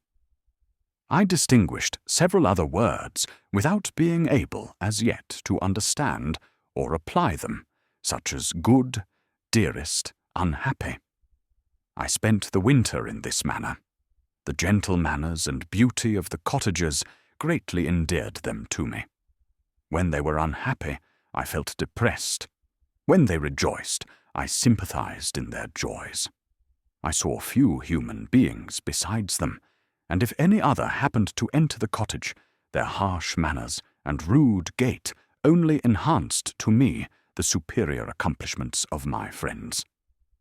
The old man, I could perceive, often endeavoured to encourage his children, as sometimes I found that he called them to cast off their melancholy. He would talk in a cheerful accent, with an expression of goodness that bestowed pleasure even upon me. Agatha listened with respect, her eyes sometimes filled with tears, which she endeavoured to wipe away unperceived. But I generally found that her countenance and tone were more cheerful after having listened to the exhortations of her father. It was not thus with Felix. He was always the saddest of the group, and even to my unpractised senses he appeared to have suffered more deeply than his friends. But if his countenance was more sorrowful, his voice was more cheerful than that of his sister, especially when he addressed the old man. I could mention innumerable instances which, although slight, marked the dispositions of these amiable cottagers. In the midst of poverty and want, Felix carried with pleasure to his sister the first little white flower that peeped out from beneath the snowy ground. Early in the morning, before she had risen, he cleared away the snow that obstructed her path to the milk house, drew water from the well, and brought the wood from the outhouse, where, to his perpetual astonishment, he found his store always replenished by an invisible hand. In the day, I believe, he worked sometimes for a neighbouring farmer, because he often went forth and did not return until dinner, yet brought no wood with him. At other times he worked in the garden, but as there was little to do in the frosty season, he read to the old man and Agatha. This reading had puzzled me extremely at first, but by degrees I discovered that he uttered many of the same sounds when he read as when he talked. I conjectured, therefore, that he found on the paper signs for speech which he understood, and I ardently longed to comprehend these also. But how was that possible when I did not even understand the sounds for which they stood as signs? I improved, however, sensibly in this science, but not sufficiently to follow up any kind of conversation, although I applied my whole mind to the endeavour, for I easily perceived that although I eagerly longed to discover myself to the cottagers, I ought not to make the attempt until I had first become master of their language, which knowledge might enable me to make them overlook the deformity of my figure. For with this also the contrast perpetually presented to my eyes had made me acquainted. I had admired the perfect forms of my cottagers, their grace, beauty, and delicate complexions. But how was I terrified when I viewed myself in a transparent pool? At first I started back, unable to believe that it was indeed I who was reflected in the mirror. And when I became fully convinced that I was in reality the monster that I am, I was filled with the bitterest sensations of despondence and mortification. Alas, I did not yet entirely know the fatal effects of this miserable deformity. As the sun became warmer and the light of day longer, the snow vanished, and I beheld the bare trees and the black earth. From this time Felix was more employed, and the heart-moving indications of impending famine disappeared. Their food, as I afterwards found, was coarse, but it was wholesome, and they procured a sufficiency of it.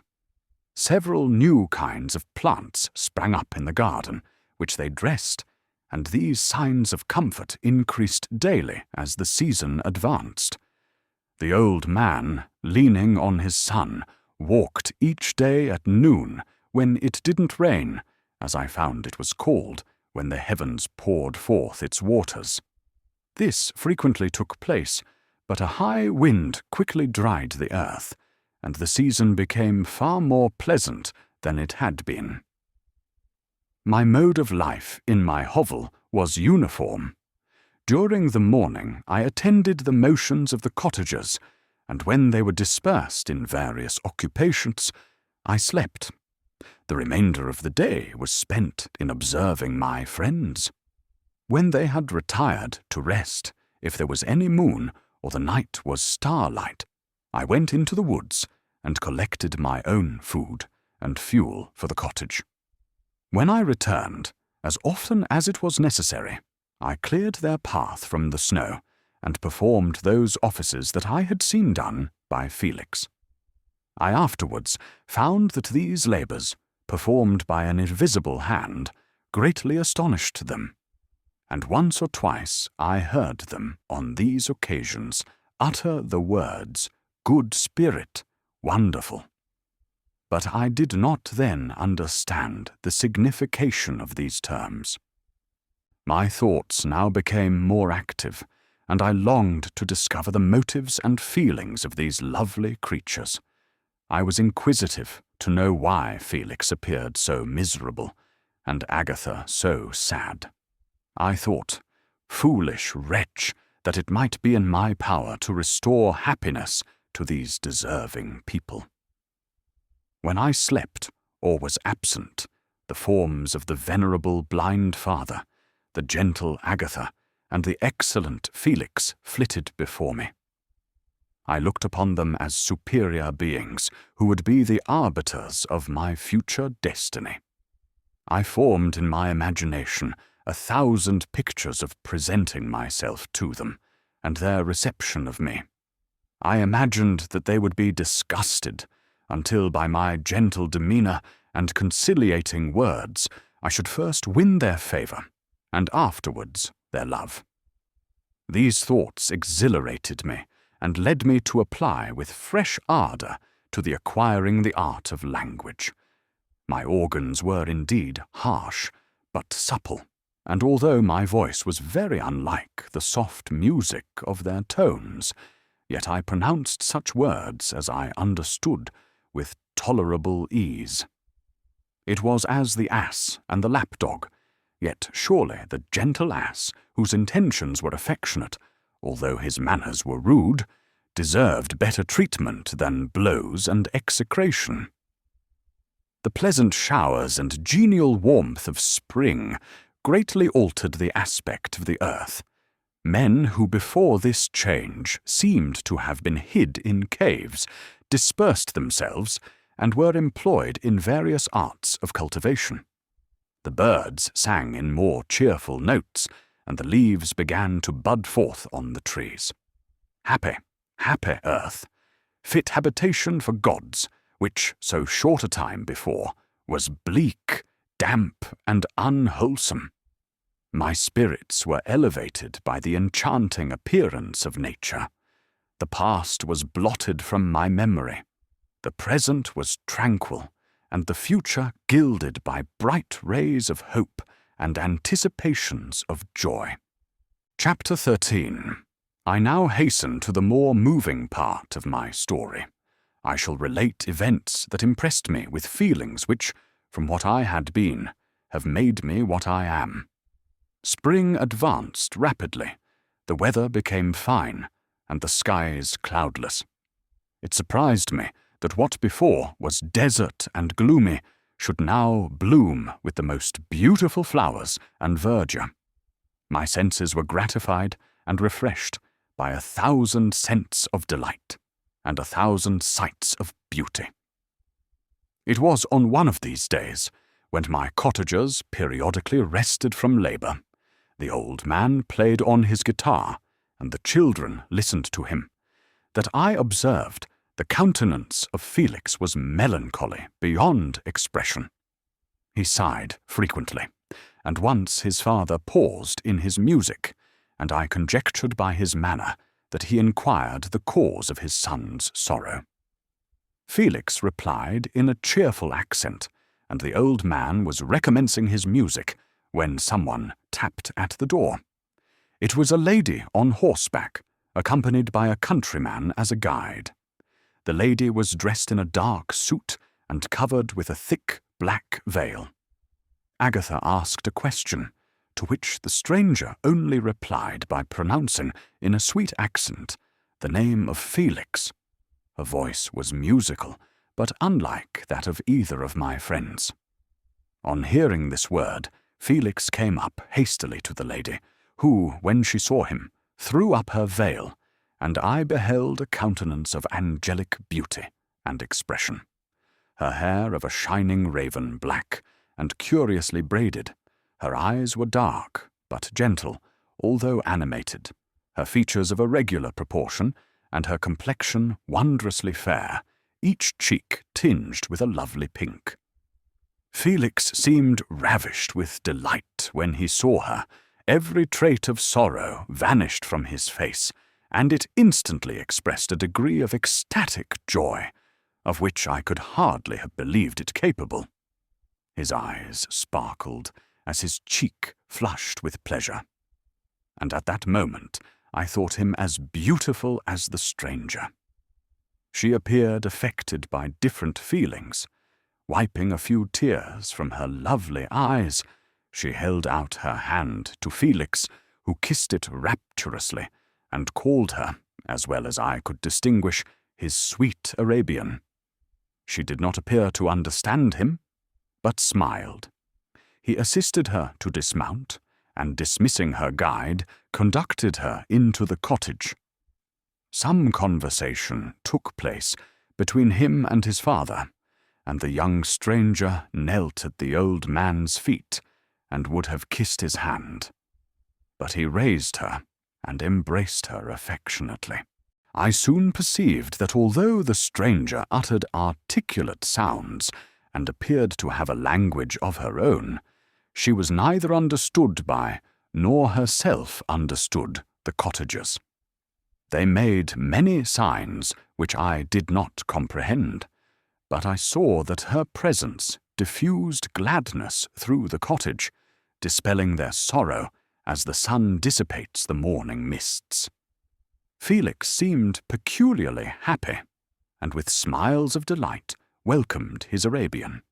Agatha, the ever-gentle Agatha, kissed the hands of the lovely stranger, and pointing to her brother, made signs which appeared to me to mean that he had been sorrowful until she came. Some hours passed thus, while they, by their countenances, expressed joy, the cause of which I did not comprehend. Presently I found, by the frequent recurrence of some sound which the stranger repeated after them, that she was endeavouring to learn their language, and the idea instantly occurred to me that I should make use of the same instructions to the same end. The stranger learned about 20 words at the first lesson. Most of them, indeed, were those which I had before understood, but I profited by the others. As night came on, Agatha and the Arabian retired early. When they separated, Felix kissed the hand of the stranger and said, "Good night, sweet Safie." He sat up much longer, conversing with his father, and by the frequent repetition of her name, I conjectured that their lovely guest was the subject of their conversation. I ardently desired to understand them, and bent every faculty towards that purpose, but found it utterly impossible. The next morning Felix went out to his work, and after the usual occupations of Agatha were finished, the Arabian sat at the feet of the old man, and taking his guitar, played some airs so entrancingly beautiful that they at once drew tears of sorrow and delight from my eyes. She sang, and her voice flowed in a rich cadence, swelling or dying away like a nightingale of the woods. When she had finished, she gave the guitar to Agatha, who at first declined it. She played a simple air, and her voice accompanied it in sweet accents, but unlike the wondrous strain of the stranger. The old man appeared enraptured, and said some words which Agatha endeavoured to explain to Safie, and by which he appeared to wish to express that she bestowed on him the greatest delight by her music. The days now passed as peaceably as before, with the sole alteration that joy had taken place of sadness in the countenances of my friends. Safie was always gay and happy. She and I improved rapidly in the knowledge of language, so that in 2 months I began to comprehend most of the words uttered by my protectors. In the meanwhile, also, the black ground was covered with herbage, and the green banks interspersed with innumerable flowers, sweet to the scent and the eyes, stars of pale radiance among the moonlight woods. The sun became warmer, the nights clear and balmy, and my nocturnal rambles were an extreme pleasure to me, although they were considerably shortened by the late setting and early rising of the sun, for I never ventured abroad during daylight, fearful of meeting with the same treatment I had formerly endured in the first village which I entered. My days were spent in close attention, that I might more speedily master the language, and I may boast that I improved more rapidly than the Arabian, who understood very little and conversed in broken accents, whilst I comprehended and could imitate almost every word that was spoken. While I improved in speech, I also learned the science of letters as it was taught to the stranger, and this opened before me a wide field for wonder and delight. The book from which Felix instructed Safie was Volney's Ruins of Empires. I should not have understood the purport of this book had not Felix, in reading it, given very minute explanations. He had chosen this work, he said, because the declamatory style was framed in imitation of the Eastern authors. Through this work I obtained a cursory knowledge of history and a view of the several empires at present existing in the world. It gave me an insight into the manners, governments, and religions of the different nations of the earth. I heard of the slothful Asiatics, of the stupendous genius and mental activity of the Grecians, of the wars and wonderful virtue of the early Romans, of their subsequent degenerating, of the decline of that mighty empire, of chivalry, Christianity, and kings. I heard of the discovery of the American hemisphere, and wept with Safie over the hapless fate of its original inhabitants. These wonderful narrations inspired me with strange feelings. Was man, indeed, at once so powerful, so virtuous and magnificent, yet so vicious and base? He appeared at one time a mere scion of the evil principle, and at another as all that can be conceived of noble and godlike. To be a great and virtuous man appeared the highest honour that can befall a sensitive being. To be base and vicious, as many on record have been, appeared the lowest degradation, a condition more abject than that of the blind mole or harmless worm. For a long time I could not conceive how one man could go forth to murder his fellow, or even why there were laws and governments. But when I heard details of vice and bloodshed, my wonder ceased, and I turned away with disgust and loathing. Every conversation of the cottagers now opened new wonders to me. While I listened to the instructions which Felix bestowed upon the Arabian, the strange system of human society was explained to me. I heard of the division of property, of immense wealth and squalid poverty, of rank, descent, and noble blood. The words induced me to turn towards myself. I learned that the possessions most esteemed by your fellow creatures were high and unsullied descent united with riches. A man might be respected with only one of these advantages, but without either he was considered, except in very rare instances, as a vagabond and a slave, doomed to waste his powers for the profits of the chosen few. And what was I? Of my creation and creator I was absolutely ignorant, but I knew that I possessed no money, no friends, no kind of property. I was, besides, endued with a figure hideously deformed and loathsome. I was not even of the same nature as man. I was more agile than they, and could subsist upon coarser diet. I bore the extremes of heat and cold with less injury to my frame. My stature far exceeded theirs. When I looked around, I saw and heard of none like me. Was I, then, a monster, a blot upon the earth, from which all men fled, and whom all men disowned? I cannot describe to you the agony that these reflections inflicted upon me. I tried to dispel them, but sorrow only increased with knowledge. Oh, that I had forever remained in my native wood, nor known nor felt beyond the sensations of hunger, thirst, and heat. Of what a strange nature is knowledge! It clings to the mind when it has once seized on it, like a lichen on the rock.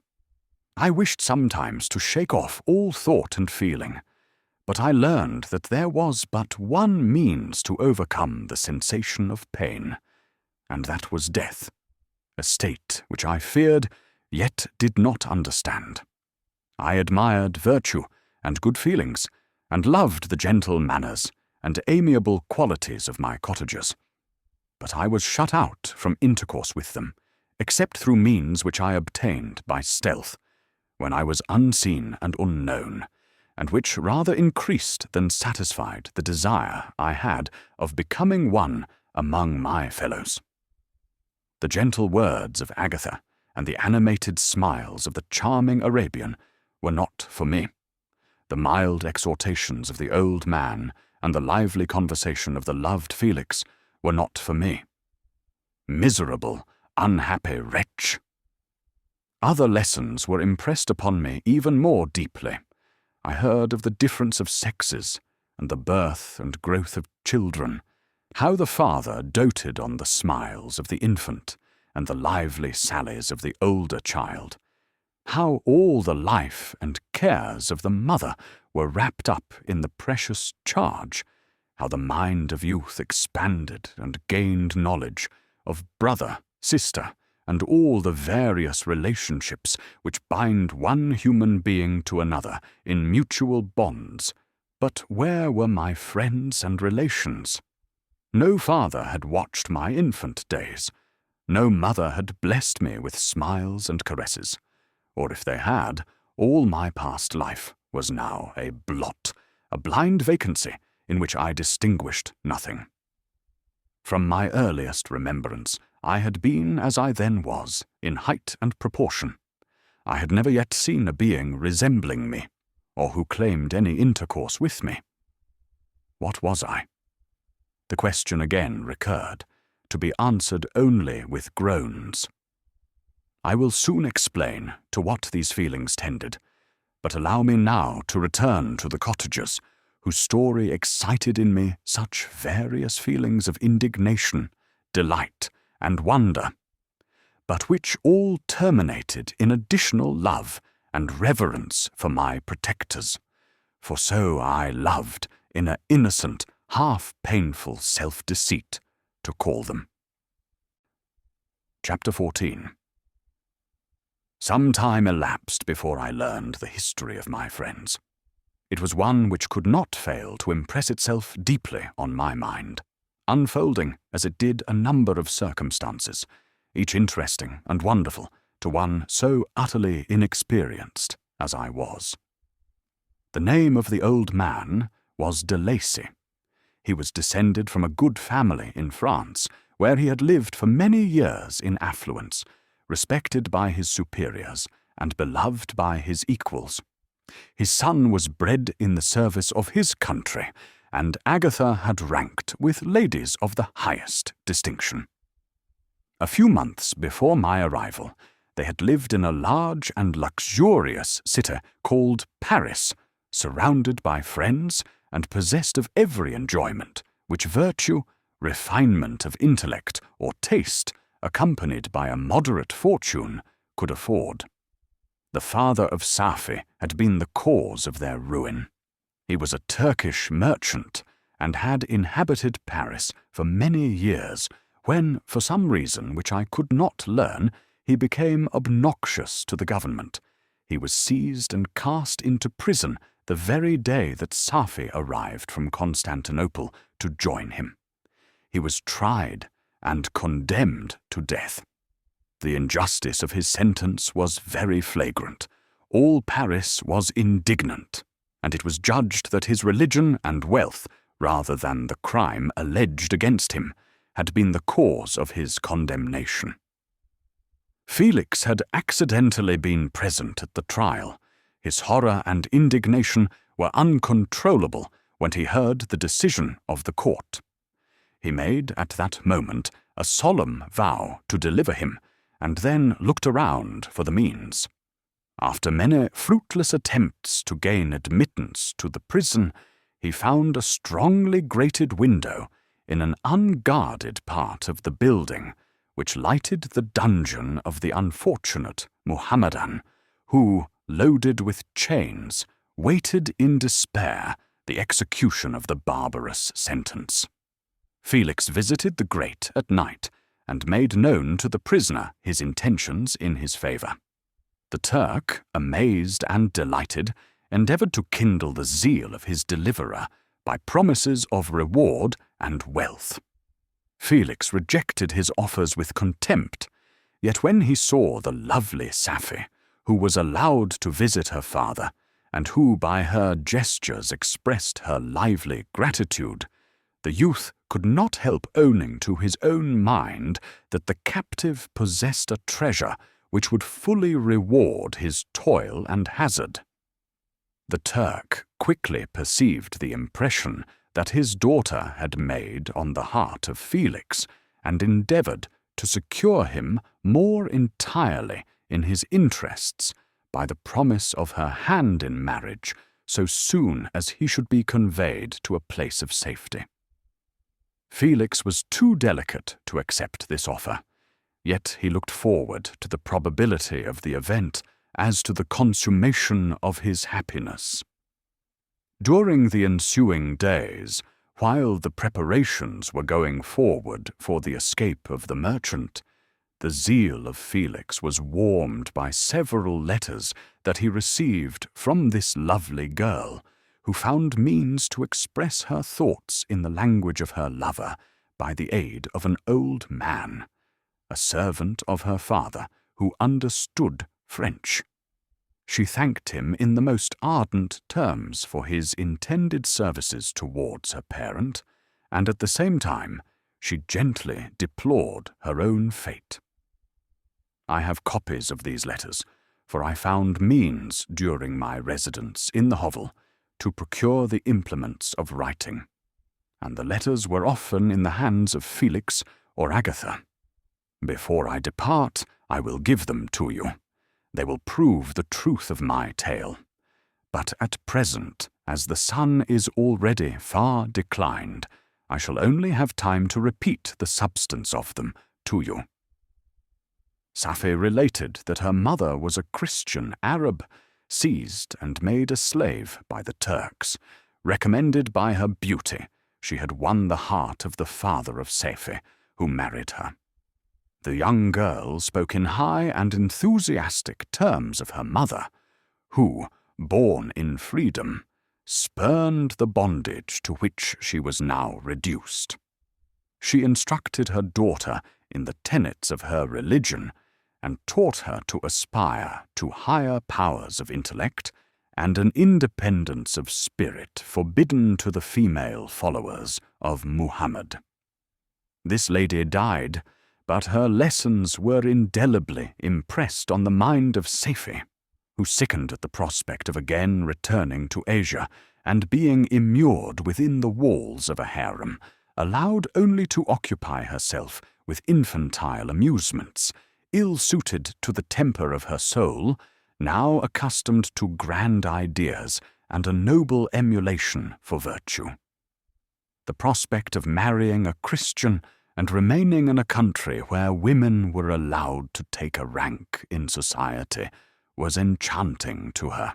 The day for the execution of the Turk was fixed, but on the night previous to it he quitted his prison, and before morning was distant many leagues from Paris. Felix had procured passports in the name of his father, sister, and himself. He had previously communicated his plan to the former, who aided the deceit by quitting his house under the pretence of a journey, and concealed himself with his daughter in an obscure part of Paris. Felix conducted the fugitives through France to Lyons and across Mont-Cenis to Leghorn, where the merchant had decided to wait a favourable opportunity of passing into some part of the Turkish dominions. Sappho resolved to remain with her father until the moment of his departure, before which time the Turk renewed his promise that she should be united to his deliverer, and Felix remained with them in expectation of that event. And in the meantime he enjoyed the society of the Arabian, who exhibited towards him the simplest and tenderest affection. They conversed with one another through the means of an interpreter, and sometimes with the interpretation of looks, and Safie sang to him the divine airs of her native country. The Turk allowed this intimacy to take place and encouraged the hopes of the youthful lovers, while in his heart he had formed far other plans. He loathed the idea that his daughter should be united to a Christian, but he feared the resentment of Felix if he should appear lukewarm, for he knew that he was still in the power of his deliverer if he should choose to betray him to the Italian state which they inhabited. He revolved 1,000 plans by which he should be enabled to prolong the deceit until it might be no longer necessary, and secretly to take his daughter with him when he departed. His plans were facilitated by the news which arrived from Paris. The government of France were greatly enraged at the escape of their victim, and spared no pains to detect and punish his deliverer. The plot of Felix was quickly discovered, and De Lacy and Agatha were thrown into prison. The news reached Felix and roused him from his dream of pleasure. His blind and aged father and his gentle sister lay in a noisome dungeon while he enjoyed the free air and the society of her whom he loved. This idea was torture to him. He quickly arranged with the Turk that if the latter should find a favorable opportunity for escape before Felix could return to Italy, Safie should remain as a boarder at a convent at Leghorn, and then, quitting the lovely Arabian, he hastened to Paris and delivered himself up to the vengeance of the law, hoping to free De Lacy and Agatha by this proceeding. He did not succeed. They remained confined for 5 months before the trial took place, the result of which deprived them of their fortune and condemned them to a perpetual exile from their native country. They found a miserable asylum in the cottage in Germany, where I discovered them.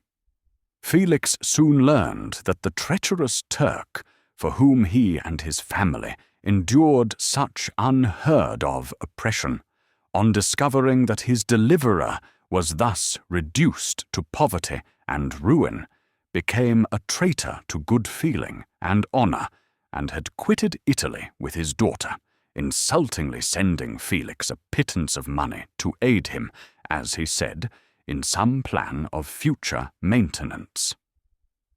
Such were the events that preyed on the heart of Felix, and rendered him, when I first saw him, the most miserable of his family. He could have endured poverty, and while this distress had been the meed of his virtue, he gloried in it.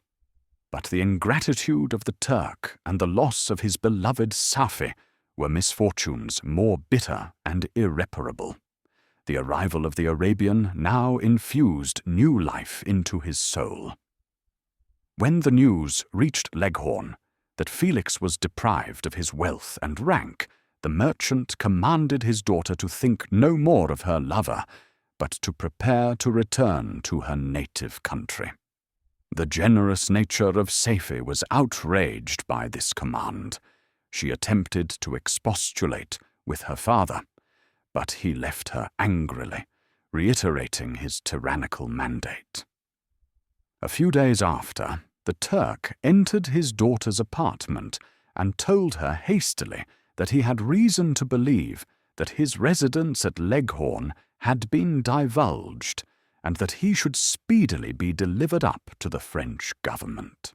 He had consequently hired a vessel to convey him to Constantinople, for which city he should sail in a few hours. He intended to leave his daughter under the care of a confidential servant, to follow at her leisure with the greater part of his property, which had not yet arrived at Leghorn. When alone, Safie resolved in her own mind the plan of conduct that it would become her to pursue in this emergency. A residence in Turkey was abhorrent to her. Her religion and her feelings were alike averse to it. By some papers of her father, which fell into her hands, She heard of the exile of her lover, and learnt the name of the spot where he then resided. She hesitated some time, but at length she formed her determination. Taking with her some jewels that belonged to her, and a sum of money, she quitted Italy with an attendant, a native of Leghorn, but who understood the common language of Turkey, and departed for Germany. She arrived in safety at a town about 20 leagues from the cottage of de Lacy, when her attendant fell dangerously ill. Safie nursed her with the most devoted affection, but the poor girl died, and the Arabian was left alone, unacquainted with the language of the country, and utterly ignorant of the customs of the world. She fell, however, into good hands. The Italian had mentioned the name of the spot for which they were bound, and after her death, the woman of the house in which they had lived took care that Safie should arrive in safety at the cottage of her lover. Chapter 15. Such was the history of my beloved cottagers. It impressed me deeply. I learned from the views of social life which it developed to admire their virtues and to deprecate the vices of mankind. As yet, I looked upon crime as a distant evil. Benevolence and generosity were ever present before me, inciting within me a desire to become an actor in the busy scene where so many admirable qualities were called forth and displayed. But in giving an account of the progress of my intellect, I must not omit a circumstance which occurred in the beginning of the month of August of the same year.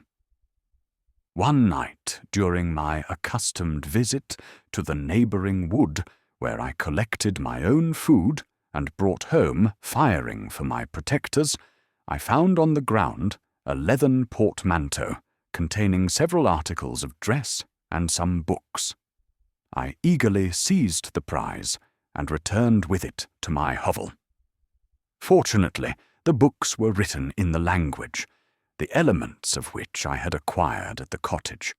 They consisted of Paradise Lost, a volume of Plutarch's Lives, and the Sorrows of Werther. The possession of these treasures gave me extreme delight.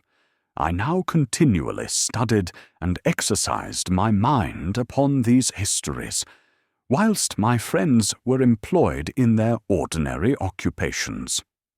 I can hardly describe to you the effect of these books. They produced in me an infinity of new images and feelings that sometimes raised me to ecstasy, but more frequently sunk me into the lowest dejection. In the Sorrows of Werther, besides the interest of its simple and affecting story, so many opinions are canvassed, and so many lights thrown upon what had hitherto been to me obscure subjects, that I found in it a never-ending source of speculation and astonishment. The gentle and domestic manners it described, combined with lofty sentiments and feelings, which had for their object something out of self, accorded well with my experience among my protectors, and with the wants which were forever alive in my own bosom. But I thought Werther himself a more divine being than I had ever beheld or imagined. His character contained no pretension, but it sank deep. The disquisitions upon death and suicide were calculated to fill me with wonder. I did not pretend to enter into the merits of the case, yet I inclined towards the opinions of the hero, whose extinction I wept without precisely understanding it. As I read, however, I applied much personally to my own feelings and condition. I found myself similar, yet at the same time strangely unlike to the beings concerning whom I read, and to whose conversation I was a listener. I sympathized with and partly understood them, but I was unformed in mind.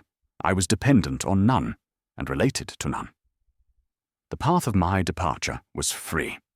and there was none to lament my annihilation. My person was hideous, and my stature gigantic. What did this mean? Who was I? What was I? Whence did I come? What was my destination? These questions continually recurred, but I was unable to solve them. The volume of Plutarch's Lives which I possessed contained the histories of the first founders of the ancient republics. This book had a far different effect upon me from the sorrows of Werther. I learned from Werther's imaginations despondency and gloom. But Plutarch taught me high thoughts. He elevated me above the wretched sphere of my own reflections to admire and love the heroes of past ages. Many things I read surpassed my understanding and experience. I had a very confused knowledge of kingdoms, wide extents of country, mighty rivers, and boundless seas. But I was perfectly unacquainted with towns and large assemblages of men. The cottage of my protectors had been the only school in which I had studied human nature, but this book developed new and mightier scenes of action. I read of men concerned in public affairs, governing or massacring their species.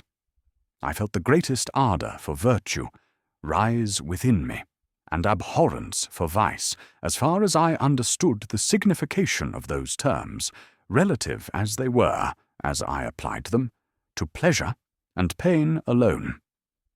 Induced by these feelings, I was of course led to admire peaceable lawgivers, Numa, Solon, and Lycurgus, in preference to Romulus and Theseus.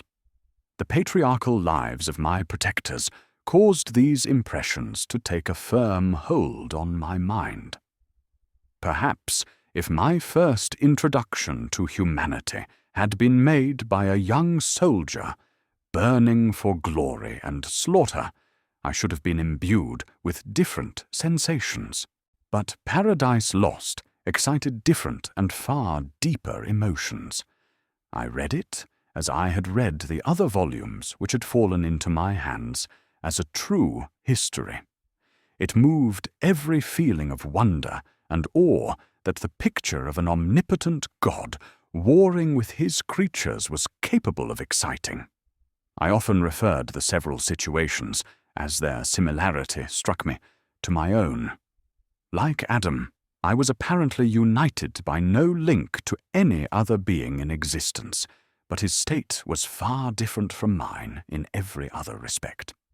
He had come forth from the hands of God, a perfect creature, happy and prosperous, guarded by the especial care of his Creator. He was allowed to converse with and acquire knowledge from beings of a superior nature.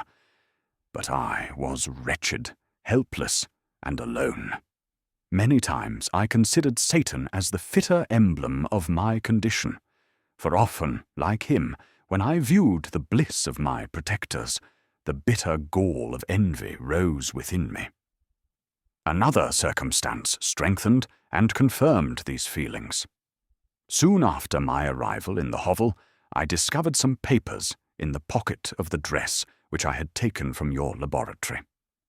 At first, I had neglected them, but now that I was able to decipher the characters in which they were written, I began to study them with diligence. It was your journal of the 4 months that preceded my creation. You minutely described in these papers every step you took in the progress of your work. This history was mingled with accounts of domestic occurrences. You doubtless recollect these papers. Here they are. Everything is related in them which bears reference to my accursed origin. The whole detail of that series of disgusting circumstances which produced it is set in view. The minutest description of my odious and loathsome person is given, in language which painted your own horrors and rendered mine indelible. I sickened as I read. "Hateful day when I received life," I exclaimed in agony. "Accursed Creator, why did you form a monster so hideous that even you turned from me in disgust? God, in pity, made man beautiful and alluring after his own image. But my form is a filthy type of yours, more horrid even from the very resemblance. Satan had his companions, fellow devils, to admire and encourage him. But I am solitary and abhorred. These were the reflections of my hours of despondency and solitude. But when I contemplated the virtues of the cottagers, their amiable and benevolent dispositions, I persuaded myself that when they should become acquainted with my admiration of their virtues, they would compassionate me and overlook my personal deformity. Could they turn from their door one, however monstrous, who solicited their compassion and friendship? I resolved, at least, not to despair, but in every way to fit myself for an interview with them which would decide my fate. I postponed this attempt for some months longer, for the importance attached to its success inspired me with a dread lest I should fail. Besides, I found that my understanding improved so much with every day's experience that I was unwilling to commence this undertaking until a few more months should have added to my sagacity. Several changes, in the meantime, took place in the cottage. The presence of Safie diffused happiness among its inhabitants, and I also found that a greater degree of plenty reigned there. Felix and Agatha spent more time in amusement and conversation, and were assisted in their labours by servants. They did not appear rich, but they were contented and happy. Their feelings were serene and peaceful, while mine became every day more tumultuous. Increase of knowledge only discovered to me more clearly what a wretched outcast I was. I cherished hope, it is true, but it vanished when I beheld my person reflected in water, or my shadow in the moonshine, even as that frail image and that inconstant shade. I endeavoured to crush these fears and to fortify myself for the trial which in a few months I resolved to undergo. And sometimes I allowed my thoughts, unchecked by reason, to ramble in the fields of a paradise, and dared to fancy amiable and lovely creatures, sympathizing with my feelings and cheering my gloom. Their angelic countenances breathed smiles of consolation. But it was all a dream. No Eve soothed my sorrows, nor shared my thoughts. I was alone. I remembered Adam's supplication to his Creator, but where was mine? He had abandoned me, and in the bitterness of my heart I cursed him. Autumn passed thus. I saw with surprise and grief the leaves decay and fall, and nature again assume the barren and bleak appearance it had worn when I first beheld the woods and the lovely moon. Yet I did not heed the bleakness of the weather. I was better fitted by my conformation for the endurance of cold than heat. But my chief delights were the sight of the flowers, the birds, and all the gay apparel of summer. When those deserted me, I turned with more attention towards the cottagers. Their happiness was not decreased by the absence of summer. They loved and sympathized with one another, and their joys, depending on each other, were not interrupted by the casualties that took place around them. The more I saw of them, the greater became my desire to claim their protection and kindness. My heart yearned to be known and loved by these amiable creatures. To see their sweet looks directed towards me with affection was the utmost limit of my ambition. I dared not think that they would turn them from me with disdain and horror. The poor that stopped at their door were never driven away. I asked, it is true, for greater treasures than a little food or rest. I required kindness and sympathy, but I did not believe myself utterly unworthy of it. The winter advanced, and an entire revolution of the seasons had taken place since I awoke into life. My attention, at this time, was solely directed towards my plan of introducing myself into the cottage of my protectors. I revolved many projects, but that on which I finally fixed was to enter the dwelling when the blind old man should be alone. I had sagacity enough to discover that the unnatural hideousness of my person was the chief object of horror with those who had formerly beheld me. My voice, although harsh, had nothing terrible in it. I thought, therefore, that if in the absence of his children I could gain the goodwill and mediation of the old de Lacy, I might by his means be tolerated by my younger protectors. One day, when the sun shone on the red leaves that strewed the ground and diffused cheerfulness, although it denied warmth, Safie, Agatha, and Felix departed on a long country walk, and the old man, at his own desire, was left alone in the cottage. When his children had departed, he took up his guitar and played several mournful but sweet airs, more sweet and mournful than I had ever heard him play before. At first his countenance was illuminated with pleasure, but as he continued, thoughtfulness and sadness succeeded. At length, laying aside the instrument, he sat absorbed in reflection. My heart beat quick. This was the hour and moment of the trial, which would decide my hopes or realize my fears. The servants were gone to a neighboring fair. All was silent in and around the cottage. It was an excellent opportunity.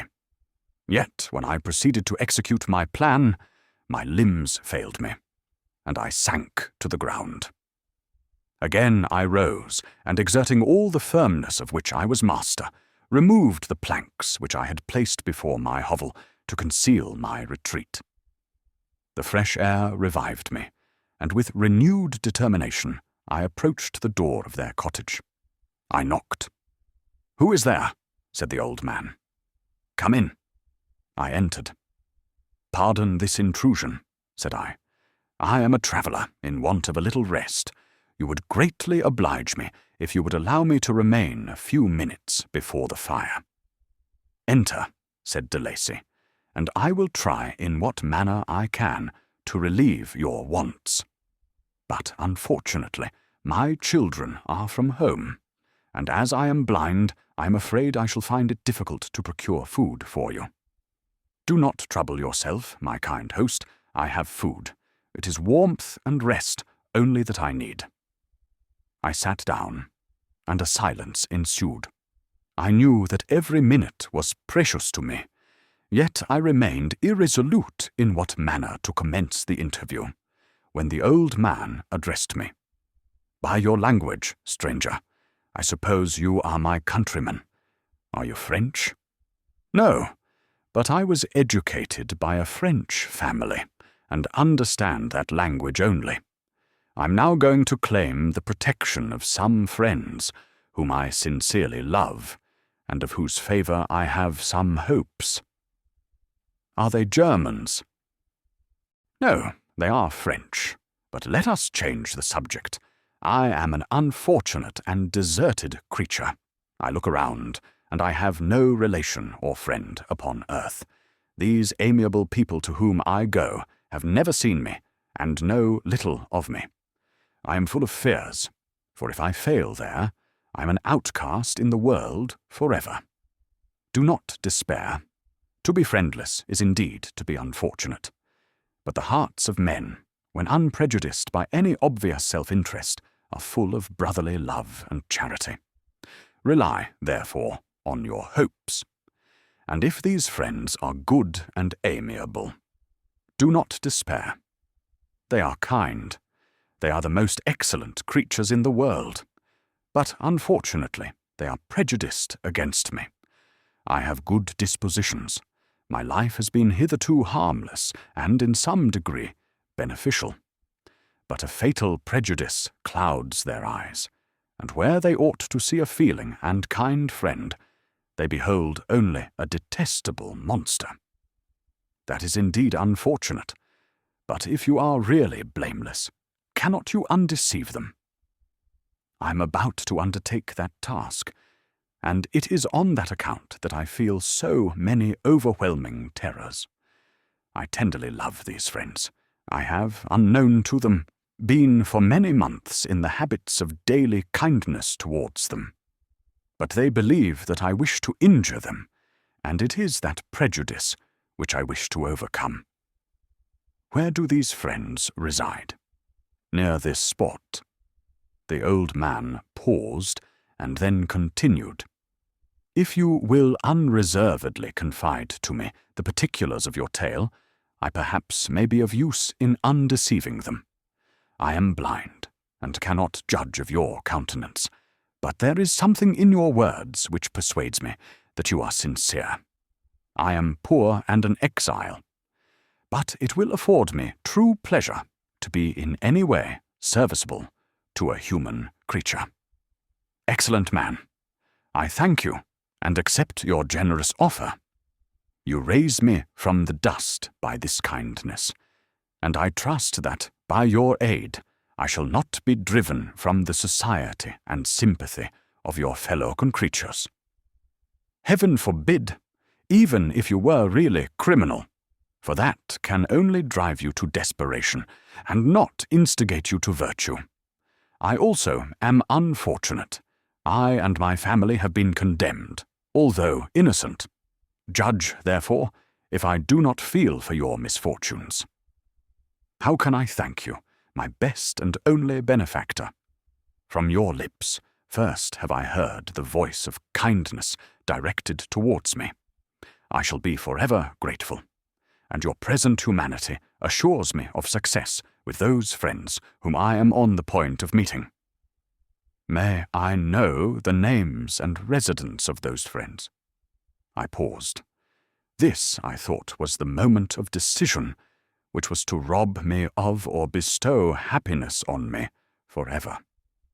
I struggled vainly for firmness sufficient to answer him, but the effort destroyed all my remaining strength.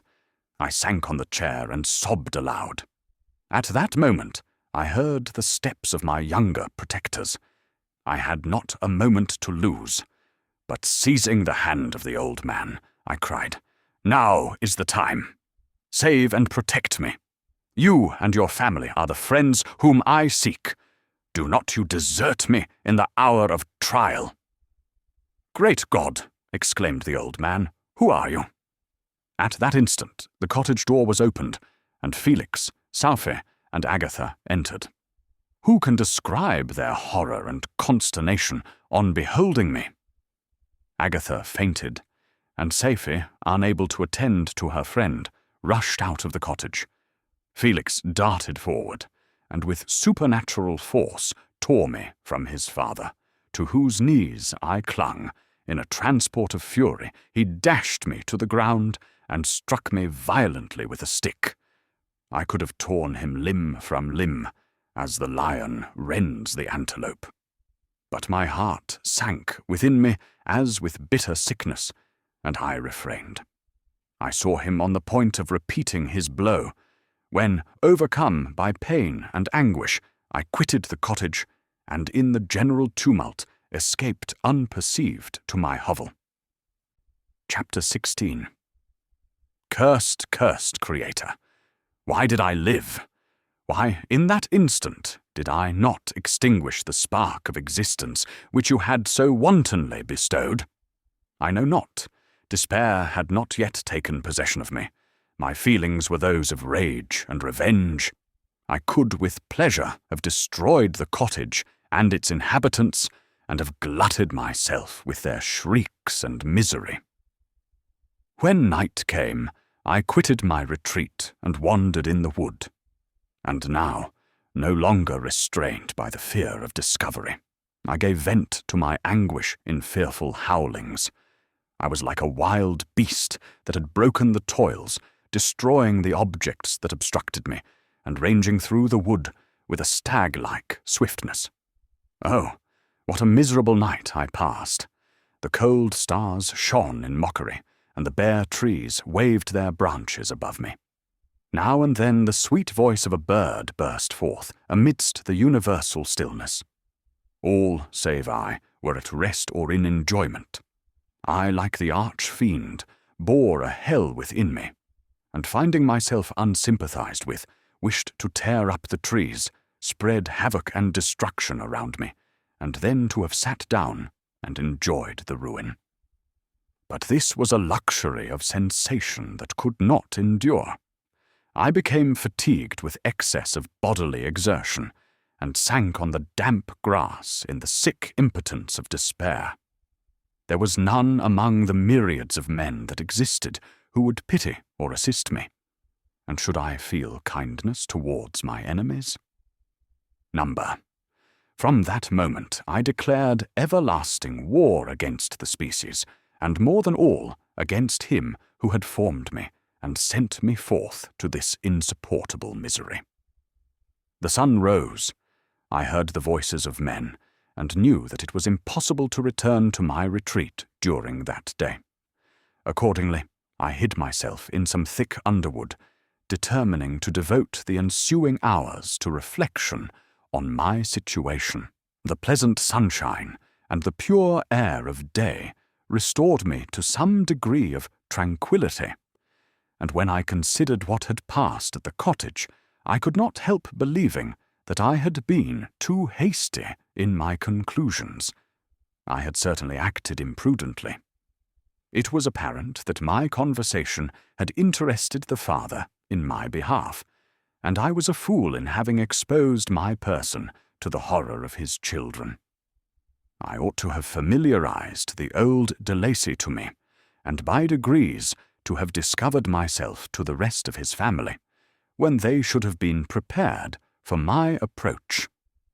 But I didn't believe my errors to be irretrievable, and after much consideration I resolved to return to the cottage, seek the old man, and by my representations win him to my party. These thoughts calmed me, and in the afternoon I sank into a profound sleep.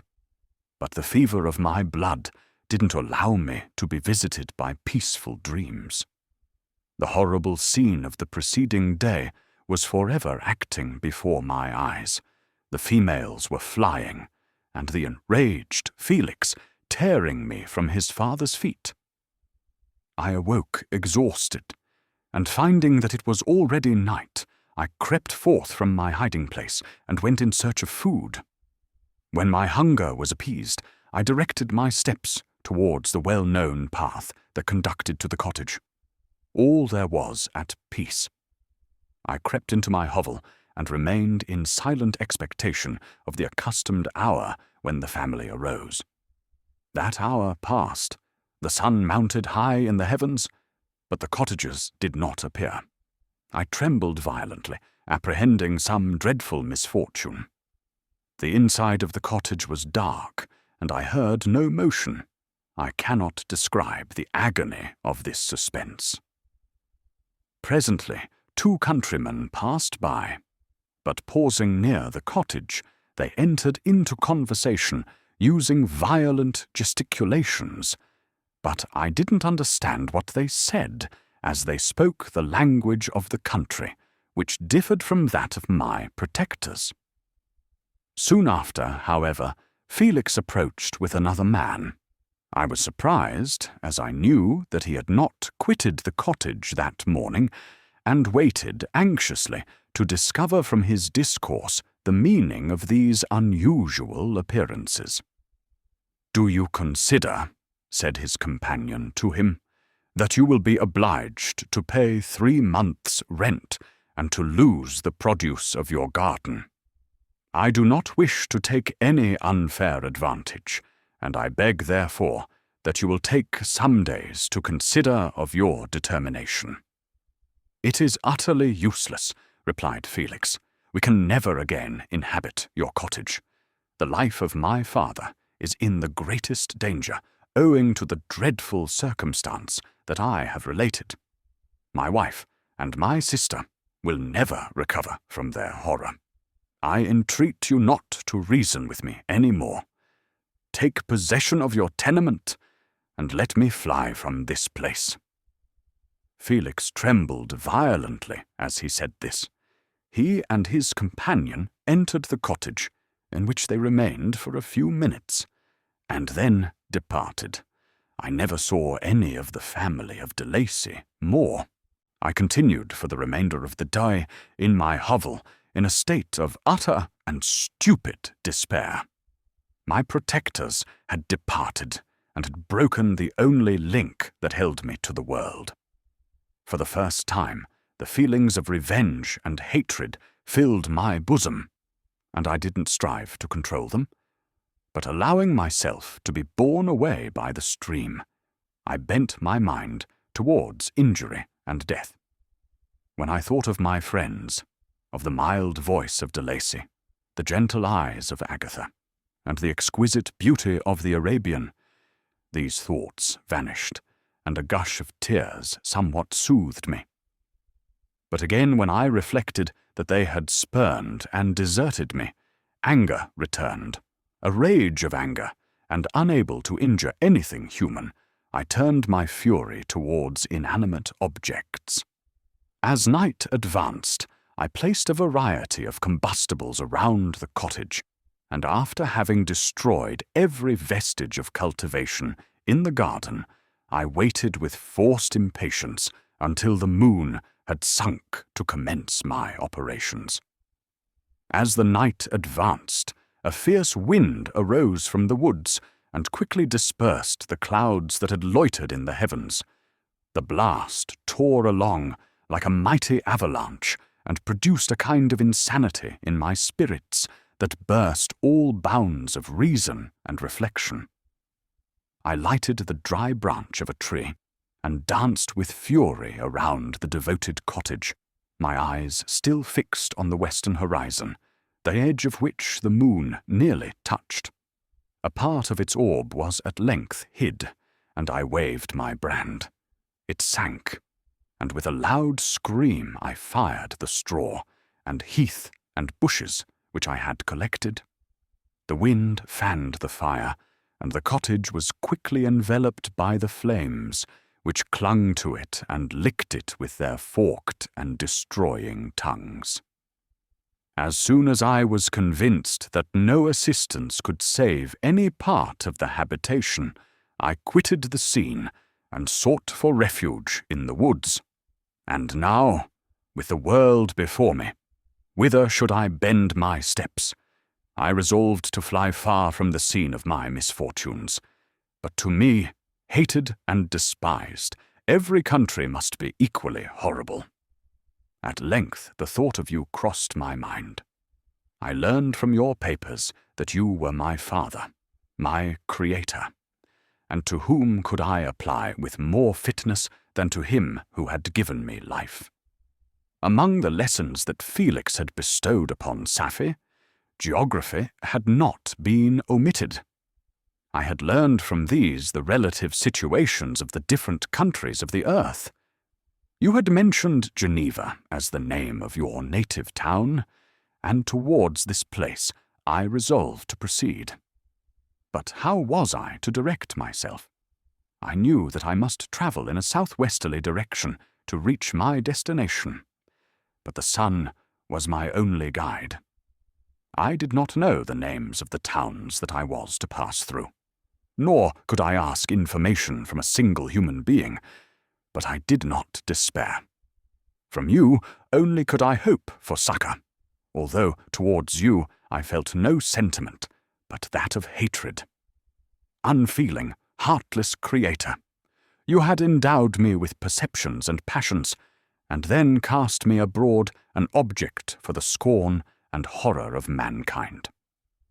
But on you only had I any claim for pity and redress, and from you I determined to seek that justice which I vainly attempted to gain from any other being that wore the human form. My travels were long, and the sufferings I endured intense. It was late in autumn when I quitted the district where I had so long resided. I travelled only at night, fearful of encountering the visage of a human being. Nature decayed around me, and the sun became heatless. Rain and snow poured around me. Mighty rivers were frozen. The surface of the earth was hard and chill and bare, and I found no shelter. O earth! How often did I imprecate curses on the cause of my being? The mildness of my nature had fled, and all within me was turned to gall and bitterness. The nearer I approached to your habitation, the more deeply did I feel the spirit of revenge enkindled in my heart. Snow fell, and the waters were hardened, but I rested not. A few incidents now and then directed me, and I possessed a map of the country. But I often wandered wide from my path. The agony of my feelings allowed me no respite. No incident occurred from which my rage and misery could not extract its food, but a circumstance that happened when I arrived on the confines of Switzerland, when the sun had recovered its warmth and the earth again began to look green, confirmed in an especial manner the bitterness and horror of my feelings. I generally rested during the day and travelled only when I was secured by night from the view of man. One morning, however, finding that my path lay through a deep wood, I ventured to continue my journey after the sun had risen. The day, which was one of the first of spring, cheered even me by the loveliness of its sunshine and the balminess of the air. I felt emotions of gentleness and pleasure that had long appeared dead revive within me. Half surprised by the novelty of these sensations, I allowed myself to be borne away by them, and forgetting my solitude and deformity, dared to be happy. Soft tears again bedewed my cheeks, and I even raised my humid eyes with thankfulness towards the Blackwood sun, which bestowed such joy upon me. I continued to wind among the paths of the wood until I came to its boundary, which was skirted by a deep and rapid river, into which many of the trees bent their branches, now budding with the fresh spring. Here I paused, not exactly knowing what path to pursue, when I heard the sound of voices that induced me to conceal myself under the shade of a cypress. I was scarcely hid when a young girl came running towards the spot where I was concealed, laughing, as if she ran from someone in sport. She continued her course along the precipitous sides of the river, when suddenly her foot slipped, and she fell into the rapid stream. I rushed from my hiding place, and with extreme labour, from the force of the current, saved her and dragged her to shore. She was senseless, and I endeavoured by every means in my power to restore animation, when I was suddenly interrupted by the approach of a rustic who was probably the person from whom she had playfully fled. On seeing me, he darted towards me, and tearing the girl from my arms, hastened towards the deeper parts of the wood. I followed speedily, I hardly knew why. But when the man saw me draw near, he aimed a gun, which he carried, at my body and fired. I sank to the ground, and my injurer, with increased swiftness, escaped into the wood. This was then the reward of my benevolence.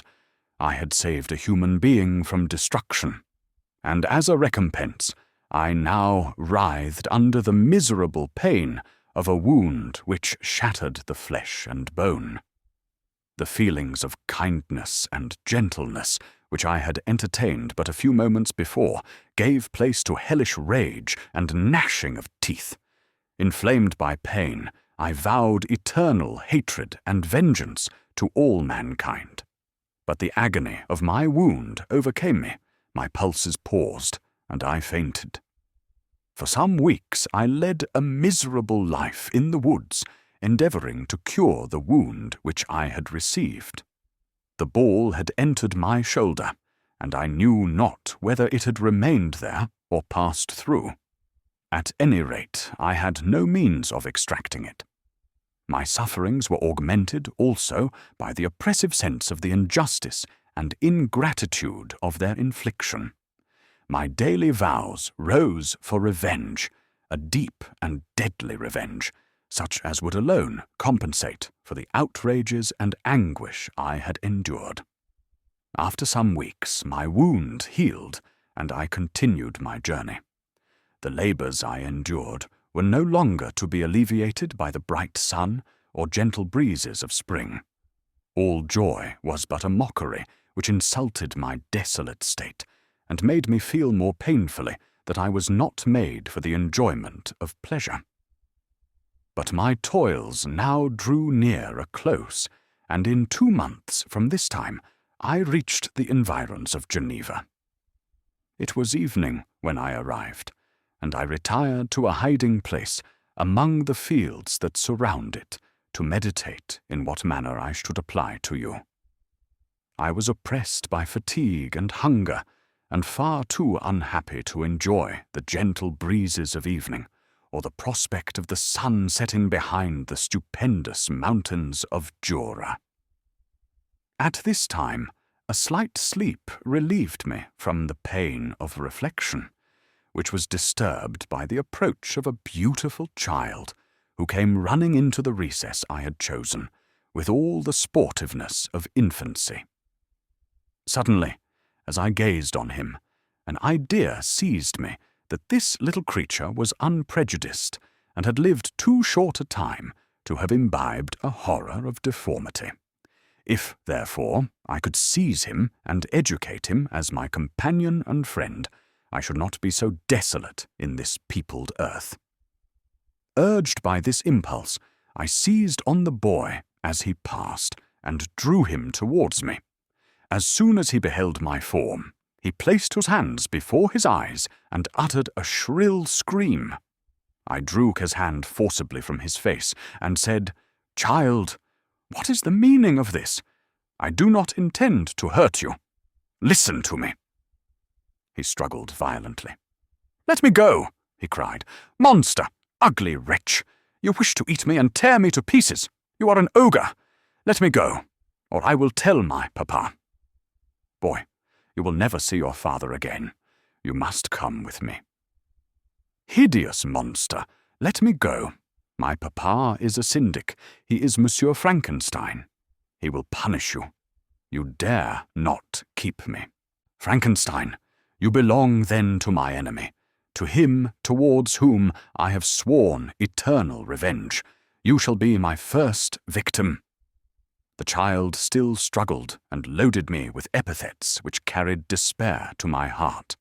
I grasped his throat to silence him, and in a moment he lay dead at my feet.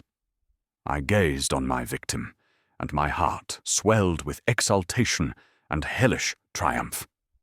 Clapping my hands, I exclaimed, "I too can create desolation. My enemy is not invulnerable. This death will carry despair to him, and 1,000 other miseries shall torment and destroy him."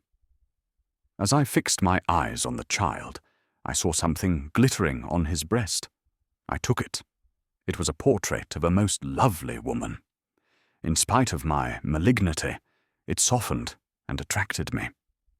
For a few moments I gazed with delight on her dark eyes, fringed by deep lashes, and her lovely lips. But presently my rage returned.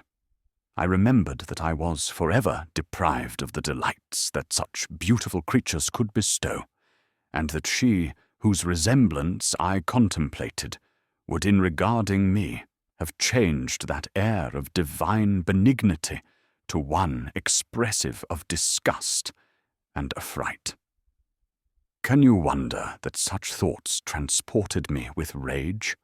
I only wonder that at that moment, instead of venting my sensations in exclamations and agony, I did not rush among mankind and perish in the attempt to destroy them. While I was overcome by these feelings, I left the spot where I had committed the murder, and seeking a more secluded hiding place, I entered a barn which had appeared to me to be empty. A woman was sleeping on some straw. She was young, not indeed so beautiful as her whose portrait I held, but of an agreeable aspect, and blooming in the loveliness of youth and health. Here, I thought, is one of those whose joy-imparting smiles are bestowed on all but me. And then I bent over her and whispered, "Awake, fairest, thy lover is near, he who would give his life but to obtain one look of affection from thine eyes. My beloved, awake!" The sleeper stirred. A thrill of terror ran through me. Should she indeed awake and see me, and curse me, and denounce the murderer?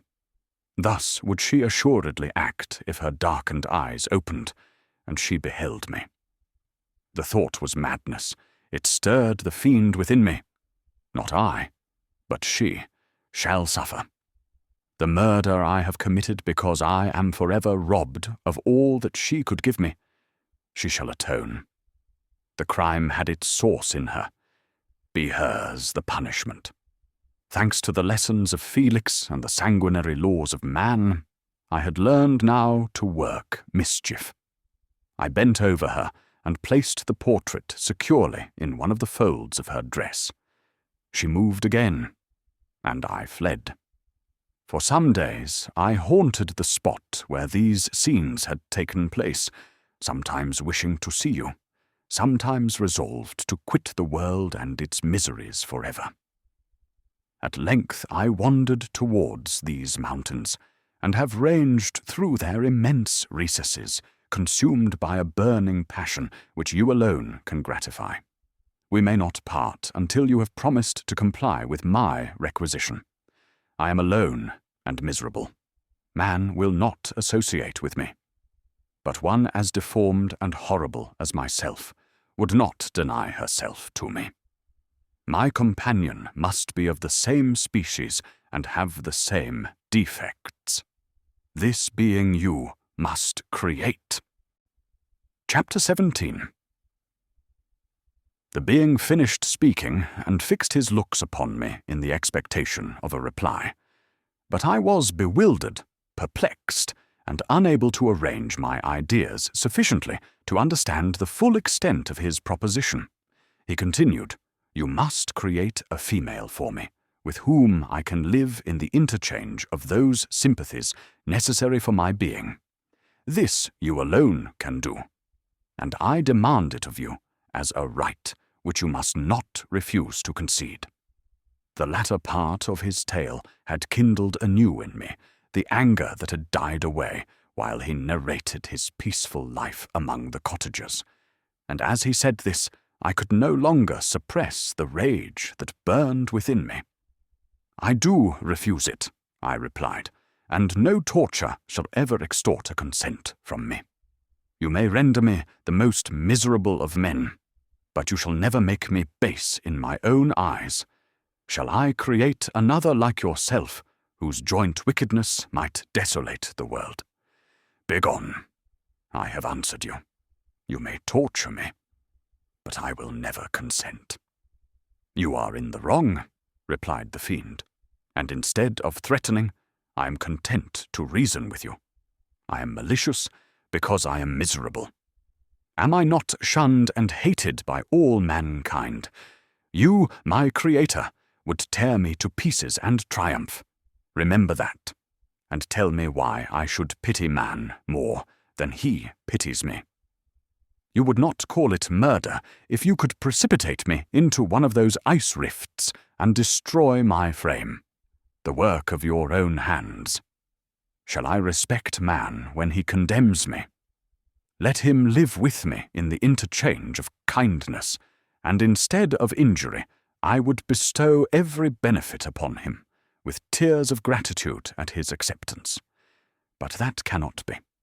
The human senses are insurmountable barriers to our union. Yet mine shall not be the submission of abject slavery. I will revenge my injuries.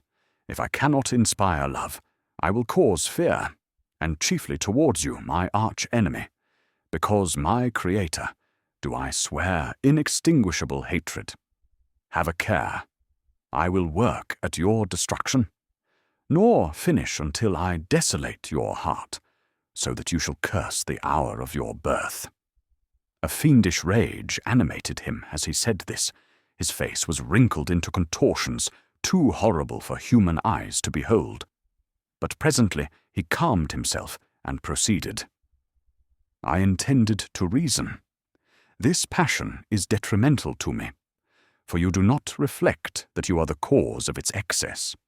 If any being felt emotions of benevolence towards me, I should return them 100 and 100-fold. For that one creature's sake, I would make peace with the whole kind. But I now indulge in dreams of bliss that cannot be realized. What I ask of you is reasonable and moderate. I demand a creature of another sex, but as hideous as myself. The gratification is small, but it is all that I can receive, and it shall content me. It is true, we shall be monsters, cut off from all the world, but on that account we shall be more attached to one another. Our lives will not be happy, but they will be harmless and free from the misery I now feel. O my Creator, make me happy. Let me feel gratitude towards you for one benefit. Let me see that I excite the sympathy of some existing thing. Do not deny me my request." I was moved. I shuddered when I thought of the possible consequences of my consent, but I felt that there was some justice in his argument. His tale, and the feelings he now expressed, proved him to be a creature of fine sensations. And did I not, as his maker, owe him all the portion of happiness that it was in my power to bestow? He saw my change of feeling, and continued, "If you consent, neither you nor any other human being shall ever see us again. I will go to the vast wilds of South America. My food is not that of man. I do not destroy the lamb and the kid to glut my appetite. Acorns and berries afford me sufficient nourishment. My companion will be of the same nature as myself, and will be content with the same fare. We shall make our bed of dried leaves. The sun will shine on us as on man, and will ripen our food. The picture I present to you is peaceful and human, and you must feel that you could deny it only in the wantonness of power and cruelty. Pitiless as you have been towards me, I now see compassion in your eyes. Let me seize the favorable moment and persuade you to promise what I so ardently desire." "You propose," replied I, "to fly from the habitations of man, to dwell in those wilds where the beasts of the field will be your only companions. How can you, who long for the love and sympathy of man, persevere in this exile? You will return and again seek their kindness, and you will meet with their detestation. Your evil passions will be renewed, and you will then have a companion to aid you in the task of destruction. This may not be. Cease to argue the point, for I cannot consent. How inconstant are your feelings! But a moment ago you were moved by my representations, and why do you again harden yourself to my complaints? I swear to you, by the earth which I inhabit, and by you that made me, that with the companion you bestow, I will quit the neighborhood of man, and dwell, as it may chance, in the most savage of places. My evil passions will have fled, for I shall meet with sympathy. My life will flow quietly away, and in my dying moments I shall not curse my Maker." His words had a strange effect upon me. I compassionated him, and sometimes felt a wish to console him. But when I looked upon him, when I saw the filthy mass that moved and talked, my heart sickened, and my feelings were altered to those of horror and hatred. I tried to stifle these sensations. I thought that, as I could not sympathize with him, I had no right to withhold from him the small portion of happiness which was yet in my power to bestow. "You swear," I said, to be harmless. But have you not already shown a degree of malice that should reasonably make me distrust you? May not even this be a feint that will increase your triumph by affording a wider scope for your revenge? How is this? I must not be trifled with, and I demand an answer. If I have no ties and no affections, hatred and vice must be my portion. The love of another will destroy the cause of my crimes, and I shall become a thing of whose existence everyone will be ignorant. My vices are the children of a forced solitude that I abhor, and my virtues will necessarily arise when I live in communion with an equal. I shall feel the affections of a sensitive being, and become linked to the chain of existence and events from which I am now excluded. I paused some time to reflect on all he had related and the various arguments which he had employed. I thought of the promise of virtues which he had displayed on the opening of his existence, and the subsequent blight of all kindly feeling by the loathing and scorn which his protectors had manifested towards him. His power and threats were not omitted in my calculations. A creature who could exist in the ice caves of the glaciers and hide himself from pursuit among the ridges of inaccessible precipices was a being possessing faculties it would be vain to cope with. After a long pause of reflection, I concluded that the justice due both to him and my fellow creatures demanded of me that I should comply with his request. Turning to him, therefore, I said, I consent to your demand, on your solemn oath to quit Europe forever, and every other place in the neighborhood of man, as soon as I shall deliver into your hands a female who will accompany you in your exile. I swear, he cried, by the sun, and by the blue sky of heaven, and by the fire of love that burns my heart, that if you grant my prayer, while they exist, you shall never behold me again. Depart to your home, and commence your labors. I shall watch their progress with unutterable anxiety, and fear not but that when you are ready, I shall appear. Saying this, he suddenly quitted me, fearful, perhaps, of any change in my sentiments. I saw him descend the mountain with greater speed than the flight of an eagle, and quickly lost among the undulations of the sea of ice. His tale had occupied the whole day, and the sun was upon the verge of the horizon when he departed. I knew that I ought to hasten my descent towards the valley, as I should soon be encompassed in darkness, but my heart was heavy, and my steps slow. The labor of winding among the little paths of the mountain, and fixing my feet firmly as I advanced, perplexed me, occupied as I was by the emotions which the occurrences of the day had produced. Night was far advanced when I came to the halfway resting place and seated myself beside the fountain. The stars shone at intervals as the clouds passed from over them. The dark pines rose before me, and every here and there a broken tree lay on the ground.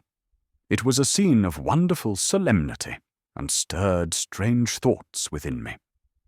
I wept bitterly, and clasping my hands in agony, I exclaimed, "Oh, stars and clouds and winds, ye are all about to mock me. If ye really pity me, crush sensation and memory. Let me become as naught. But if not, depart, depart, and leave me in darkness." These were wild and miserable thoughts, but I cannot describe to you how the eternal twinkling of the stars weighed upon me, and how I listened to every blast of wind as if it were a dull, ugly siroc on its way to consume me. Morning dawned before I arrived at the village of Chamonix.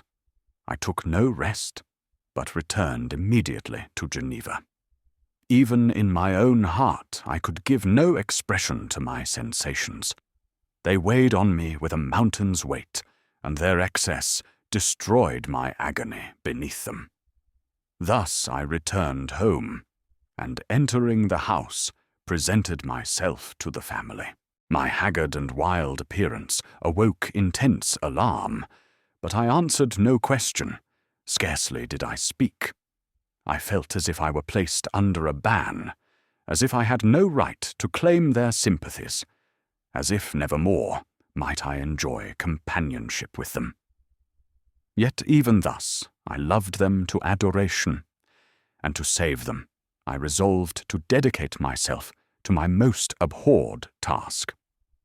The prospect of such an occupation made every other circumstance of existence pass before me like a dream, and that thought only had to me the reality of life. Chapter 18. Day after day, week after week, passed away on my return to Geneva, and I could not collect the courage to recommence my work. I feared the vengeance of the disappointed fiend, yet I was unable to overcome my repugnance to the task which was enjoined me. I found that I could not compose a female without again devoting several months to profound study and laborious disquisition. I had heard of some discoveries having been made by an English philosopher, the knowledge of which was material to my success, and I sometimes thought of obtaining my father's consent to visit England for this purpose. But I clung to every pretence of delay, and shrank from taking the first step in an undertaking whose immediate necessity began to appear less absolute to me. A change indeed had taken place in me. My health, which had hitherto declined, was now much restored, and my spirits, when unchecked by the memory of my unhappy promise, rose proportionably. My father saw this change with pleasure, and he turned his thoughts towards the best method of eradicating the remains of my melancholy, which every now and then would return by fits, and with a devouring blackness overcast the approaching sunshine. At these moments I took refuge in the most perfect solitude. I passed whole days on the lake alone in a little boat, watching the clouds and listening to the rippling of the waves, silent and listless. But the fresh air and bright sun seldom failed to restore me to some degree of composure, and on my return I met the salutations of my friends with a readier smile and a more cheerful heart. It was after my return from one of these rambles that my father, calling me aside, thus addressed me. "I am happy to remark, my dear son, that you have resumed your former pleasures and seem to be returning to yourself. And yet you are still unhappy and still avoid our society. For some time I was lost in conjecture as to the cause of this, but yesterday an idea struck me, and if it is well founded, I conjure you to avow it. Reserve on such a point would be not only useless, but draw down treble misery on us all." I trembled violently at his exordium, and my father continued, "I confess, my son, that I have always looked forward to your marriage with our dear Elizabeth as the tie of our domestic comfort and the stay of my declining years. You were attached to each other from your earliest infancy. You studied together, and appeared in dispositions and tastes entirely suited to one another. But so blind is the experience of man that what I conceived to be the best assistance to my plan may have entirely destroyed it. You, perhaps, regard her as your sister, without any wish that she might become your wife. Nay, you may have met with another whom you may love, and considering yourself as bound in honor to Elizabeth, this struggle may occasion the poignant misery which you appear to feel. My dear father, reassure yourself. I love my cousin tenderly and sincerely. I never saw any woman who excited, as Elizabeth does, my warmest admiration and affection. My future hopes and prospects are entirely bound up in the expectation of our union. The expression of your sentiments of this subject, my dear Victor, gives me more pleasure than I have for some time experienced. If you feel thus, we shall assuredly be happy, however present events may cast a gloom over us. But it is this gloom which appears to have taken so strong a hold of your mind that I wish to dissipate. Tell me, therefore, whether you object to an immediate solemnization of the marriage. We have been unfortunate, and recent events have drawn us from that everyday tranquillity befitting my years and infirmities. You are younger, yet I do not suppose, possessed as you are of a competent fortune, that an early marriage would at all interfere with any future plans of honor and utility that you may have formed. Do not suppose, however, that I wish to dictate happiness to you, or that a delay on your part would cause me any serious uneasiness.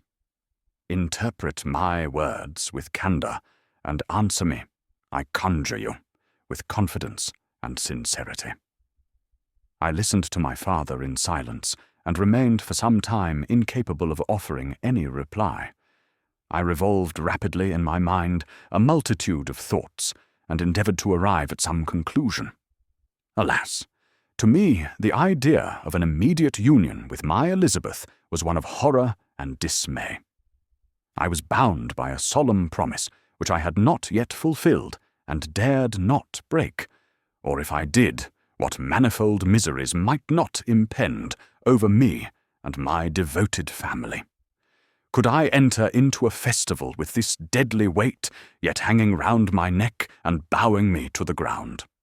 I must perform my engagement, and let the monster depart with his mate before I allowed myself to enjoy the delight of a union from which I expected peace. I remembered also the necessity imposed upon me of either journeying to England or entering into a long correspondence with those philosophers of that country whose knowledge and discoveries were of indispensable use to me in my present undertaking. The latter method of obtaining the desired intelligence was dilatory and unsatisfactory. Besides, I had an insurmountable aversion to the idea of engaging myself in my loathsome task in my father's house while in habits of familiar intercourse with those I loved. I knew that 1,000 fearful accidents might occur, the slightest of which would disclose a tale to thrill all connected with me with horror. I was aware also that I should often lose all self-command, all capacity of hiding the harrowing sensations that would possess me during the progress of my unearthly occupation. I must absent myself from all I loved while thus employed. Once commenced, it would quickly be achieved, and I might be restored to my family in peace and happiness. My promise fulfilled, the monster would depart forever. Or, so my fond fancy imaged, some accident might meanwhile occur to destroy him and put an end to my slavery forever. These feelings dictated my answer to my father. I expressed a wish to visit England, but concealing the true reasons of this request, I clothed my desires under a guise which excited no suspicion, while I urged my desire with an earnestness that easily induced my father to comply. After so long a period of an absorbing melancholy that resembled madness in its intensity and effects, he was glad to find that I was capable of taking pleasure in the idea of such a journey, and he hoped that change of scene and varied amusement would, before my return, have restored me entirely to myself. The duration of my absence was left to my own choice. A few months, or at most a year, was the period contemplated. One paternal, kind precaution he had taken to ensure my having a companion. Without previously communicating with me, he had, in concert with Elizabeth, arranged that Clerval should join me at Strasbourg. This interfered with the solitude I coveted for the prosecution of my task. Yet at the commencement of my journey, the presence of my friend could in no way be an impediment.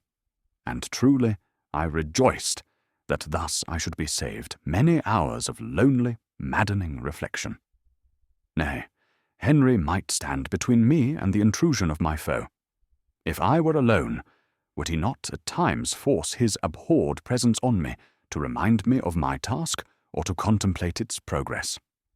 To England, therefore, I was bound, and it was understood that my union with Elizabeth should take place immediately on my return. My father's age rendered him extremely averse to delay. For myself, there was one reward I promised myself from my detested toils, one consolation for my unparalleled sufferings. It was the prospect of that day, when, enfranchised from my miserable slavery, I might claim Elizabeth and forget the past in my union with her. I now made arrangements for my journey, but one feeling haunted me, which filled me with fear and agitation. During my absence, I should leave my friends unconscious of the existence of their enemy and unprotected from his attacks, exasperated as he might be by my departure.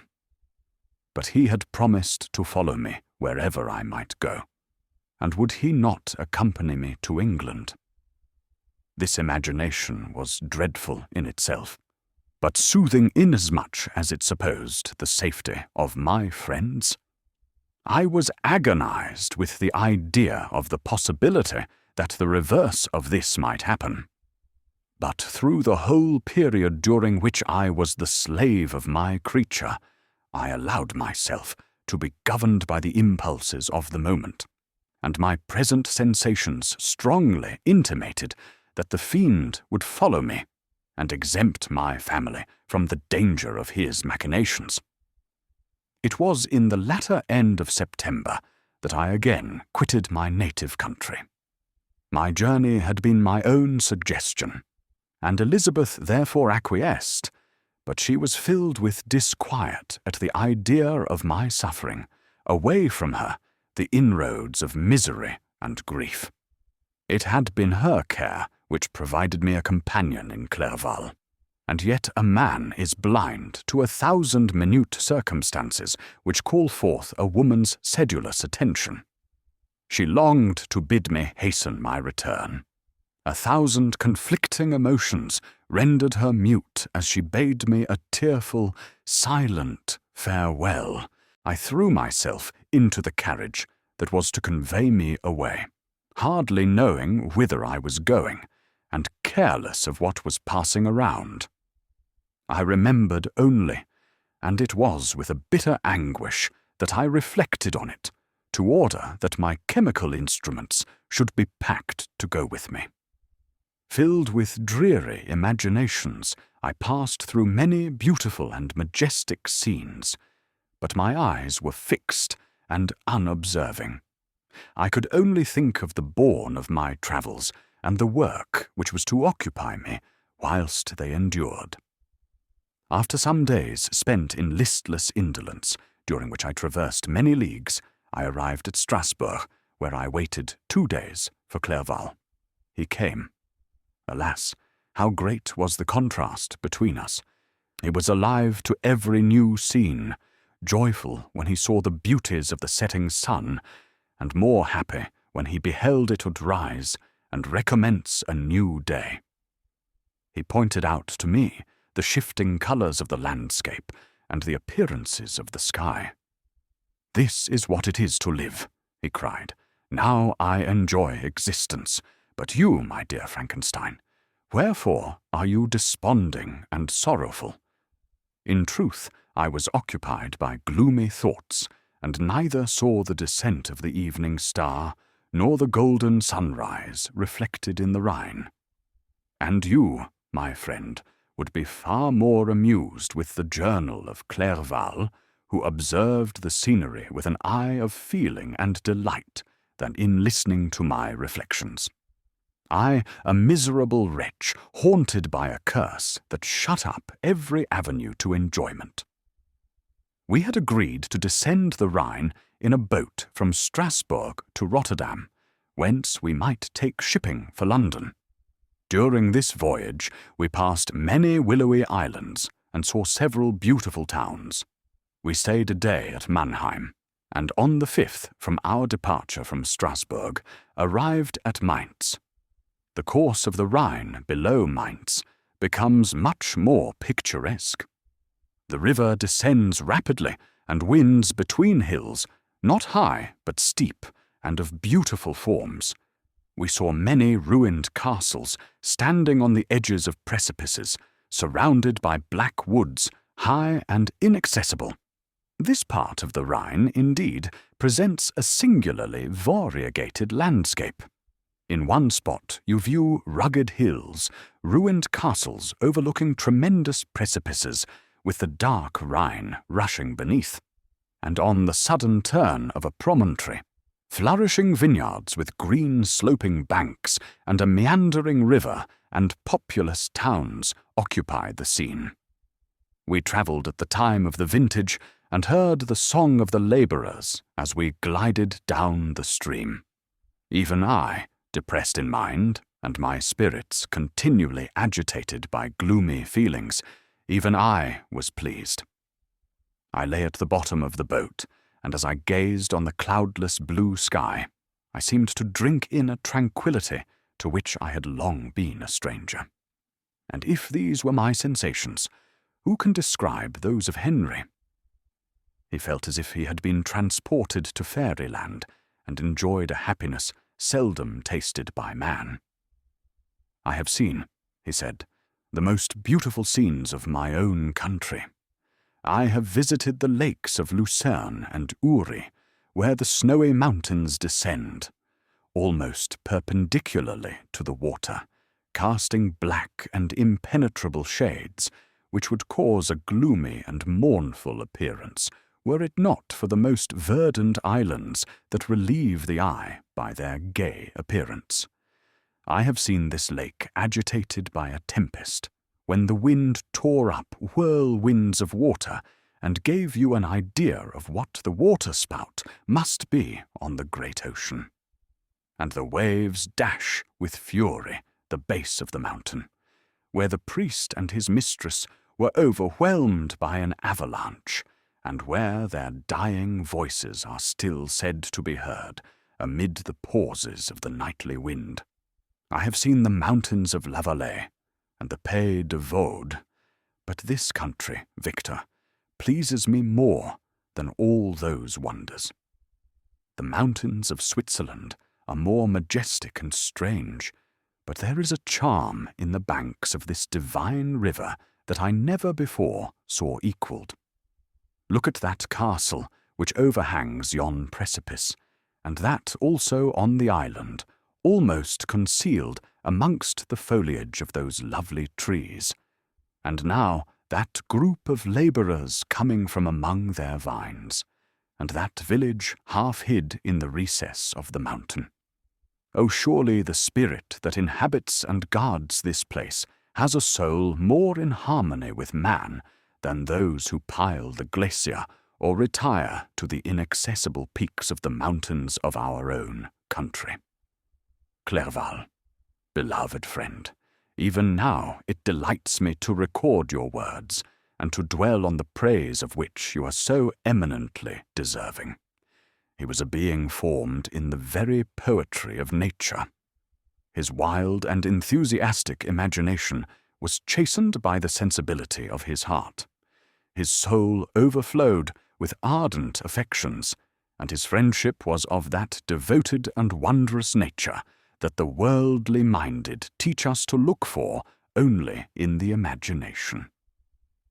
But even human sympathies were not sufficient to satisfy his eager mind. The scenery of external nature, which others regard only with admiration, he loved with ardour. The sounding cataract haunted him like a passion. The tall rock, the mountain, and the deep and gloomy wood, their colours and their forms, were then to him an appetite, a feeling, and a love that had no need of a remoter charm, by thought supplied, or any interest unborrowed from the eye.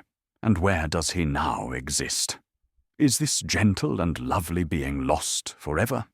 Has this mind, so replete with ideas, imaginations fanciful and magnificent, which formed a world whose existence depended on the life of its creator, has this mind perished?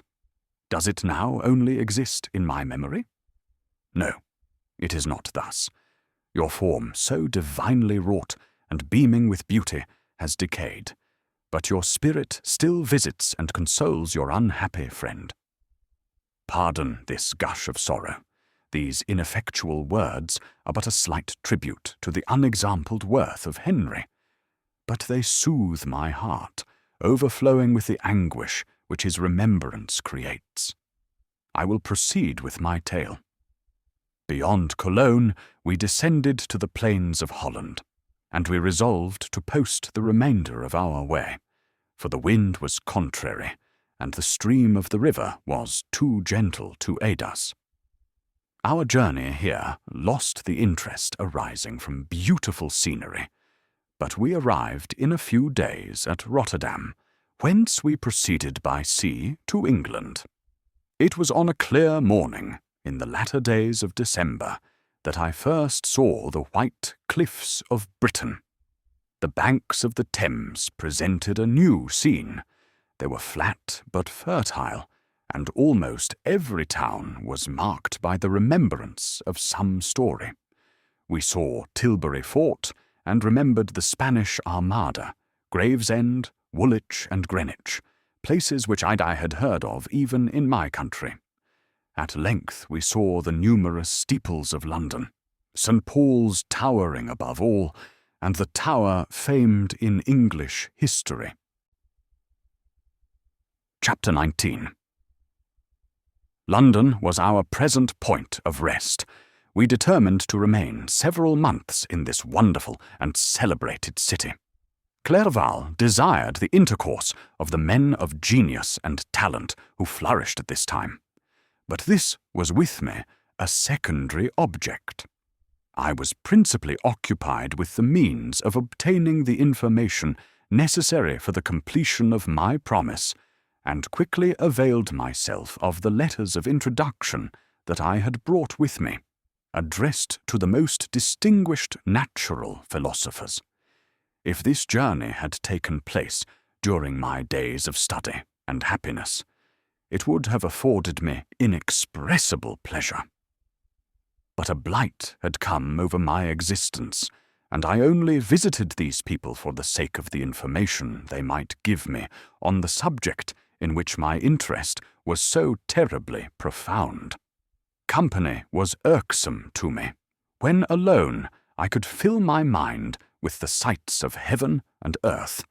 The voice of Henry soothed me, and I could thus cheat myself into a transitory peace. But busy, uninteresting, joyous faces brought back despair to my heart. I saw an insurmountable barrier placed between me and my fellow men. This barrier was sealed with the blood of William and Justine, and to reflect on the events connected with those names filled my soul with anguish. But in Clerval I saw the image of my former self. He was inquisitive and anxious to gain experience and instruction. The difference of manners which he observed was to him an inexhaustible source of instruction and amusement. He was also pursuing an object he had long had in view. His design was to visit India, in the belief that he had in his knowledge of its various languages, and in the views he had taken of its society, the means of materially assisting the progress of European colonization and trade. In Britain only could he further the execution of his plan. He was forever busy, and the only check to his enjoyments was my sorrowful and dejected mind.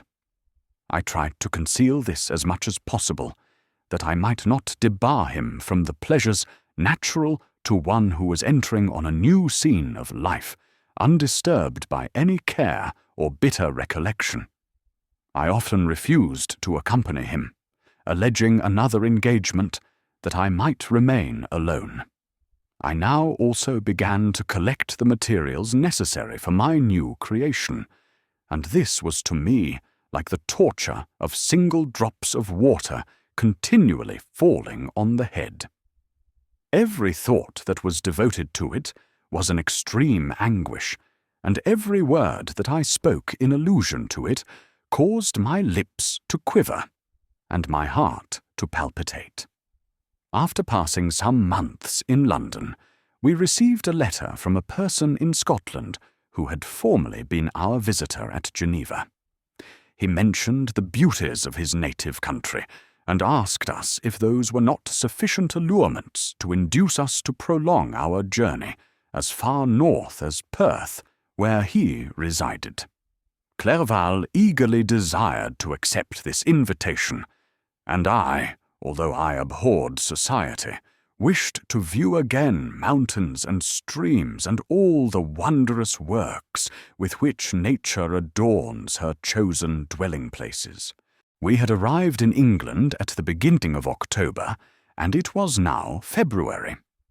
We accordingly determined to commence our journey towards the north at the expiration of another month. In this expedition, we didn't intend to follow the great road to Edinburgh, but to visit Windsor, Oxford, Matlock, and the Cumberland Lakes, resolving to arrive at the completion of this tour about the end of July. I packed up my chemical instruments and the materials I had collected, resolving to finish my labours in some obscure nook in the northern Highlands of Scotland. We quitted London on the 27th of March and remained a few days at Windsor, rambling in its beautiful forest. This was a new scene to us mountaineers. The majestic oaks, the quantity of game, and the herds of stately deer were all novelties to us. From thence we proceeded to Oxford. As we entered this city, our minds were filled with the remembrance of the events that had been transacted there more than a century and a half before. It was here that Charles I had collected his forces. This city had remained faithful to him, after the whole nation had forsaken his cause, to join the standard of a parliament and liberty. The memory of that unfortunate king and his companions, the amiable Falkland, the insolent Goring, his queen and son, gave a peculiar interest to every part of the city which they might be supposed to have inhabited. The spirit of elder days found a dwelling here, and we delighted to trace its footsteps.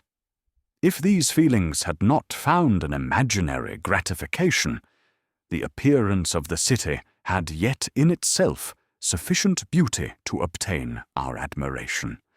The colleges are ancient and picturesque, the streets are almost magnificent, and the lovely Isis, which flows beside it through meadows of exquisite verdure, is spread forth into a placid expanse of waters, which reflects its majestic assemblage of towers and spires and domes embosomed among aged trees.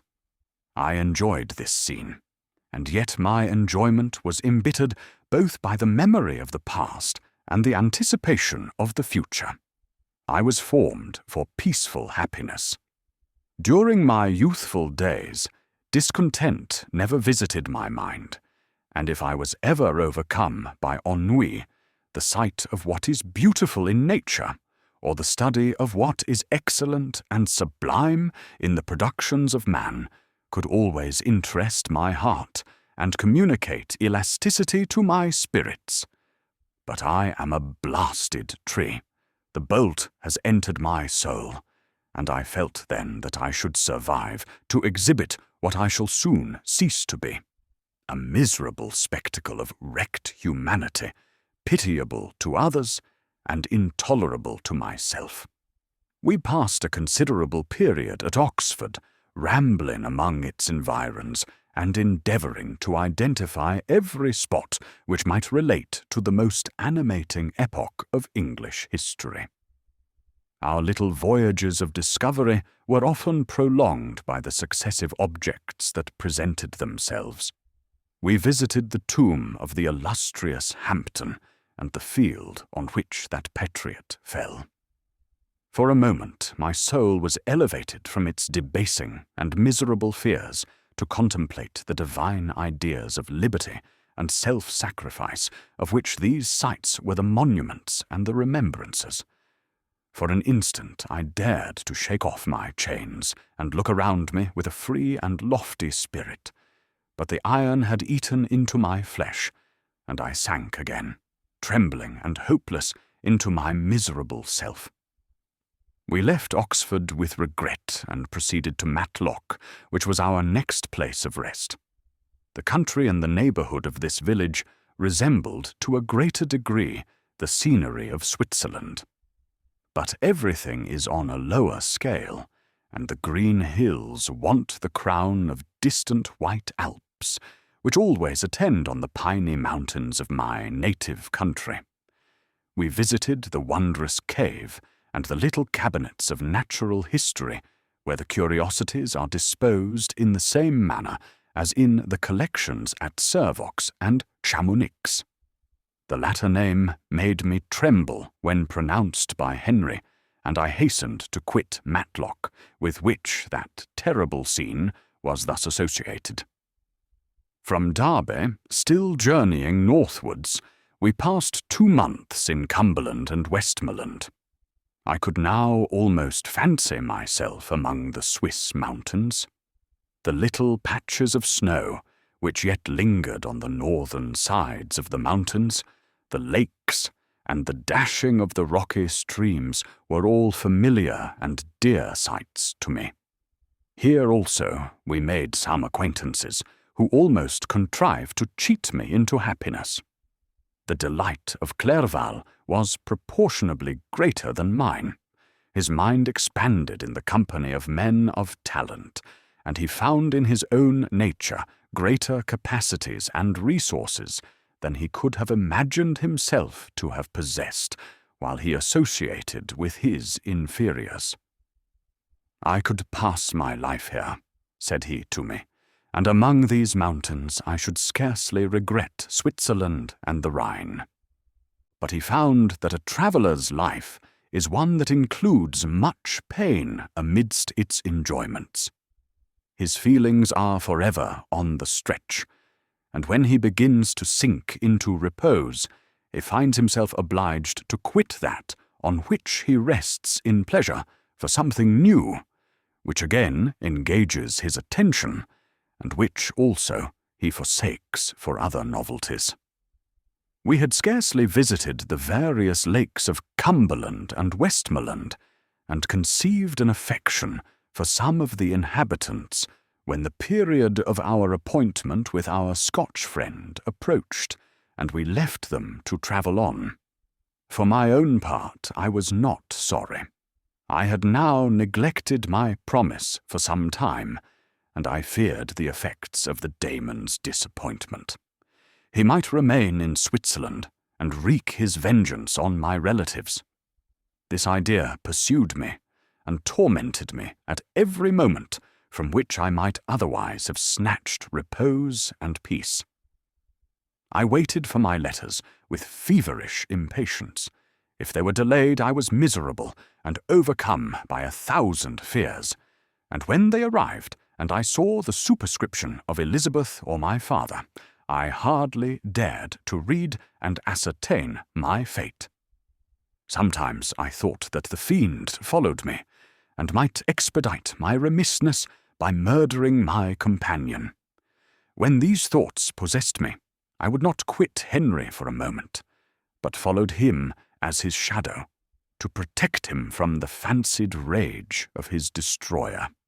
I felt as if I had committed some great crime, the consciousness of which haunted me. I was guiltless, but I had indeed drawn down a horrible curse upon my head, as mortal as that of crime. I visited Edinburgh with languid eyes and mind, and yet that city might have interested the most unfortunate being. Clerval did not like it so well as Oxford, for the antiquity of the latter city was more pleasing to him.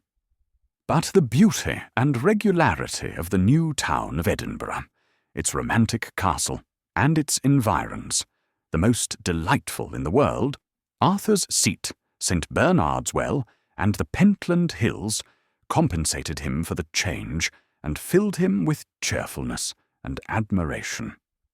But I was impatient to arrive at the termination of my journey. We left Edinburgh in a week, passing through Cupar, St. Andrews, and along the banks of the Tay, to Perth, where our friend expected us. But I was in no mood to laugh and talk with strangers, or enter into their feelings or plans with the good humour expected from a guest, and accordingly I told Clerval that I wished to make the tour of Scotland alone. "Do you," said I, "enjoy yourself, and let this be our rendezvous. I may be absent a month or two, but do not interfere with my motions, I entreat you. Leave me to peace and solitude for a short time, and when I return, I hope it will be with a lighter heart, more congenial to your own temper." Henry wished to dissuade me, but seeing me bent on this plan, ceased to remonstrate. He entreated me to write often. "I had rather be with you," he said, "in your solitary rambles, than with these Scotch people, whom I do not know. Hasten then, my dear friend, to return, that I may again feel myself somewhat at home, which I cannot do in your absence." Having parted from my friend, I determined to visit some remote spot of Scotland and finish my work in solitude. I did not doubt but that the monster followed me, and would discover himself to me when I should have finished, that he might receive his companion. With this resolution, I traversed the northern highlands, and fixed on one of the remotest of the Orkneys as the scene of my labours. It was a place fitted for such a work, being hardly more than a rock, whose high sides were continually beaten upon by the waves. The soil was barren, scarcely affording pasture for a few miserable cows, and oatmeal for its inhabitants, which consisted of 5 persons, whose gaunt and scraggy limbs gave tokens of their miserable fare. Vegetables and bread, when they indulged in such luxuries, and even fresh water, was to be procured from the mainland, which was about 5 miles distant. On the whole island there were but 3 miserable huts, and one of these was vacant when I arrived. This I hired. It contained but 2 rooms, and these exhibited all the squalidness of the most miserable penury. The thatch had fallen in, the walls were unplastered, and the door was off its hinges. I ordered it to be repaired, bought some furniture, and took possession. An incident which would doubtless have occasioned some surprise had not all the senses of the cottagers been benumbed by want and squalid poverty. As it was, I lived ungazed at and unmolested, hardly thanked for the pittance of food and clothes which I gave. So much does suffering blunt even the coarsest sensations of men. In this retreat I devoted the morning to labour, but in the evening, when the weather permitted, I walked on the stony beach of the sea to listen to the waves as they roared and dashed at my feet. It was a monotonous, yet ever-changing scene. I thought of Switzerland. It was far different from this desolate and appalling landscape. Its hills are covered with vines, and its cottages are scattered thickly in the plains. Its fair lakes reflect a blue and gentle sky, and when troubled by the winds, their tumult is but as the play of a lively infant when compared to the roarings of the giant ocean. In this manner, I distributed my occupations when I first arrived, but as I proceeded in my labour, it became every day more horrible and irksome to me. Sometimes I could not prevail on myself to enter my laboratory for several days, and at other times I toiled day and night in order to complete my work. It was indeed a filthy process in which I was engaged. During my first experiment, a kind of enthusiastic frenzy had blinded me to the horror of my employment. My mind was intently fixed on the consummation of my labour, and my eyes were shut to the horror of my proceedings. But now I went to it in cold blood, and my heart often sickened at the work of my hands. Thus situated, employed in the most detestable occupation, immersed in a solitude where nothing could for an instant call my attention from the actual scene in which I was engaged, my spirits became unequal. I grew restless and nervous. Every moment I feared to meet my persecutor. Sometimes I sat with my eyes fixed on the ground, fearing to raise them, lest they should encounter the object which I so much dreaded to behold. I feared to wander from the sight of my fellow creatures, lest, when alone, he should come to claim his companion. In the meantime, I worked on, and my labour was already considerably advanced. I looked towards its completion with a tremulous and eager hope, which I dared not trust myself to question, but which was intermixed with obscure forebodings of evil that made my heart sicken in my bosom. Chapter 20. I sat one evening in my laboratory. The sun had set, and the moon was just rising from the sea. I had not sufficient light for my employment, and I remained idle in a pause of consideration of whether I should leave my labour for the night or hasten its conclusion by an unremitting attention to it.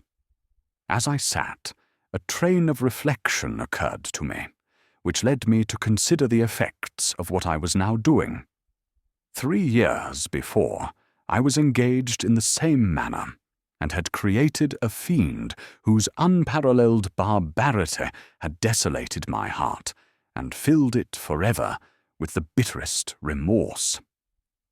I was now about to form another being of whose dispositions I was alike ignorant.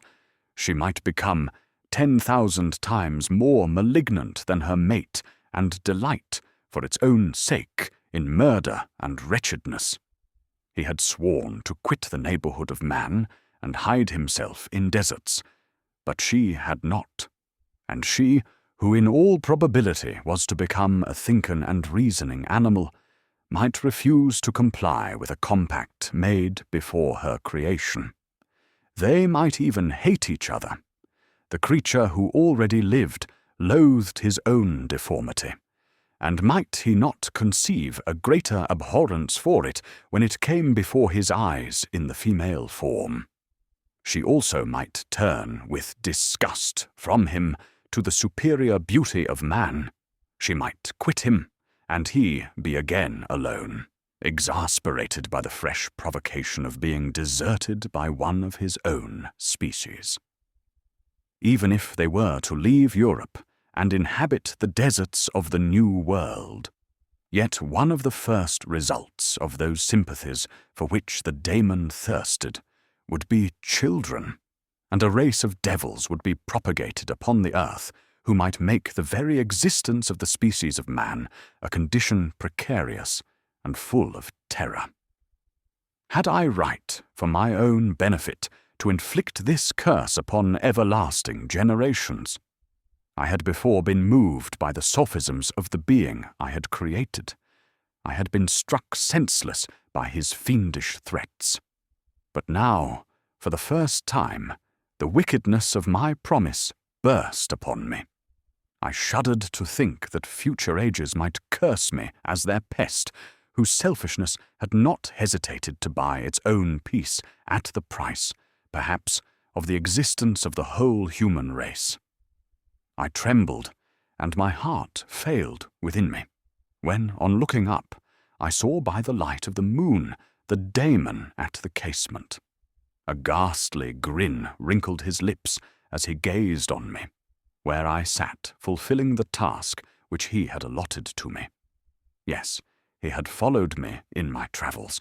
He had loitered in forests, hid himself in caves, or taken refuge in wide and desert heaths, and he now came to mark my progress and claim the fulfillment of my promise. As I looked on him, his countenance expressed the utmost extent of malice and treachery. I thought with a sensation of madness on my promise of creating another like to him, and trembling with passion, tore to pieces the thing on which I was engaged. The wretch saw me destroy the creature on whose future existence he depended for happiness, and with a howl of devilish despair and revenge, withdrew. I left the room, and locking the door, made a solemn vow in my own heart never to resume my labours. And then, with trembling steps, I sought my own apartment. I was alone. None were near me to dissipate the gloom and relieve me from the sickening oppression of the most terrible reveries. Several hours passed, and I remained near my window, gazing on the sea. It was almost motionless, for the winds were hushed, and all nature reposed under the eye of the quiet moon.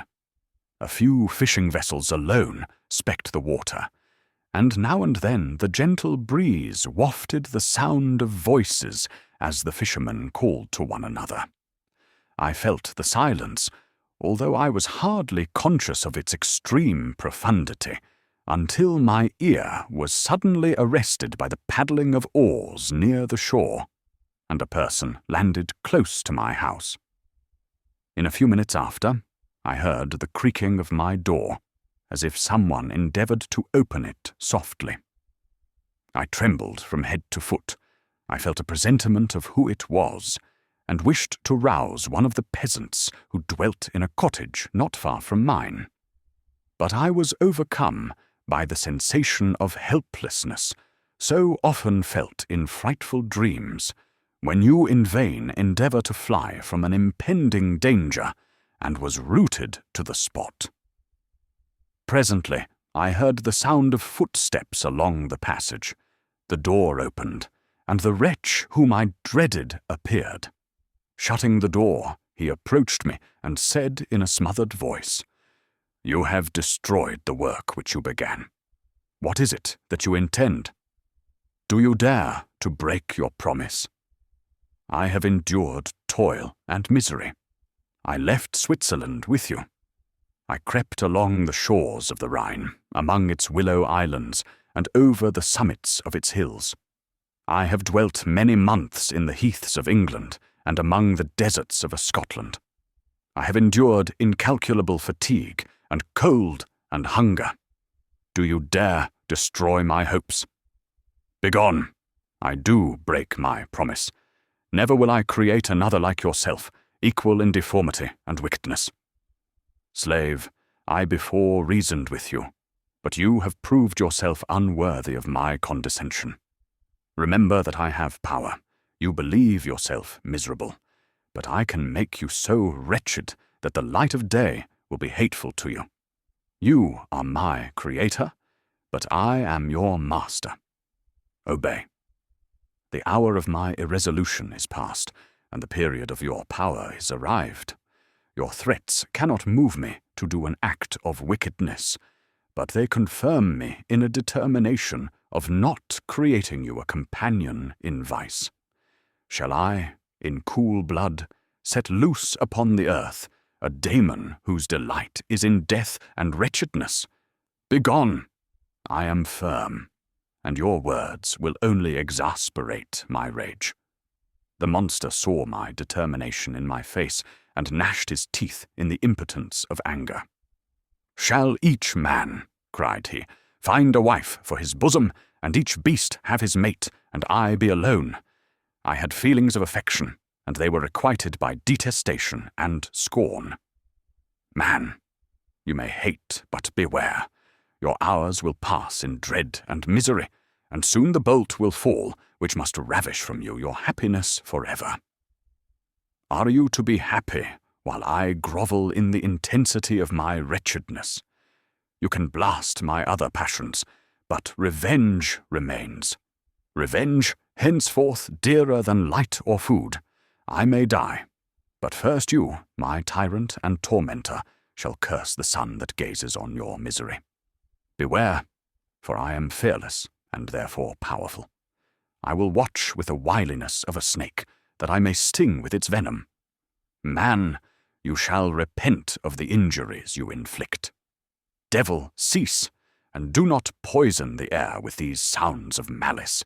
I have declared my resolution to you, and I am no coward to bend beneath words. Leave me. I am inexorable. It is well. I go. But remember, I shall be with you on your wedding night. I started forward and exclaimed, "Villain, before you sign my death warrant, be sure that you are yourself safe." I would have seized him, but he eluded me and quitted the house with precipitation. In a few moments I saw him in his boat, which shot across the waters with an arrowy swiftness, and was soon lost amidst the waves. All was again silent, but his words rang in my ears. I burned with rage to pursue the murderer of my peace and precipitate him into the ocean. I walked up and down my room hastily and perturbed, while my imagination conjured up 1,000 images to torment and sting me. Why had I not followed him, and closed with him in mortal strife? But I had suffered him to depart, and he had directed his course towards the mainland. I shuddered to think who might be the next victim sacrificed to his insatiate revenge. And then I thought again of his words, "I will be with you on your wedding night." That, then, was the period fixed for the fulfillment of my destiny. In that hour I should die, and at once satisfy and extinguish his malice. The prospect did not move me to fear. Yet when I thought of my beloved Elizabeth, of her tears and endless sorrow, when she should find her lover so barbarously snatched from her, tears, the first I had shed for many months, streamed from my eyes, and I resolved not to fall before my enemy without a bitter struggle. The night passed away, and the sun rose from the ocean. My feelings became calmer, if it may be called calmness, when the violence of rage sinks into the depths of despair. I left the house, the horrid scene of the last night's contention, and walked on the beach of the sea, which I almost regarded as an insuperable barrier between me and my fellow creatures. Nay, a wish that such should prove the fact stole across me. I desired that I might pass my life on that barren rock, wearily, it is true, but uninterrupted by any sudden shock of misery. If I returned, it was to be sacrificed, or to see those whom I most loved die under the grasp of a daemon whom I had myself created. I walked about the isle like a restless spectre, separated from all it loved and miserable in the separation. When it became noon, and the sun rose higher, I lay down on the grass and was overpowered by a deep sleep. I had been awake the whole of the preceding night. My nerves were agitated, and my eyes inflamed by watching and misery. The sleep into which I now sank refreshed me, and when I awoke, I again felt as if I belonged to a race of human beings like myself, and I began to reflect upon what had passed with greater composure. Yet still the words of the fiend rang in my ears like a death knell. They appeared like a dream, yet distinct and oppressive as a reality. The sun had far descended, and I still sat on the shore, satisfying my appetite which had become ravenous, with an oaten cake when I saw a fishing boat land close to me, and one of the men brought me a packet. It contained letters from Geneva, and one from Clerval entreating me to join him.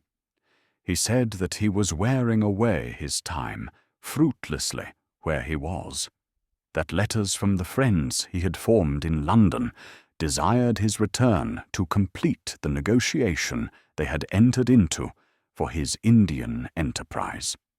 He could not any longer delay his departure.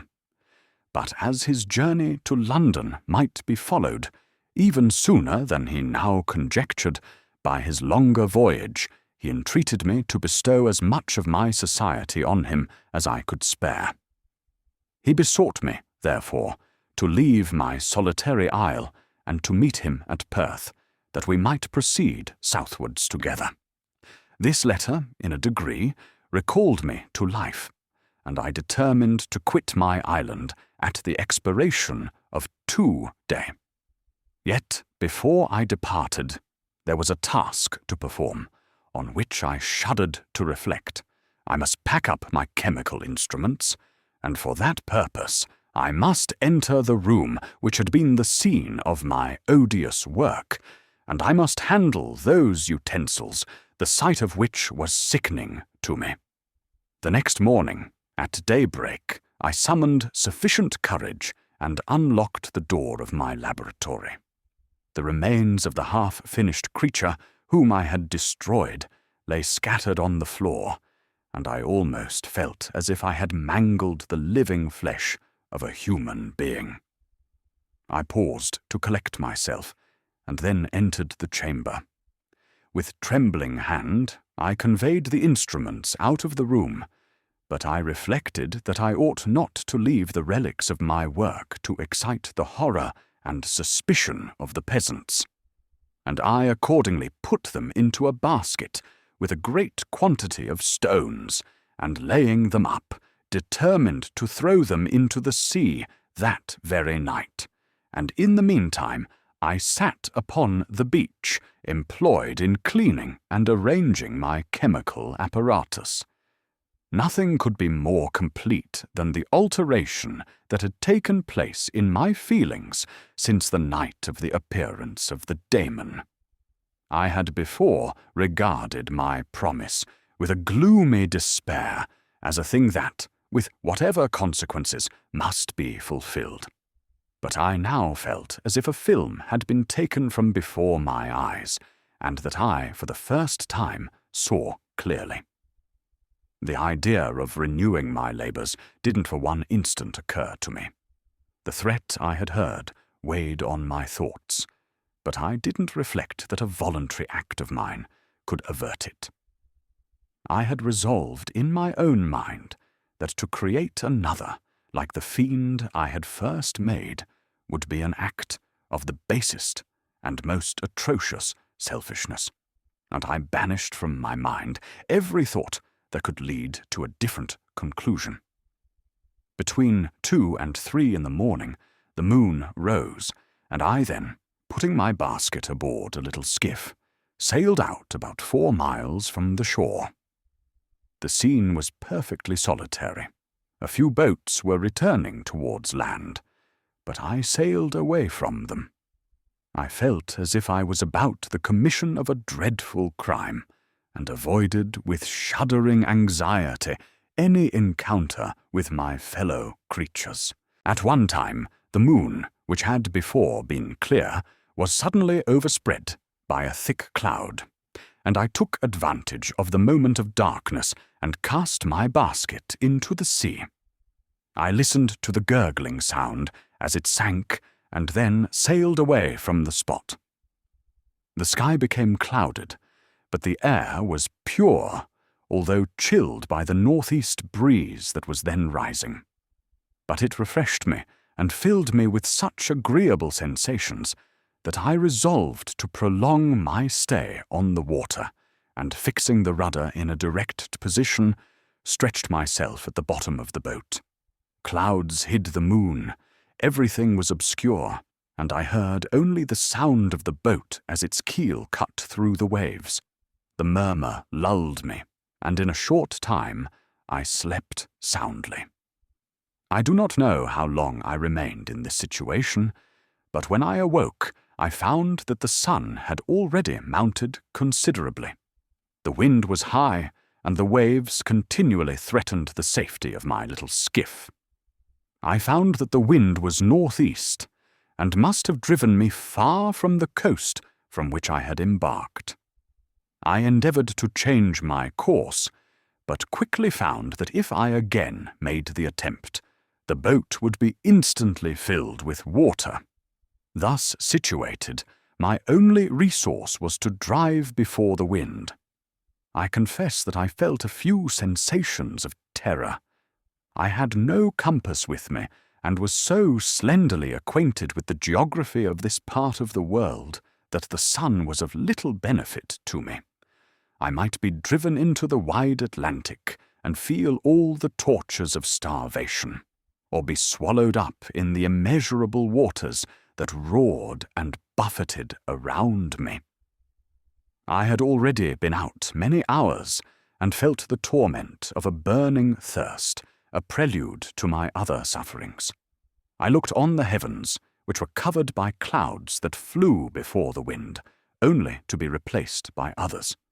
I looked upon the sea. It was to be my grave. "Fiend," I exclaimed, "your task is already fulfilled." I thought of Elizabeth, of my father, and of Clerval, all left behind, on whom the monster might satisfy his sanguinary and merciless passions. This idea plunged me into a reverie so despairing and frightful that even now, when the scene is on the point of closing before me forever, I shudder to reflect on it. Some hours passed thus, but by degrees, as the sun declined towards the horizon, the wind died away into a gentle breeze, and the sea became free from breakers. But these gave place to a heavy swell. I felt sick and hardly able to hold the rudder, when suddenly I saw a line of high land towards the south.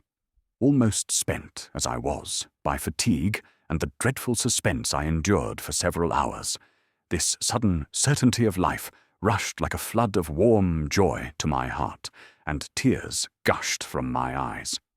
How mutable are our feelings, and how strange is that clinging love we have of life, even in the excess of misery.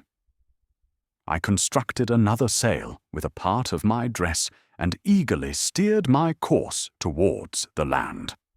It had a wild and rocky appearance, but as I approached nearer, I easily perceived the traces of cultivation.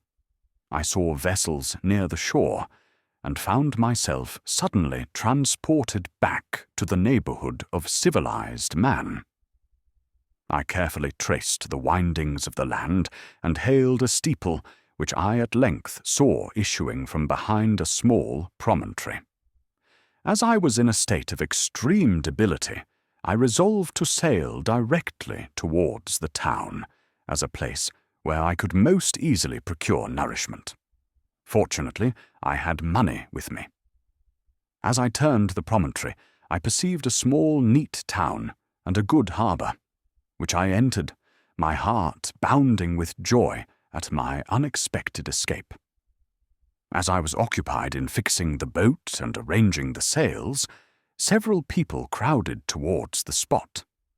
They seemed much surprised at my appearance, but instead of offering me any assistance, whispered together with gestures that at any other time might have produced in me a slight sensation of alarm. As it was, I merely remarked that they spoke English, and I therefore addressed them in that language. "My good friends," said I, "will you be so kind as to tell me the name of this town, and inform me where I am?" "You will know that soon enough," replied a man with a hoarse voice. "Maybe you're come to a place that will not prove much to your taste, but you will not be consulted as to your quarters, I promise you." I was exceedingly surprised on receiving so rude an answer from a stranger, and I was also disconcerted on perceiving the frowning and angry countenances of his companions. "Why do you answer me so roughly?" I replied. "Surely it is not the custom of Englishmen to receive strangers so inhospitably."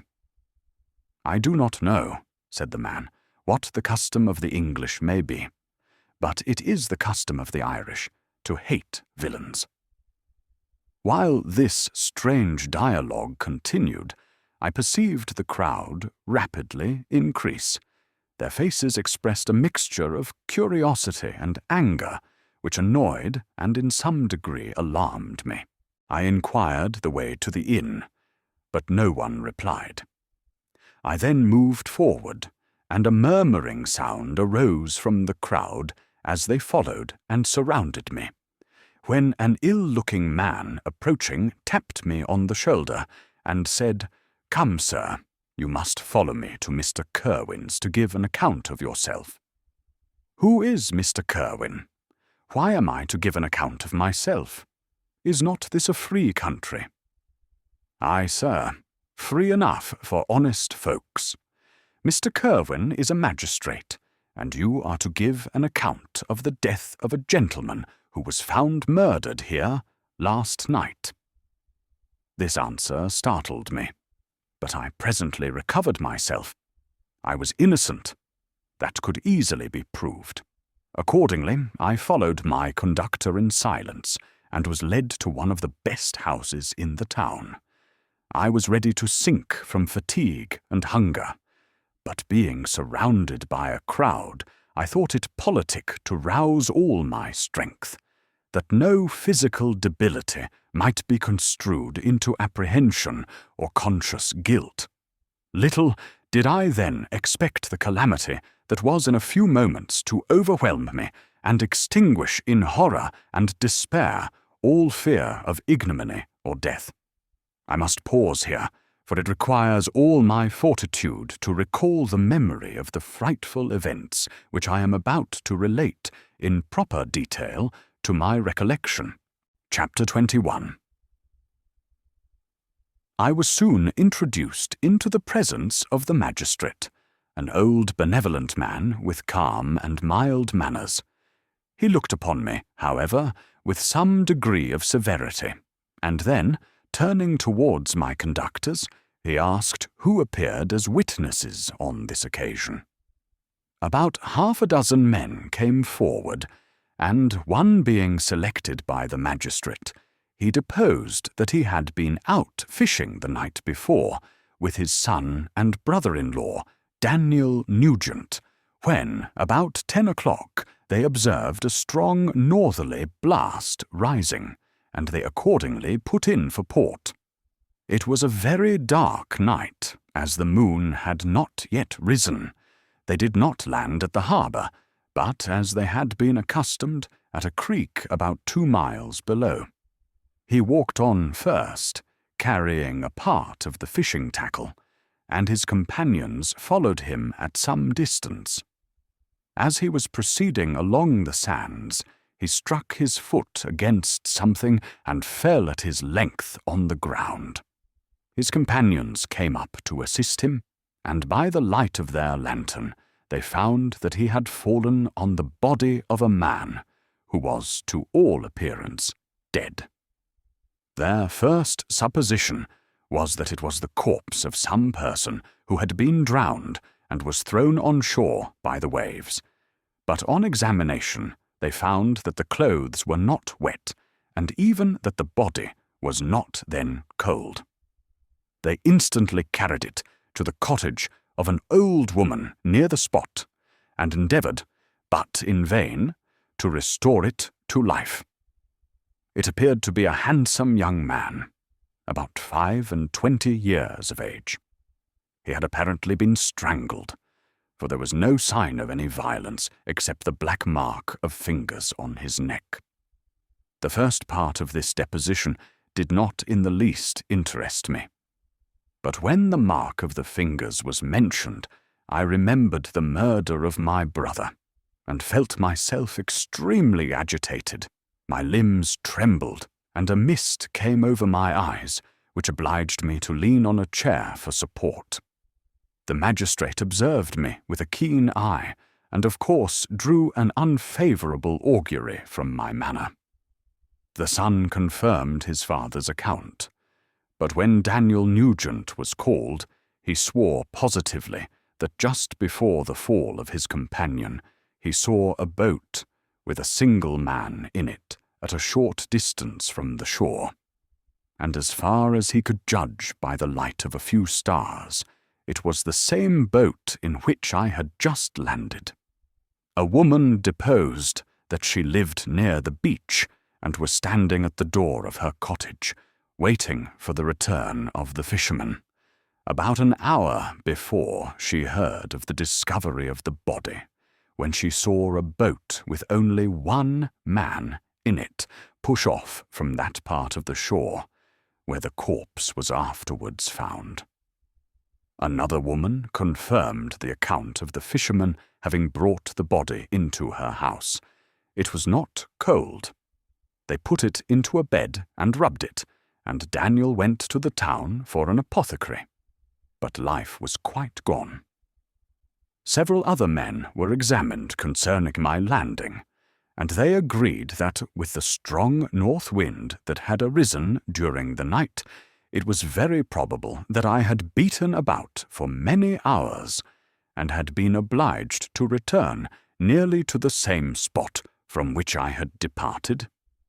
Besides, they observed that it appeared that I had brought the body from another place, and it was likely that as I didn't appear to know the shore, I might have put into the harbour, ignorant of the distance of the town of Wynham from the place where I had deposited the corpse.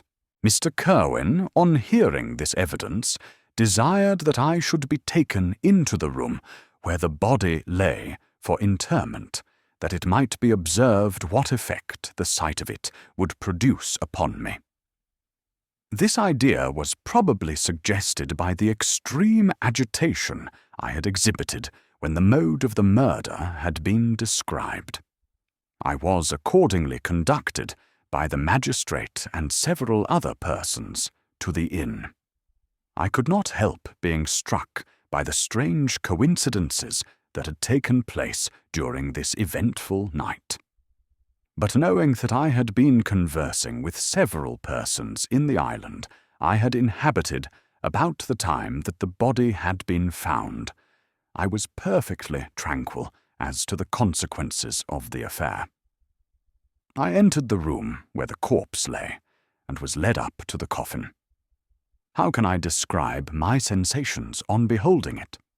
I feel yet parched with horror, nor can I reflect on that terrible moment without shuddering and agony. The examination, the presence of the magistrate and witnesses passed like a dream from my memory when I saw the lifeless form of Henry Clerval stretched before me. I gasped for breath, and throwing myself on the body, I exclaimed, "Have my murderous machinations deprived you also, my dearest Henry, of life? 2 I have already destroyed. Other victims await their destiny. But you, Clerval, my friend, my benefactor." The human frame could no longer support the agonies that I endured, and I was carried out of the room in strong convulsions. A fever succeeded to this. I lay for 2 months on the point of death. My ravings, as I afterwards heard, were frightful.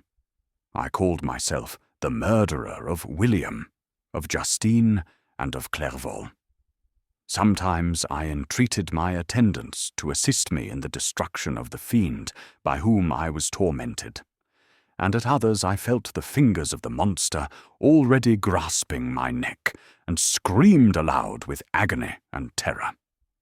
Fortunately, as I spoke my native language, Mr. Kirwin alone understood me, but my gestures and bitter cries were sufficient to affright the other witnesses. Why did I not die? More miserable than man ever was before, why did I not sink into forgetfulness and rest? Death snatches away many blooming children. the only hopes of their doting parents. How many brides and youthful lovers have been one day in the bloom of health and hope, and the next a prey for worms and the decay of the tomb?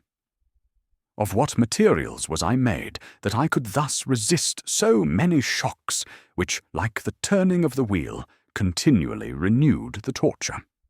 But I was doomed to live, and in 2 months found myself as awaking from a dream, in a prison, stretched on a wretched bed, surrounded by jailers, turnkeys, bolts, and all the miserable apparatus of a dungeon.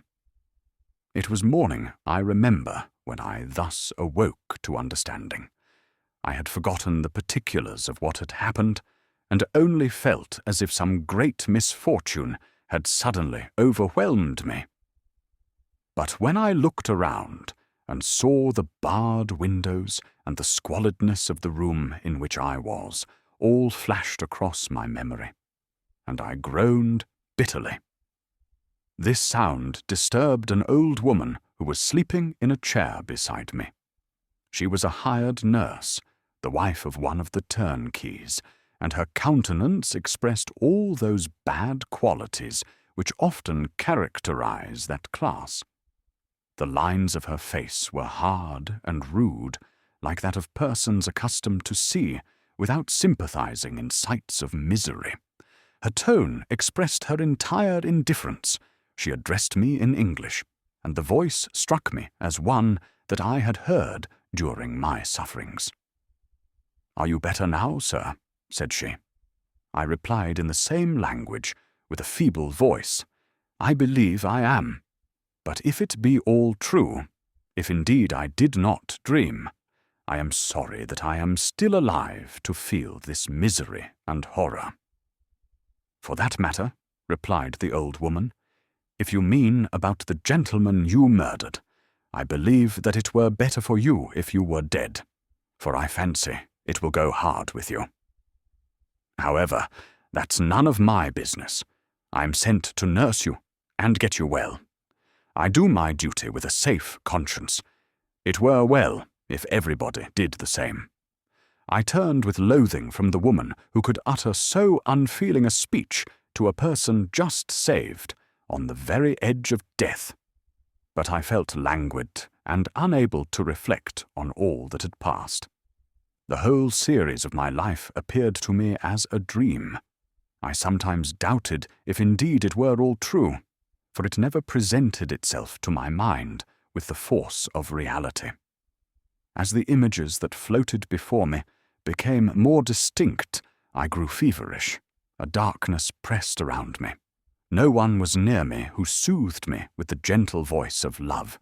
No dear hand supported me. The physician came and prescribed medicines, and the old woman prepared them for me. But utter carelessness was visible in the first, and the expression of brutality was strongly marked in the visage of the second. Who could be interested in the fate of a murderer but the hangman who would gain his fee? These were my first reflections, but I soon learned that Mr. Kerwin had shown me extreme kindness. He had caused the best room in the prison to be prepared for me. Wretched indeed was the best, and it was he who had provided a physician and a nurse. It is true he seldom came to see me, for although he ardently desired to relieve the sufferings of every human creature, he did not wish to be present at the agonies and miserable ravings of a murderer. He came, therefore, sometimes to see that I was not neglected, but his visits were short and with long intervals. One day, while I was gradually recovering, I was seated in a chair, my eyes half open and my cheeks livid, like those in death. I was overcome by gloom and misery, and often reflected I had better seek death than desire to remain in a world which to me was replete with wretchedness. At one time, I considered whether I should not declare myself guilty and suffer the penalty of the law, less innocent than poor Justine had been. Such were my thoughts when the door of my apartment was opened, and Mr. Kerwin entered. His countenance expressed sympathy and compassion. He drew a chair close to mine and addressed me in French. "I fear that this place is very shocking to you. Can I do anything to make you more comfortable?" "I thank you, but all that you mention is nothing to me. On the whole earth, there is no comfort which I am capable of receiving. I know that the sympathy of a stranger can be but of little relief to one borne down as you are by so strange a misfortune. But you will, I hope, soon quit this melancholy abode, for doubtless evidence can easily be brought to free you from the criminal charge. That is my least concern. I am, by a course of strange events, become the most miserable of mortals. Persecuted and tortured as I am and have been, can death be any evil to me? Nothing indeed could be more unfortunate and agonizing than the strange chances that have lately occurred.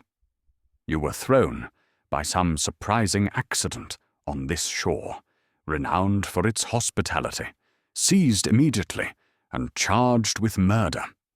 The first sight that was presented to your eyes was the body of your friend, murdered in so unaccountable a manner, and placed, as it were, by some fiend across your path.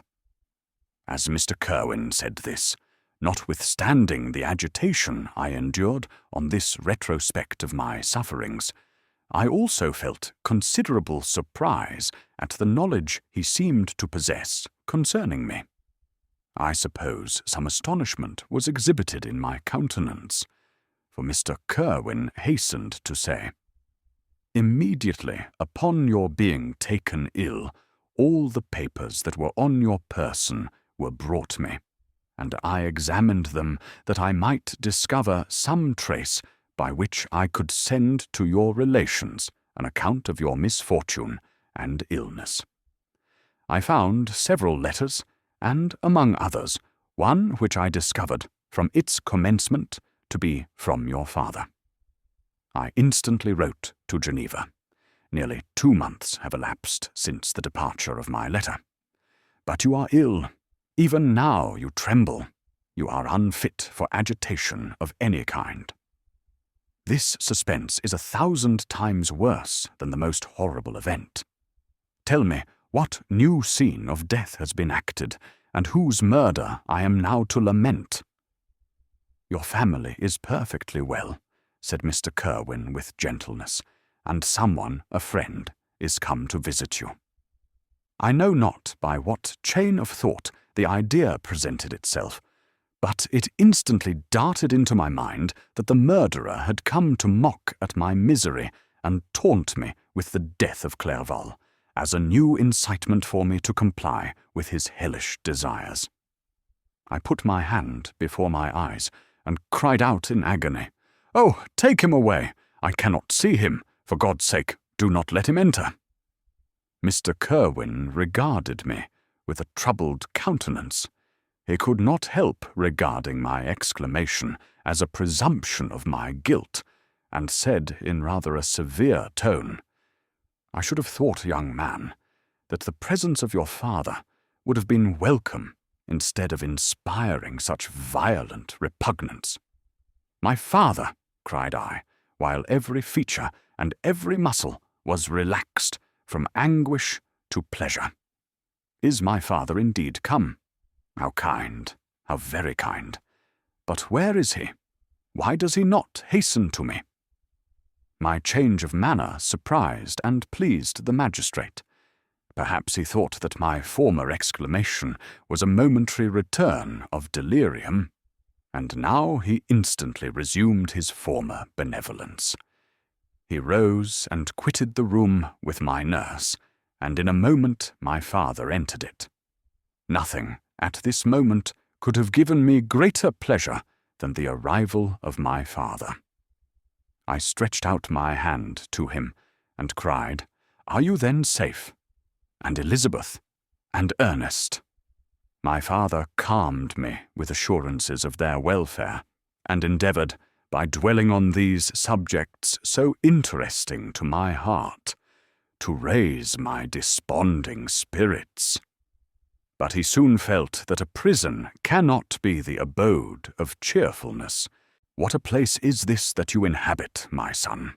said he, looking mournfully at the barred windows and wretched appearance of the room. "You travelled to seek happiness, but a fatality seems to pursue you. And poor Clerval. The name of my unfortunate and murdered friend was an agitation too great to be endured in my weak state. I shed tears. "Alas, yes, my father," replied I. "Some destiny of the most horrible kind hangs over me, and I must live to fulfill it, or surely I should have died on the coffin of Henry." We were not allowed to converse for any length of time, for the precarious state of my health rendered every precaution necessary that could ensure tranquillity. Mr. Kirwin came in, and insisted that my strength should not be exhausted by too much exertion. But the appearance of my father was to me like that of my good angel, and I gradually recovered my health. As my sickness quitted me, I was absorbed by a gloomy and black melancholy that nothing could dissipate. The image of Clerval was forever before me, ghastly and murdered. More than once the agitation into which these reflections threw me made my friends dread a dangerous relapse. Alas, why did they preserve so miserable and detested a life? It was surely that I might fulfill my destiny, which is now drawing to a close. Soon, oh, very soon, will death extinguish these throbbings and relieve me from the mighty weight of anguish that bears me to the dust. And in executing the award of justice, I shall also sink to rest. Then the appearance of death was distant, although the wish was ever present to my thoughts, and I often sat for hours motionless and speechless, wishing for some mighty revolution that might bury me and my destroyer in its ruins. The season of the assizes approached. I had already been 3 months in prison, and although I was still weak and in continual danger of a relapse, I was obliged to travel nearly 100 miles to the country town where the court was held. Mr. Kirwin charged himself with every care of collecting witnesses and arranging my defense. I was spared the disgrace of appearing publicly as a criminal, as the case was not brought before the court that decides on life and death. The grand jury rejected the bill on its being proved that I was on the Orkney Islands at the hour the body of my friend was found, and a fortnight after my removal, I was liberated from prison. My father was enraptured on finding me freed from the vexations of a criminal charge, that I was again allowed to breathe the fresh atmosphere and permitted to return to my native country. I did not participate in these feelings, for to me the walls of a dungeon or a palace were alike hateful. The cup of life was poisoned forever, and although the sun shone upon me as upon the happy and gay of heart, I saw around me nothing but a dense and frightful darkness, penetrated by no light but the glimmer of 2 eyes that glared upon me. Sometimes they were the expressive eyes of Henry, languishing in death, the dark orbs nearly covered by the lids, and the long black lashes that fringed them. Sometimes it was the watery, clouded eyes of the monster, as I first saw them in my chamber at Ingolstadt. My father tried to awaken in me the feelings of affection. He talked of Geneva, what I should soon visit, of Elizabeth and Ernest. But these words only drew deep groans from me.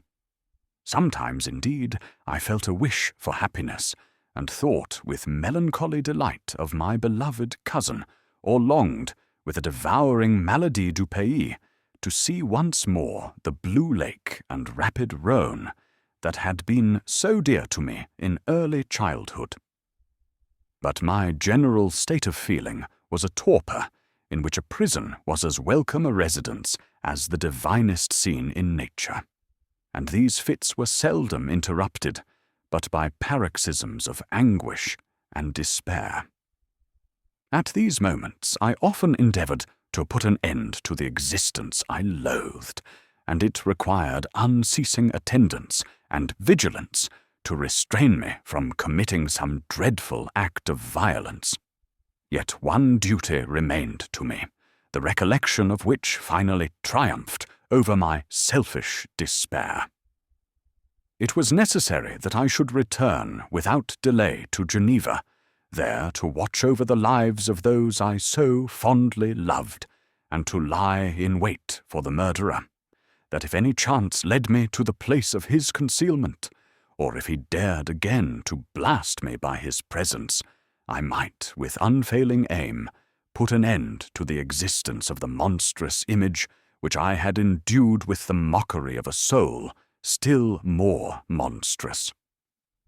My father still desired to delay our departure, fearful that I could not sustain the fatigues of a journey, for I was a shattered wreck, the shadow of a human being. My strength was gone. I was a mere skeleton, and fever night and day preyed upon my wasted frame. Still, as I urged our leaving Ireland with such inquietude and impatience, my father thought it best to yield. We took our passage on board a vessel bound for Havre de Grace, and sailed with a fair wind from the Irish shores. It was midnight.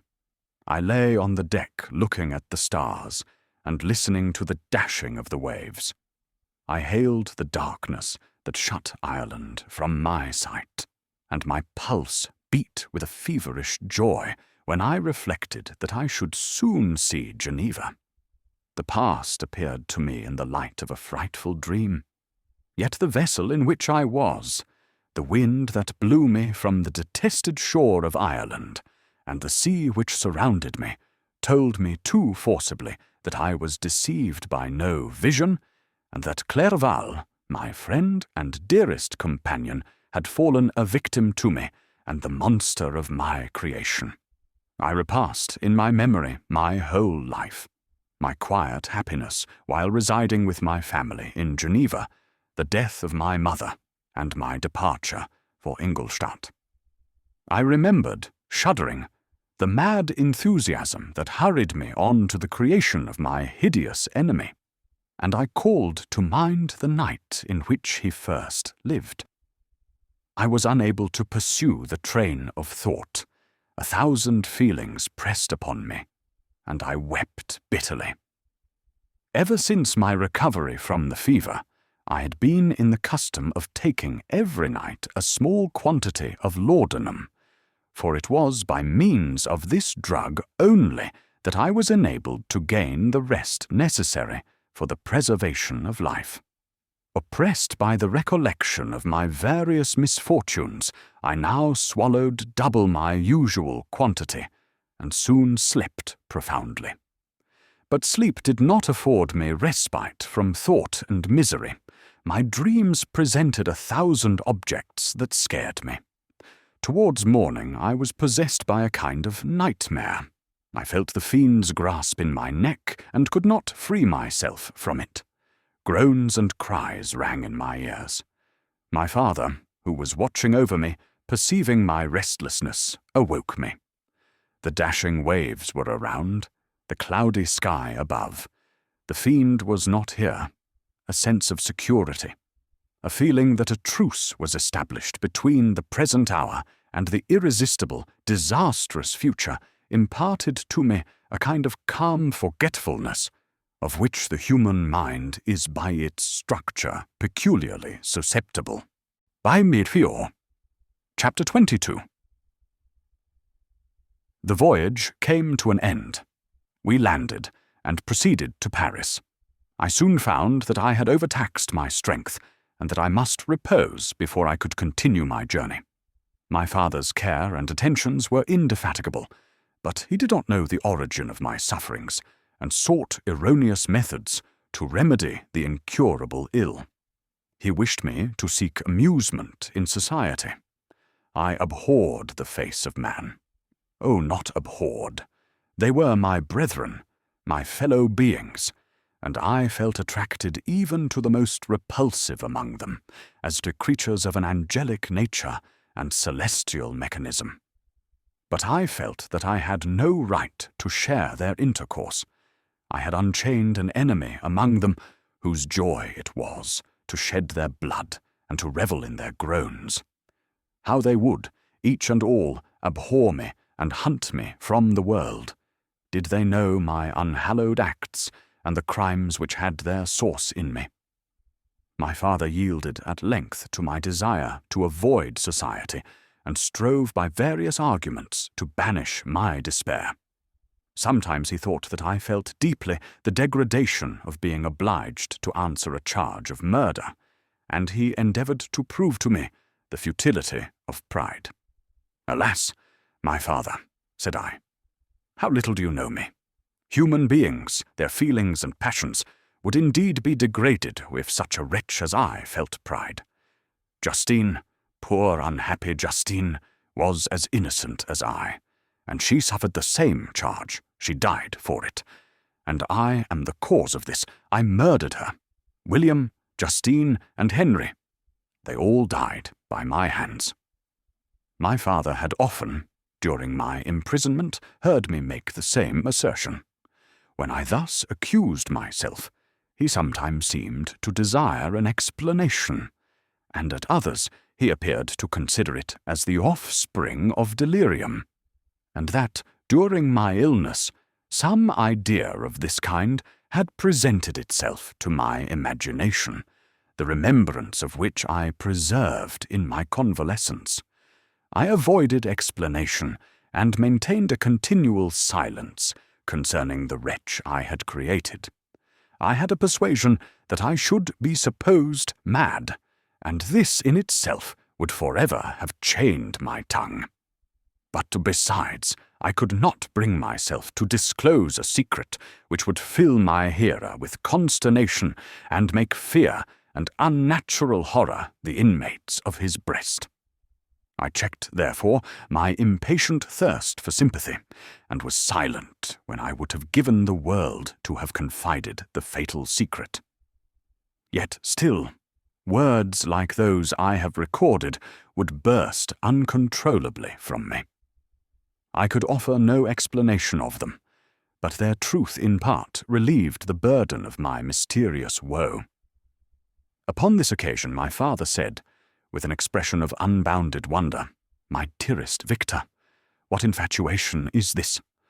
My dear son, I entreat you never to make such an assertion again." "I am not mad," I cried energetically. "The sun and the heavens, who have viewed my operations, can bear witness of my truth. I am the assassin of those most innocent victims. They died by my machinations. 1,000 times would I have shed my own blood, drop by drop, to have saved their lives. But I could not, my father. Indeed, I could not sacrifice the whole human race." The conclusion of this speech convinced my father that my ideas were deranged, and he instantly changed the subject of our conversation, and endeavored to alter the course of my thoughts. He wished as much as possible to obliterate the memory of the scenes that had taken place in Ireland, and never alluded to them or suffered me to speak of my misfortunes. As time passed away, I became more calm. Misery had her dwelling in my heart, but I no longer talked in the same incoherent manner of my own crimes. Sufficient for me was the consciousness of them.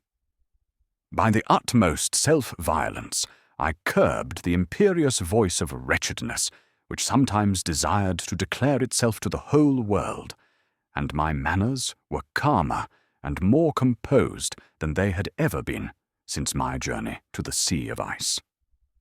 A few days before we left Paris on our way to Switzerland, I received the following letter from Elizabeth. "My dear friend, It gave me the greatest pleasure to receive a letter from my uncle, dated at Paris. You are no longer at a formidable distance, and I may hope to see you in less than a fortnight. My poor cousin, how much you must have suffered!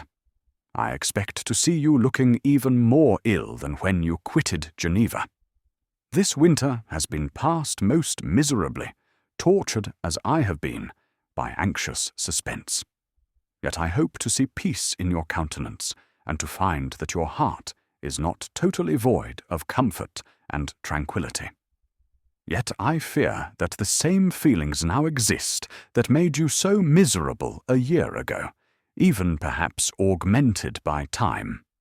I would not disturb you at this period, when so many misfortunes weigh upon you, but a conversation that I had with my uncle previous to his departure renders some explanation necessary before we meet.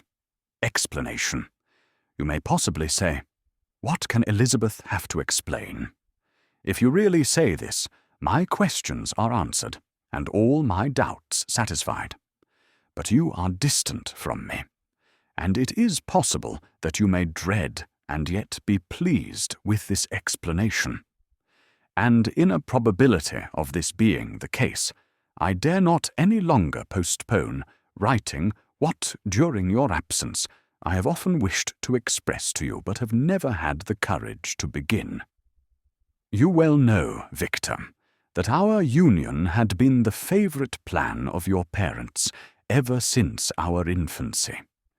We were told this when young, and taught to look forward to it as an event that would certainly take place. We were affectionate playfellows during childhood, and, I believe, dear and valued friends to one another as we grew older. But as brother and sister often entertain a lively affection towards each other without desiring a more intimate union, may not such also be our case? Tell me, dearest Victor, answer me, I conjure you by our mutual happiness, with simple truth. Do you not love another? You have travelled. You have spent several years of your life at Ingolstadt. And I confess to you, my friend, that when I saw you last autumn so unhappy, flying to solitude from the society of every creature, I could not help supposing that you might regret our connection, and believe yourself bound in honour to fulfil the wishes of your parents, although they opposed themselves to your inclinations. But this is false reasoning. I confess to you, my friend, that I love you, and that in my airy dreams of futurity you have been my constant friend and companion. But it is your happiness I desire as well as my own when I declare to you that our marriage would render me eternally miserable, unless it were the dictate of your own free choice. Even now I weep to think that, borne down as you are by the cruelest misfortunes, you may stifle, by the word honour, all hope of that love and happiness which would alone restore you to yourself. I, who have so disinterested an affection for you, may increase your miseries tenfold by being an obstacle to your wishes. Ah, Victor, be assured that your cousin and playmate has too sincere a love for you not to be made miserable by this supposition.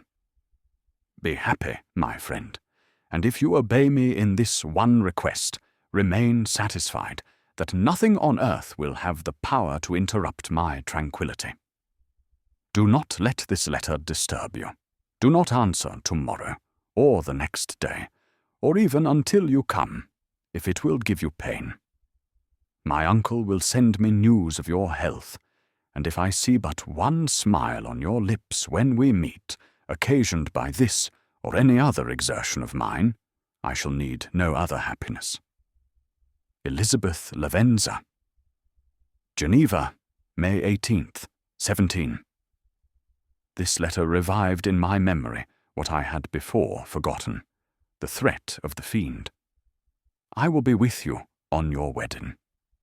Such was my sentence, and on that night would the daemon employ every art to destroy me, and tear me from the glimpse of happiness which promised partly to console my sufferings. On that night he had determined to consummate his crimes by my death. Well, be it so. A deadly struggle would then assuredly take place, in which if he were victorious I should be at peace, and his power over me be at an end. If he were vanquished, I should be a free man. Alas, what freedom! Such as the peasant enjoys when his family have been massacred before his eyes, his cottage burnt, his lands laid waste, and he is turned adrift, homeless, penniless, and alone, but free. Such would be my liberty, except that in my Elizabeth I possessed a treasure, alas, balanced by those horrors of remorse and guilt which would pursue me until death. Sweet and beloved Elizabeth! I read and reread her letter, and some softened feelings stole into my heart, and dared to whisper paradisiacal dreams of love and joy. But the apple was already eaten, and the angel's arm bared to drive me from all hope. Yet I would die to make her happy. If the monster executed his threat, death was inevitable. Yet again, I considered whether my marriage would hasten my fate. My destruction might indeed arrive a few months sooner, but if my torturer should suspect that I postponed it, influenced by his menaces, he would surely find other, and perhaps more dreadful, means of revenge.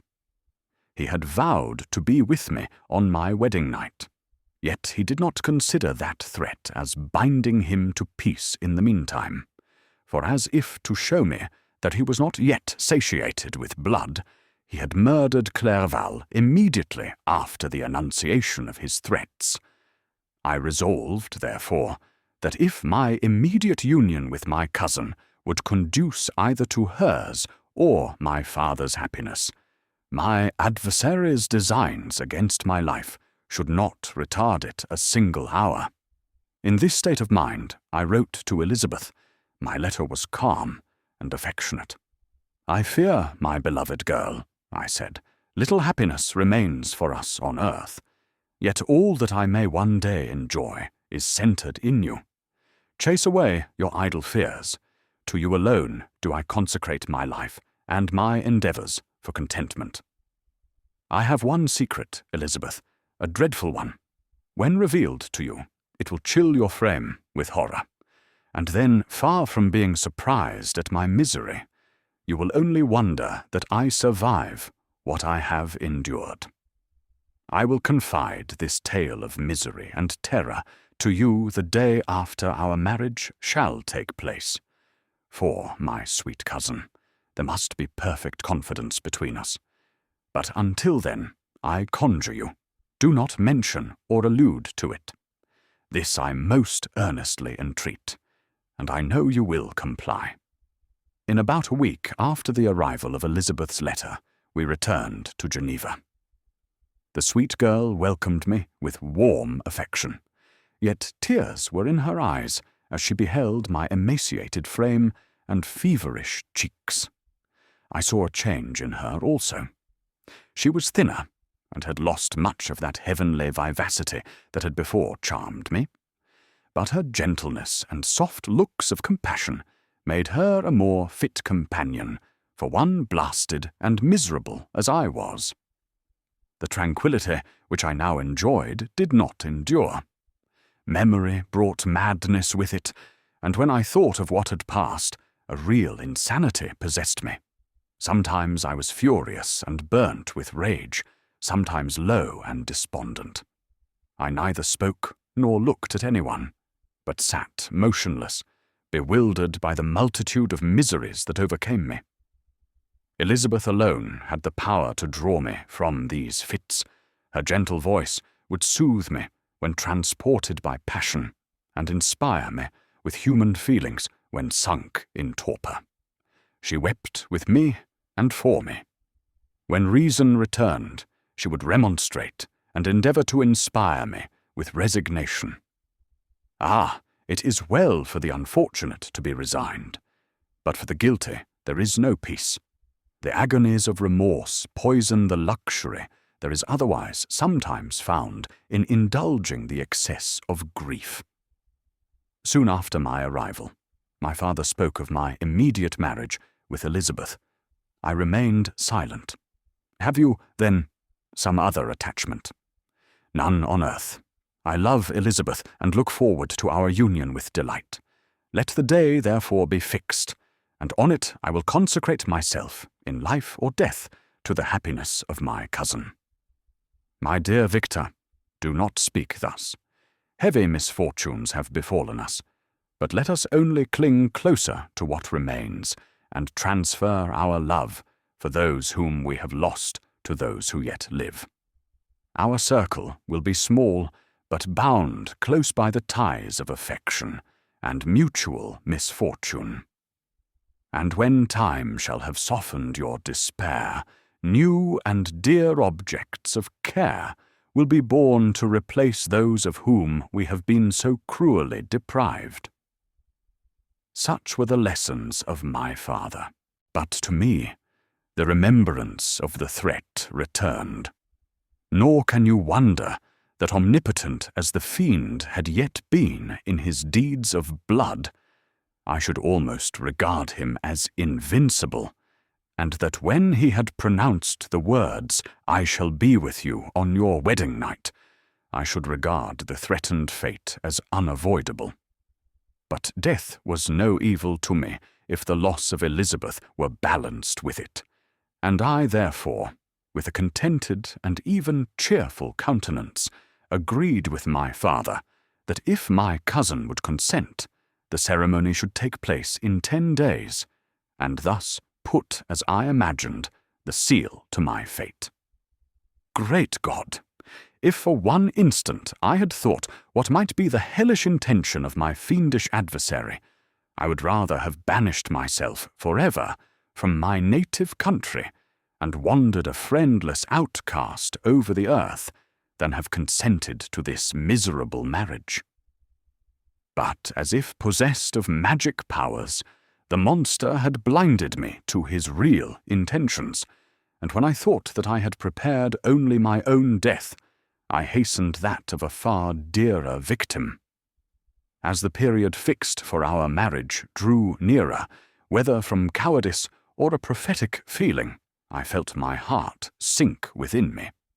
But I concealed my feelings by an appearance of hilarity that brought smiles and joy to the countenance of my father, but hardly deceived the ever-watchful and nicer eye of Elizabeth.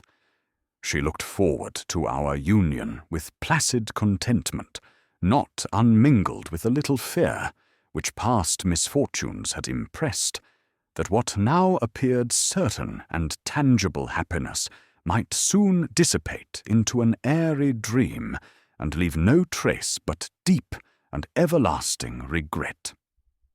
Preparations were made for the event, congratulatory visits were received, and all wore a smiling appearance.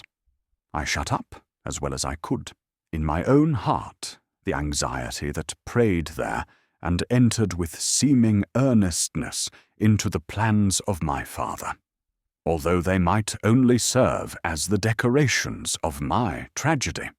Through my father's exertions, a part of the inheritance of Elizabeth had been restored to her by the Austrian government. A small possession on the shores of Como belonged to her. It was agreed that immediately after our union, we should proceed to Villa Lavenza and spend our first days of happiness beside the beautiful lake near which it stood. In the meantime, I took every precaution to defend my person in case the fiend should openly attack me.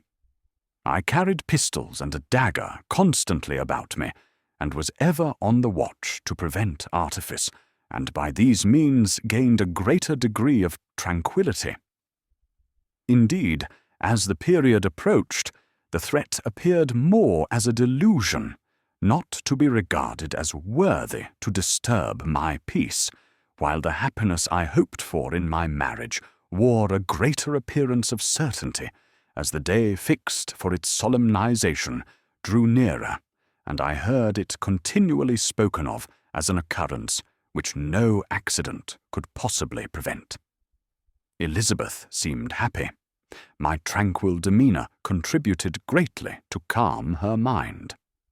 But on the day that was to fulfil my wishes and my destiny, she was melancholy, and a presentiment of evil pervaded her, and perhaps also she thought of the dreadful secret which I had promised to reveal to her on the following day.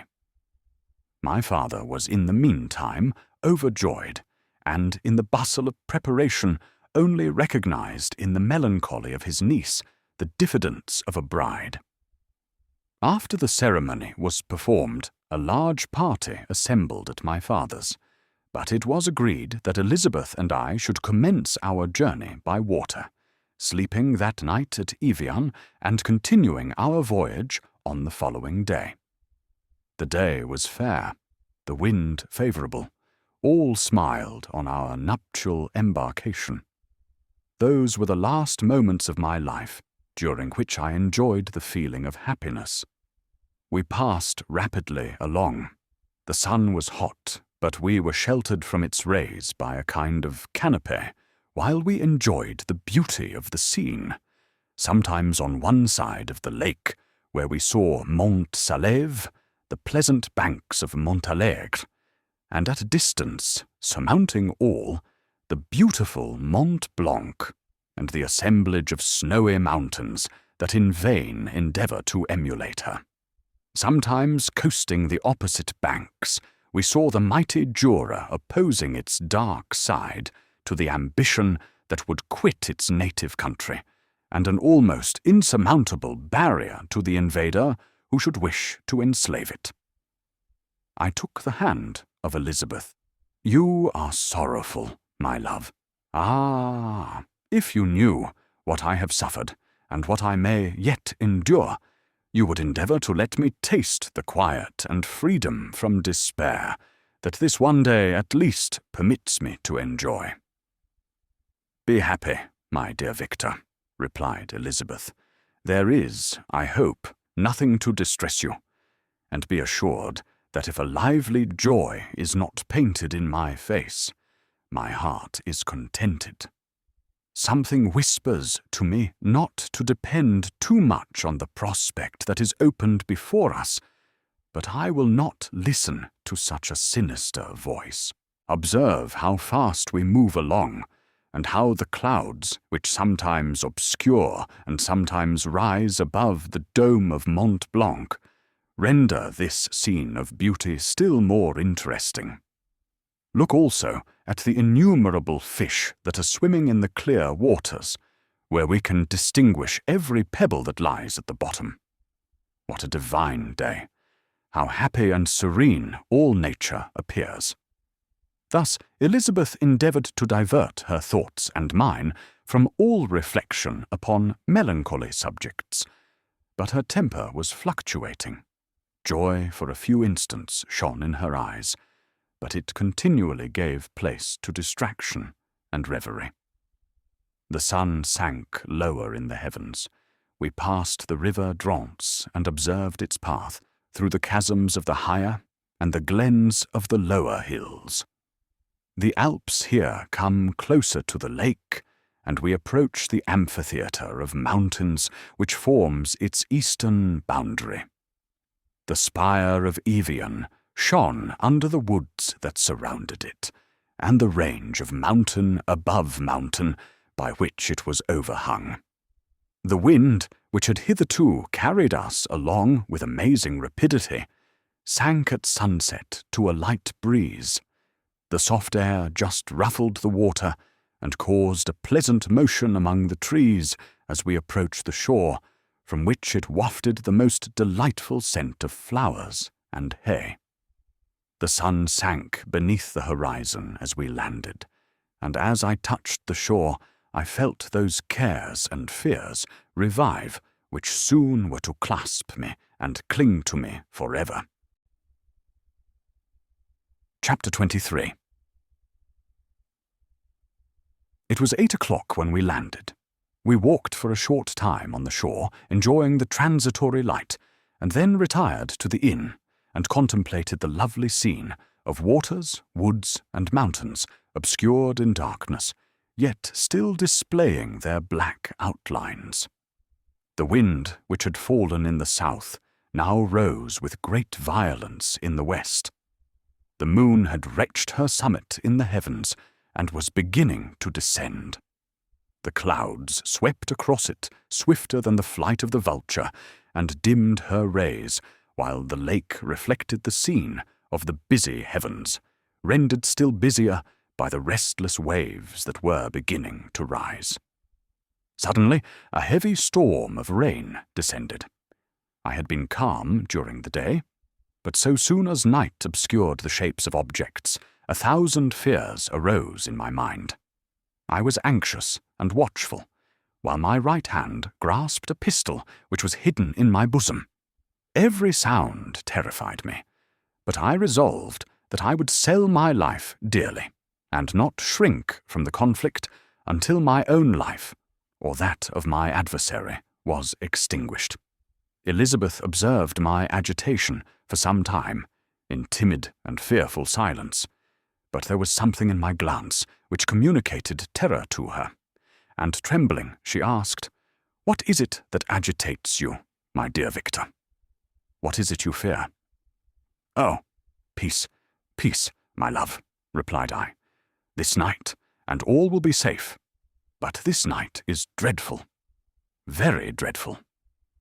I passed an hour in this state of mind, when suddenly I reflected how fearful the combat which I momentarily expected would be to my wife, and I earnestly entreated her to retire, resolving not to join her until I had obtained some knowledge as to the situation of my enemy. She left me, and I continued some time walking up and down the passages of the house, and inspecting every corner that might afford a retreat to my adversary. But I discovered no trace of him, and was beginning to conjecture that some fortunate chance had intervened to prevent the execution of his menaces, when suddenly I heard a shrill and dreadful scream. It came from the room into which Elizabeth had retired. As I heard it, the whole truth rushed into my mind. My arms dropped, the motion of every muscle and fibre was suspended. I could feel the blood trickling in my veins and tingling in the extremities of my limbs. This state lasted but for an instant. The scream was repeated, and I rushed into the room. Great God! Why did I not then expire? Why am I here to relate the destruction of the best hope and the purest creature on earth? She was there, lifeless and inanimate, thrown across the bed, her head hanging down, and her pale and distorted features half covered by her hair. Everywhere I turn, I see the same figure, her bloodless arms and relaxed form flung by the murderer on its bridal bier. Could I behold this and live? Alas, life is obstinate and clings closest where it is most hated. For a moment only did I lose recollection. I fell senseless on the ground. When I recovered, I found myself surrounded by the pupils to the inn. Their countenances expressed a breathless terror, but the horror of others appeared only as a mockery, a shadow of the feelings that oppressed me. I escaped from them to the room where lay the body of Elizabeth, my love, my wife, so lately living, so dear, so worthy. She had been moved from the posture in which I had first beheld her, and now as she lay, her head upon her arm, and a handkerchief thrown across her face and neck, I might have supposed her asleep. I rushed towards her, and embraced her with ardour, but the deadly languor and coldness of the limbs told me that what I now held in my arms had ceased to be the Elizabeth whom I had loved and cherished. The murderous mark of the fiend's grasp was on her neck, and the breath had ceased to issue from her lips. While I still hung over her in the agony of despair, I happened to look up. The windows of the room had before been darkened, and I felt a kind of panic on seeing the pale yellow light of the moon illuminate the chamber. The shutters had been thrown back, and with a sensation of horror not to be described, I saw at the open window a figure the most hideous and abhorred. A grin was on the face of the monster. He seemed to jeer, as with his fiendish finger he pointed towards the corpse of my wife. I rushed towards the window, and drawing a pistol from my bosom, fired, but he eluded me, leaped from his station, and running with the swiftness of lightning, plunged into the lake. The report of the pistol brought a crowd into the room. I pointed to the spot where he had disappeared, and we followed the track with boats.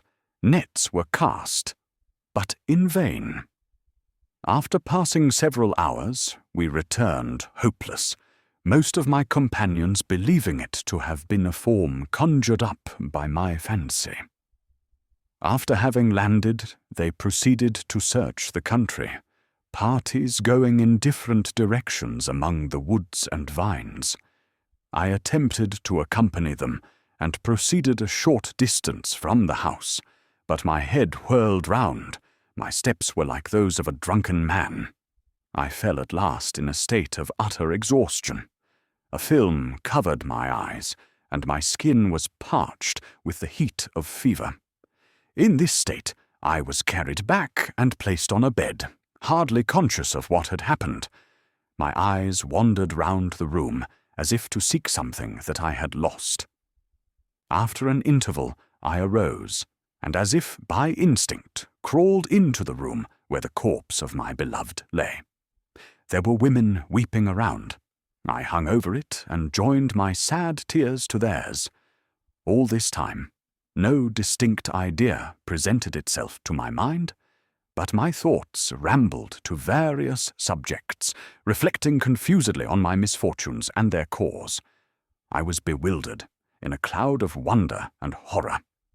The death of William, the execution of Justine, the murder of Clerval, and lastly, of my wife. Even at that moment I knew not that my only remaining friends were safe from the malignity of the fiend. My father even now might be writhing under his grasp, and Ernest might be dead at his feet. This idea made me shudder and recalled me to action. I started up, and resolved to return to Geneva with all possible speed. There were no horses to be procured, and I must return by the lake, but the wind was unfavourable, and the rain fell in torrents. However, it was hardly morning, and I might reasonably hope to arrive by night.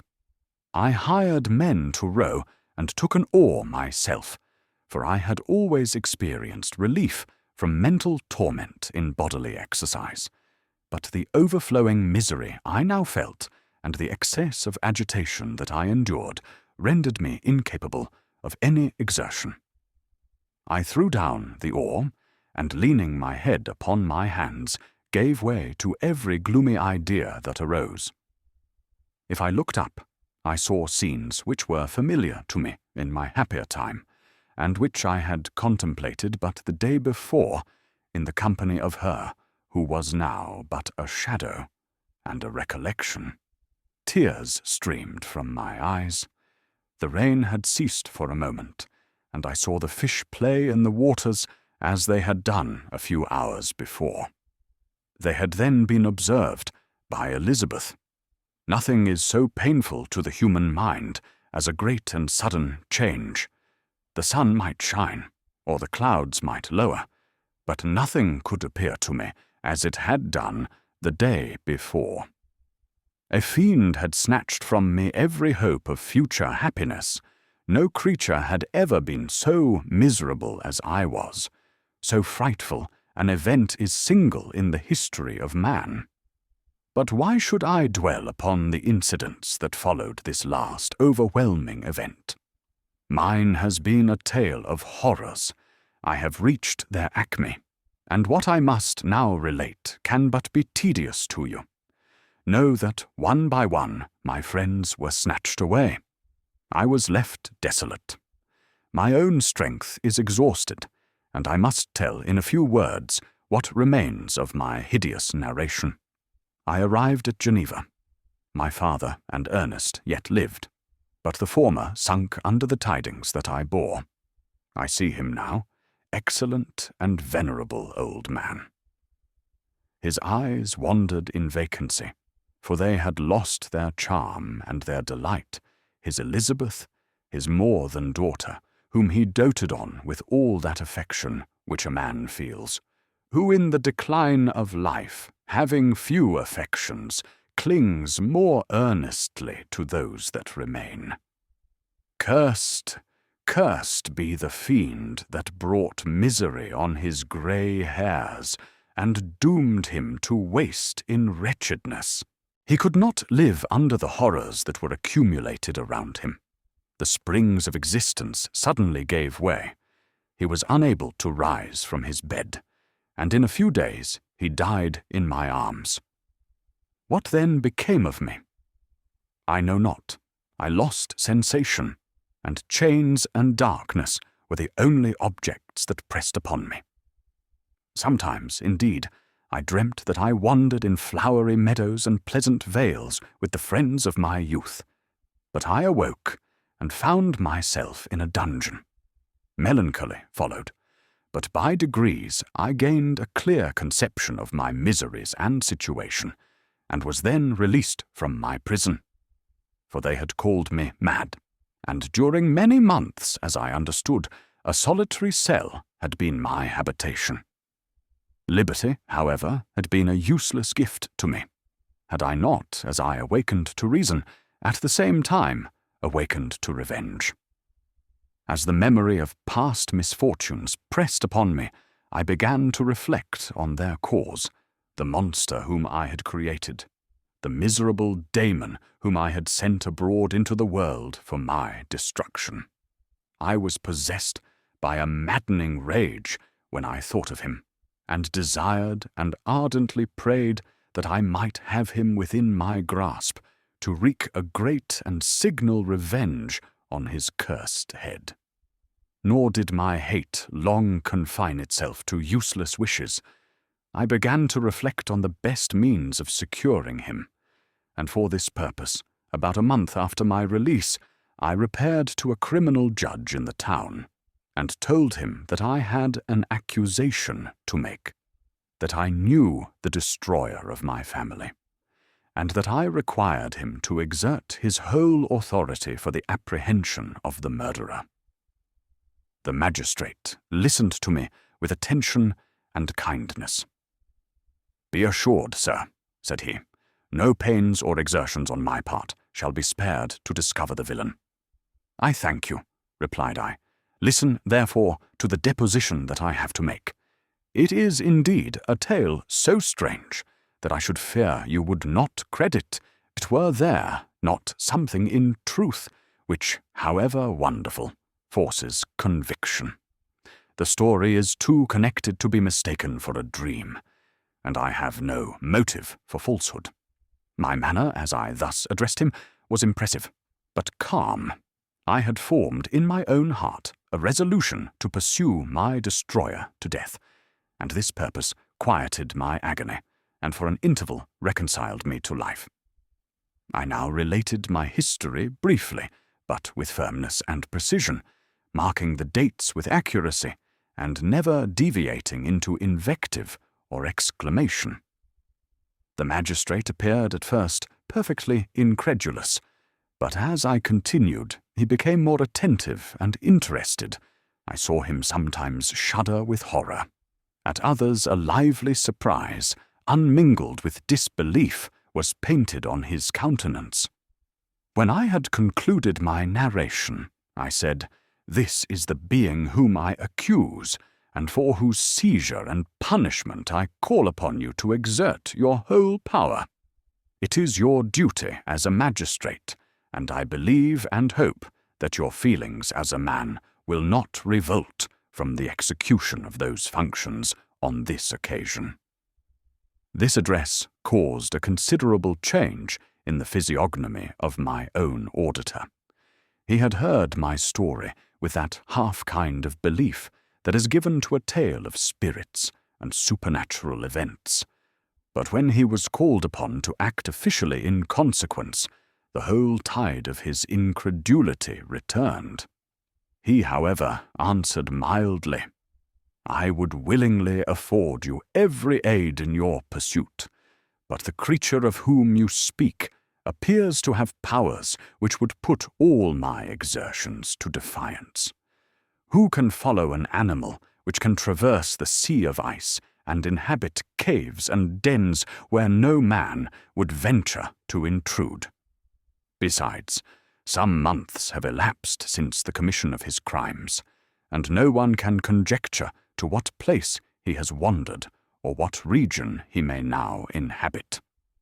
I do not doubt that he hovers near the spot which I inhabit, and if he has indeed taken refuge in the Alps, he may be hunted like the chamois and destroyed as a beast of prey. But I perceive your thoughts.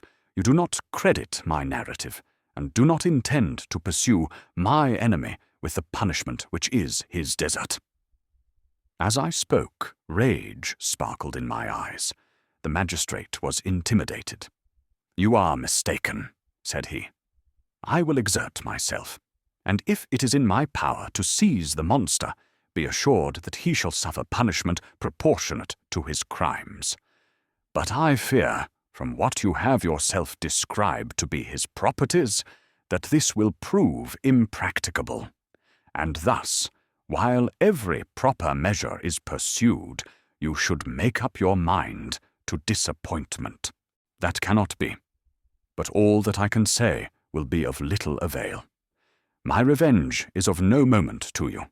Yet, while I allow it to be a vice, I confess that it is the devouring and only passion of my soul. My rage is unspeakable when I reflect that the murderer, whom I have turned loose upon society, still exists.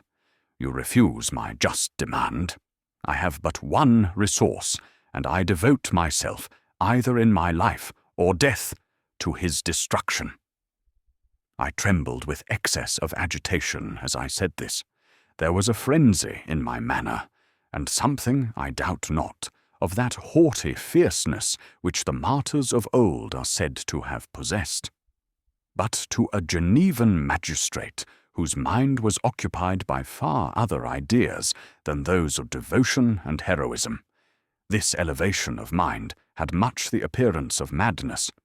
He endeavored to soothe me as a nurse does a child, and reverted to my tale as the effects of delirium. "Man," I cried, "how ignorant art thou in thy pride of wisdom! Cease, you know not what it is you say." I broke from the house, angry and disturbed, and retired to meditate on some other mode of action. Chapter 24. My present situation was one in which all voluntary thought was swallowed up and lost. I was hurried away by fury. Revenge alone endowed me with strength and composure.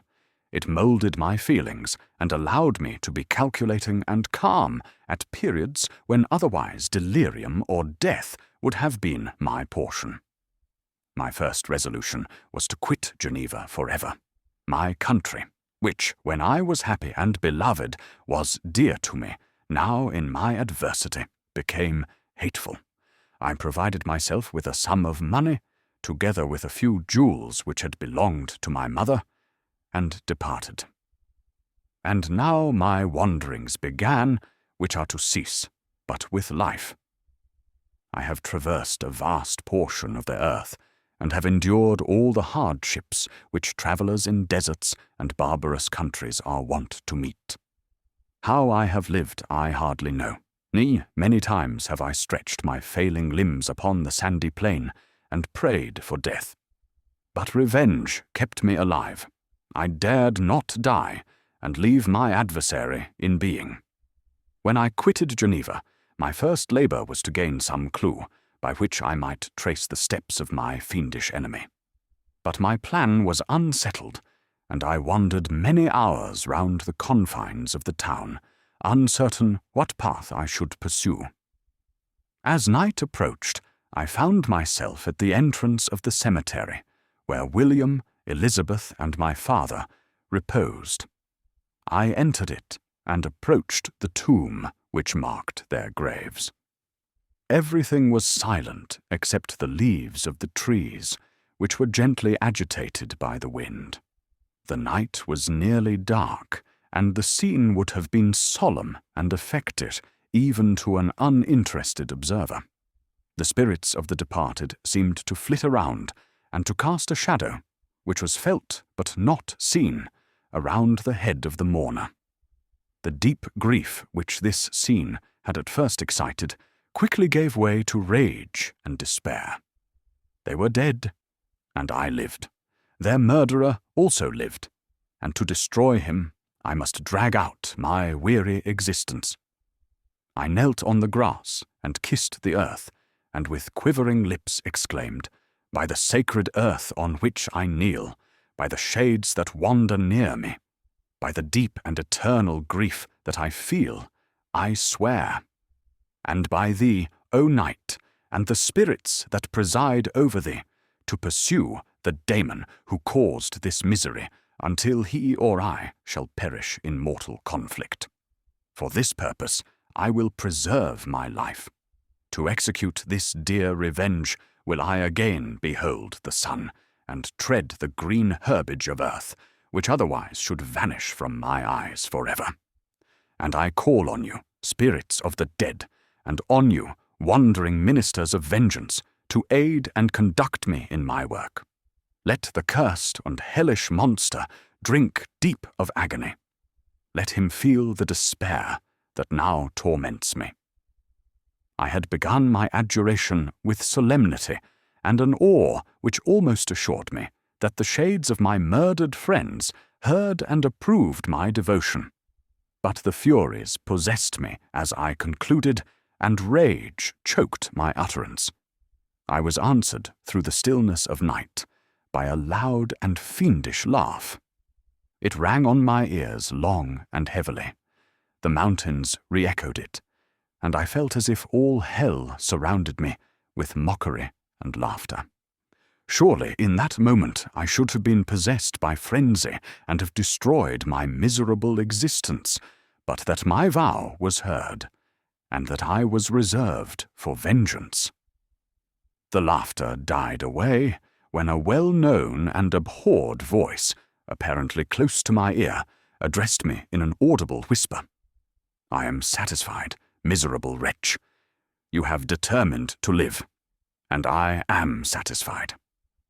I darted towards the spot from which the sound proceeded, but the devil eluded my grasp. Suddenly, the broad disk of the moon arose and shone full upon his ghastly and distorted shape as he fled with more than mortal speed. I pursued him, and for many months this has been my task. Guided by a slight clue, I followed the windings of the Rhone, but vainly. The blue Mediterranean appeared, and by a strange chance I saw the fiend enter by night and hide himself in a vessel, bound for the Black Sea. I took my passage in the same ship, but he escaped, I know not how, amidst the wilds of Tartary and Russia, although he still evaded me.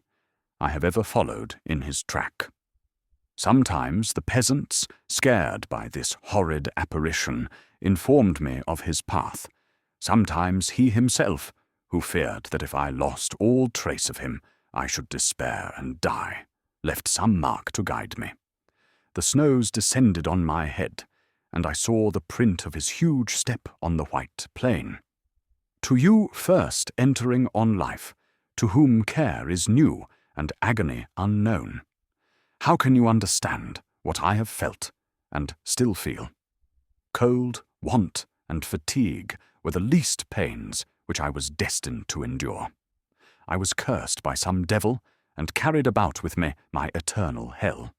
Yet still a spirit of good followed and directed my steps, and when I most murmured, would suddenly extricate me from seemingly insurmountable difficulties. Sometimes, when nature, overcome by hunger, sank under the exhaustion, a repast was prepared for me in the desert that restored and inspirited me. The fare was, indeed, coarse, such as the peasants of the country ate, but I will not doubt that it was set there by the spirits that I had invoked to aid me. Often, when all was dry, the heavens cloudless, and I was parched by thirst, a slight cloud would bedim the sky, shed the few drops that revived me, and vanish. I followed, when I could, the courses of the rivers, but the daemon generally avoided these, as it was here that the population of the country chiefly collected. In other places human beings were seldom seen, and I generally subsisted on the wild animals that crossed my path. I had money with me, and gained the friendship of the villagers by distributing it. Or I brought with me some food that I had killed, which, after taking a small part, I always presented to those who had provided me with fire and utensils for cooking. My life, as it passed thus, was indeed hateful to me, and it was during sleep alone that I could taste joy. O blessed sleep! Often, when most miserable, I sank to repose, and my dreams lulled me even to rapture. The spirits that guarded me had provided these moments, or rather hours, of happiness, that I might retain strength to fulfill my pilgrimage. Deprived of this respite, I should have sunk under my hardships. During the day, I was sustained and inspirited by the hope of night, for in sleep I saw my friends, my wife, and my beloved country. Again I saw the benevolent countenance of my father, heard the silver tones of my Elizabeth's voice, and beheld Clerval enjoying health and youth. Often, when wearied by a toilsome march, I persuaded myself that I was dreaming until night should come, and that I should then enjoy reality in the arms of my dearest friends. What agonizing fondness did I feel for them! How did I cling to their dear forms, as sometimes they haunted even my waking hours, and persuade myself that they still lived. At such moments vengeance, that burned within me, died in my heart, and I pursued my path towards the destruction of the daemon, more as a task enjoined by heaven, as the mechanical impulse of some power of which I was unconscious, than as the ardent desire of my soul. What his feelings were whom I pursued I cannot know. Sometimes, indeed, he left marks in writing on the barks of the trees, or cut in stone, that guided me and instigated my fury. My reign is not yet over. These words were legible in one of these inscriptions. You live, and my power is complete. Follow me. I seek the everlasting ices of the north, where you will feel the misery of cold and frost, to which I am impassive. You will find near this place, if you follow not too tardily, a dead hare. Eat and be refreshed. Come on, my enemy. We have yet to wrestle for our lives, but many hard and miserable hours must you endure until that period shall arrive. Scoffing devil, again do I vow vengeance, again do I devote thee, miserable fiend, to torture and death. Never will I give up my search until he or I perished, and then with what ecstasy shall I join my Elizabeth and my departed friends, who even now prepare for me the reward of my tedious toil and horrible pilgrimage. As I still pursued my journey to the northward, the snows thickened and the cold increased in a degree almost too severe to support.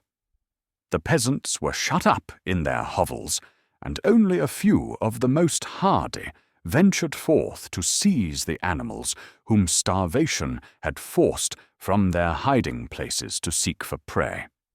The rivers were covered with ice, and no fish could be procured, and thus I was cut off from my chief article of maintenance. The triumph of my enemy increased with the difficulty of my labours. One inscription that he left was in these words: "Prepare. Your toils only begin. Wrap yourself in furs and provide food, for we shall soon enter upon a journey where your sufferings will satisfy my everlasting hatred." My courage and perseverance were invigorated by these scoffing words. I resolved not to fail in my purpose, and calling on heaven to support me, I continued with unabated fervour to traverse immense deserts until the ocean appeared at a distance and formed the utmost boundary of the horizon. Oh, how unlike it was to the blue seasons of the south! Covered with ice, it was only to be distinguished from land by its superior wildness and ruggedness. The Greeks wept for joy when they beheld the Mediterranean from the hills of Asia, and hailed with rapture the boundary of their toils. I did not weep, but I knelt down, and with a full heart thanked my guiding spirit for conducting me in safety to the place where I hoped, notwithstanding my adversary's jibe, to meet and grapple with him. Some weeks before this period, I had procured a sledge and dogs, and thus traversed the snows with inconceivable speed. I know not whether the fiend possessed the same advantages, but I found that, as before I had daily lost ground in the pursuit, I now gained on him, so much so that when I first saw the ocean he was but 1 day's journey in advance, and I hoped to intercept him before he should reach the beach. With new courage, therefore, I pressed on, and in 2 days arrived at a wretched hamlet on the seashore. I inquired of the inhabitants concerning the fiend, and gained accurate information. A gigantic monster, they said, had arrived the night before, armed with a gun and many pistols, putting to flight the inhabitants of a solitary cottage through fear of his terrific appearance. He had carried off their store of winter food, and placing it in a sledge to draw which he had seized on a numerous drove of trained dogs, he had harnessed them, and the same night, to the joy of the horror-struck villagers, had pursued his journey across the sea in a direction that led to no land, and they conjectured that he must speedily be destroyed by the breaking of the ice or frozen by the eternal frosts. On hearing this information, I suffered a temporary access of despair. He had escaped me, and I must commence a destructive and almost endless journey across the mountainous ices of the ocean, amidst cold that few of the inhabitants could long endure, and which I, the native of a genial and sunny climate, could not hope to survive. Yet at the idea that the fiend should live and be triumphant, my rage and vengeance returned, and like a mighty tide overwhelmed every other feeling.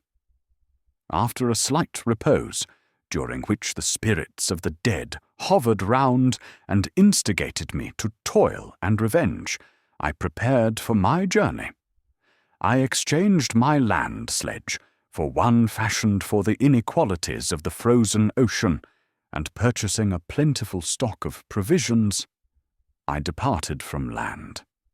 I cannot guess how many days have passed since then, but I have endured misery which nothing but the eternal sentiment of a just retribution burning within my heart could have enabled me to support. Immense and rugged mountains of ice often barred up my passage, and I often heard the thunder of the ground sea, which threatened my destruction. But again the frost came, and made the paths of the sea secure. By the quantity of provision which I had consumed, I should guess that I had passed 3 weeks in this journey, and the continual protraction of hope, returning back upon the heart, often wrung bitter drops of despondency and grief from my eyes. Despair had indeed almost secured her prey, and I should soon have sunk beneath this misery. Once, after the poor animals that conveyed me had with incredible toil gained the summit of a sloping ice mountain, and one, sinking under his fatigue, died. I viewed the expanse before me with anguish, when suddenly my eye caught a dark speck upon the dusky plain. I strained my sight to discover what it could be, and uttered a wild cry of ecstasy when I distinguished a sledge and the distorted proportions of a well-known form within. Oh, with what a burning gush did hope revisit my heart! Warm tears filled my eyes, which I hastily wiped away, that they might not intercept the view I had of the daemon. But still my sight was dimmed by the burning drops, until, giving way to the emotions that oppressed me, I wept aloud. But this was not the time for delay. I disencumbered the dogs of their dead companion, gave them a plentiful portion of food, and after an hour's rest, which was absolutely necessary, and yet which was bitterly irksome to me, I continued my route. The sledge was still visible, nor did I again lose sight of it, except at the moments when for a short time some ice rock concealed it with its intervening crags. I indeed perceptibly gained on it, and when, after nearly 2 days' journey, I beheld my enemy at no more than a mile distant, my heart bounded within me. But now, when I appeared almost within grasp of my foe, my hopes were suddenly extinguished, and I lost all trace of him more utterly than I had ever done before. A ground sea was heard, the thunder of its progress, as the waters rolled and swelled beneath me, became every moment more ominous and terrific. I pressed on, but in vain. The wind arose, the sea roared, and as with the mighty shock of an earthquake, it split and cracked with a tremendous and overwhelming sound. The work was soon finished. In a few minutes, a tumultuous sea rolled between me and my enemy, and I was left drifting on a scattered piece of ice that was continually lessening and thus preparing for me a hideous death. In this manner many appalling hours passed. Several of my dogs died, and I myself was about to sink under the accumulation of distress when I saw your vessel riding at anchor and holding forth to me hopes of succor and life. I had no conception that vessels ever came so far north, and was astounded at the sight. I quickly destroyed part of my sledge to construct oars, and by these means was enabled, with infinite fatigue, to move my ice raft in the direction of your ship. I had determined, if you were going southwards, still to trust myself to the mercy of the seas rather than abandon my purpose. I hoped to induce you to grant me a boat with which I could pursue my enemy. But your direction was northwards. You took me on board when my vigour was exhausted, and I should soon have sunk under my multiplied hardships into a death which I still dread, for my task is unfulfilled. Oh, when will my guiding spirit, in conducting me to the daemon, allow me the rest I so much desire, or must I die, and he yet live? If I do, swear to me, Walton, that he shall not escape, that you will seek him and satisfy my vengeance in his death. And do I dare to ask of you to undertake my pilgrimage, to endure the hardships that I have undergone? No, I am not so selfish. Yet, when I am dead, if he should appear, if the ministers of vengeance should conduct him to you, swear that he shall not live. Swear that he shall not triumph over my accumulated woes, and survive to add to the list of his dark crimes. He is eloquent and persuasive, and once his words had even power over my heart. But trust him not. His soul is as hellish as his form, full of treachery and fiend-like malice. Hear him not call on the names of William, Justine, Clerval, Elizabeth, my father, and of the wretched Victor, and thrust your sword into his heart. I will hover near and direct the steel aright. Walton, in continuation. August 26th, 17. You have read this strange and terrific story, Margaret, and do you not feel your blood congeal with horror, like that which even now curdles mine? Sometimes, seized with sudden agony, he couldn't continue his tale. At others, his voice broken, yet piercing, uttered with difficulty the words so replete with anguish. His fine and lovely eyes were now lighted up with indignation, now subdued to downcast sorrow, and quenched in infinite wretchedness. Sometimes he commanded his countenance and tones, and related the most horrible incidents with a tranquil voice, suppressing every mark of agitation. Then, like a volcano bursting forth, his face would suddenly change to an expression of the wildest rage as he shrieked out imprecations on his persecutor. His tale is connected and told with an appearance of the simplest truth, yet I own to you that the letters of Felix and Sapphi, which he showed me, and the apparition of the monster seen from our ship, brought to me a greater conviction of the truth of his narrative than his asseverations, however earnest and connected. Such a monster has, then, really existence. I cannot doubt it, yet I am lost in surprise and admiration. Sometimes I endeavored to gain from Frankenstein the particulars of his creature's formation, but on this point he was impenetrable. "Are you mad, my friend?" said he, "or whither does your senseless curiosity lead you? Would you also create for yourself and the world a demoniacal enemy? Peace, peace, learn my miseries, and do not seek to increase your own." Frankenstein discovered that I made notes concerning his history. He asked to see them, and then himself corrected and augmented them in many places, but principally in giving the life and spirit to the conversations he held with his enemy.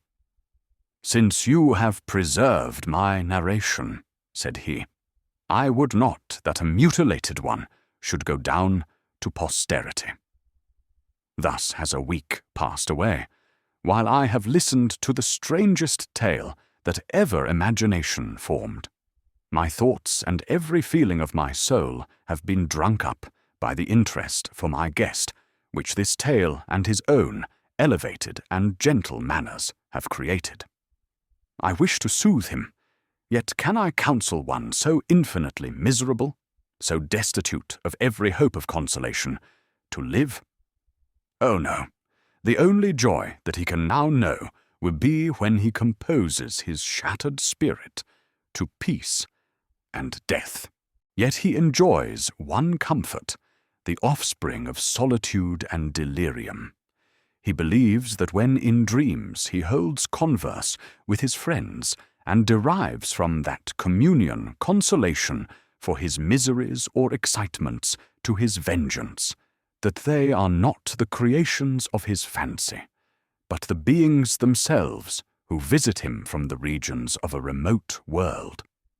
This faith gives a solemnity to his reveries that render them to me almost as imposing and interesting as truth. Our conversations are not always confined to his own history and misfortunes. On every point of general literature he displays unbounded knowledge and a quick and piercing apprehension. His eloquence is forcible and touching, nor can I hear him when he relates a pathetic incident or endeavors to move the passions of pity or love without tears. What a glorious creature must he have been in the days of his prosperity, when he is thus noble and godlike in ruin. He seems to feel his own worth and the greatness of his fall. When younger, said he, I believed myself destined for some great enterprise. My feelings are profound, but I possessed a coolness of judgment that fitted me for illustrious achievements.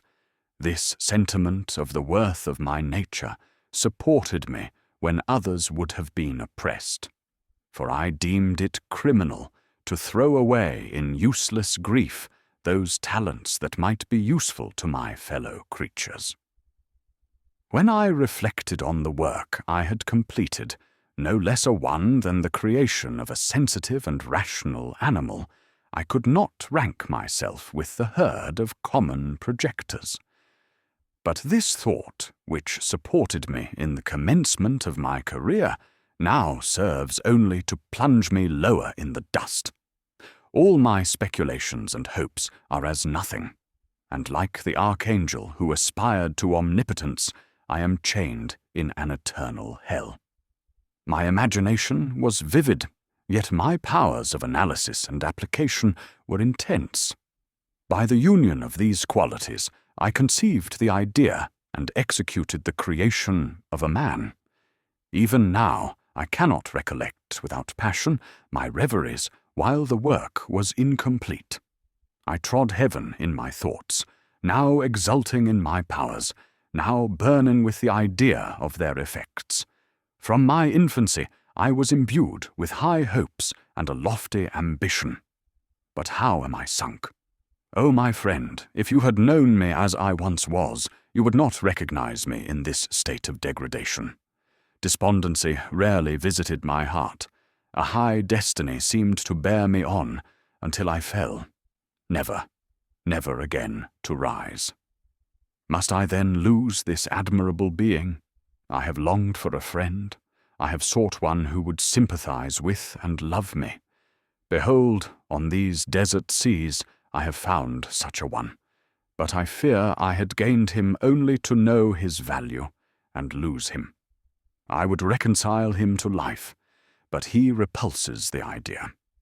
I thank you, Walton, he said, for your kind intentions toward so miserable a wretch. But when you speak of new ties and fresh affections, think you that any can replace those who are gone? Can any man be to me as Clerval was, or any woman another Elizabeth? Even where the affections are not strongly moved by any superior excellence, the companions of our childhood always possess a certain power over our minds, which hardly any later friend can obtain. They know our infantine dispositions, which, however they may be afterwards modified, are never eradicated, and they can judge of our actions with more certain conclusions as to the integrity of our motives. A sister or a brother can never, unless indeed such symptoms have been shown early, suspect the other of fraud or false dealing, when another friend, however strongly he may be attached, may, in spite of himself, be contemplated with suspicion. But I enjoyed friends, dear not only through habit and association, but from their own merits. And wherever I am, the soothing voice of my Elizabeth and the conversation of Clerval will be ever whispered in my ear. They are dead, and but one feeling in such a solitude can persuade me to preserve my life. If I were engaged in any high undertaking or design, fraught with extensive utility to my fellow creatures, then could I live to fulfill it. But such is not my destiny. I must pursue and destroy the being to whom I gave existence. Then my lot on earth will be fulfilled, and I may die. My beloved sister, September 2nd. I write to you, encompassed by peril and ignorant, whether I am ever doomed to see again dear England and the dearer friends that inhabit it. I am surrounded by mountains of ice, which admit of no escape, and threaten every moment to crush my vessel. The brave fellows whom I have persuaded to be my companions look towards me for aid, but I have none to bestow. There is something terribly appalling in our situation, yet my courage and hopes do not desert me. Yet it is terrible to reflect that the lives of all these men are endangered through me. If we are lost, my mad schemes are the cause. And what, Margaret, will be the state of your mind? You will not hear of my destruction, and you will anxiously await my return. Years will pass, and you will have visitings of despair, and yet be tortured by hope. Oh, my beloved sister, the sickening failing of your heart.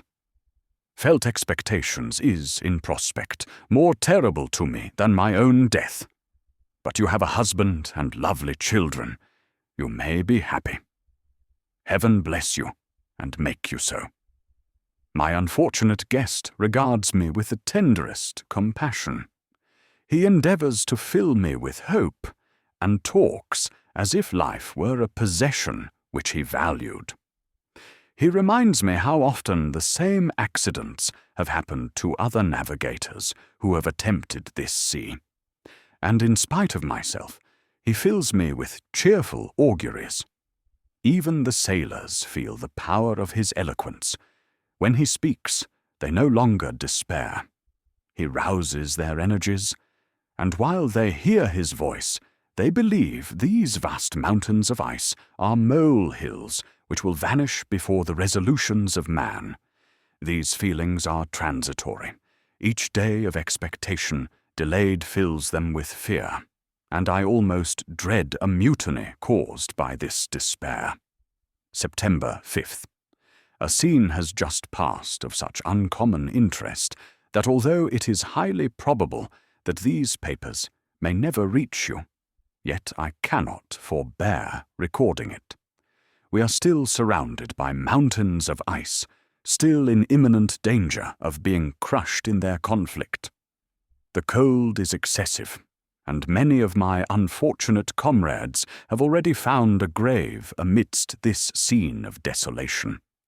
Frankenstein has daily declined in health. A feverish fire still glimmers in his eyes, but he is exhausted, and when suddenly roused to any exertion, he speedily sinks again into apparent lifelessness. I mentioned in my last letter the fears I entertained of a mutiny. This morning, as I sat watching the wan countenance of my friend, his eyes half closed and his limbs hanging listlessly, I was roused by half a dozen of the sailors who demanded admission into the cabin. They entered, and their leader addressed me.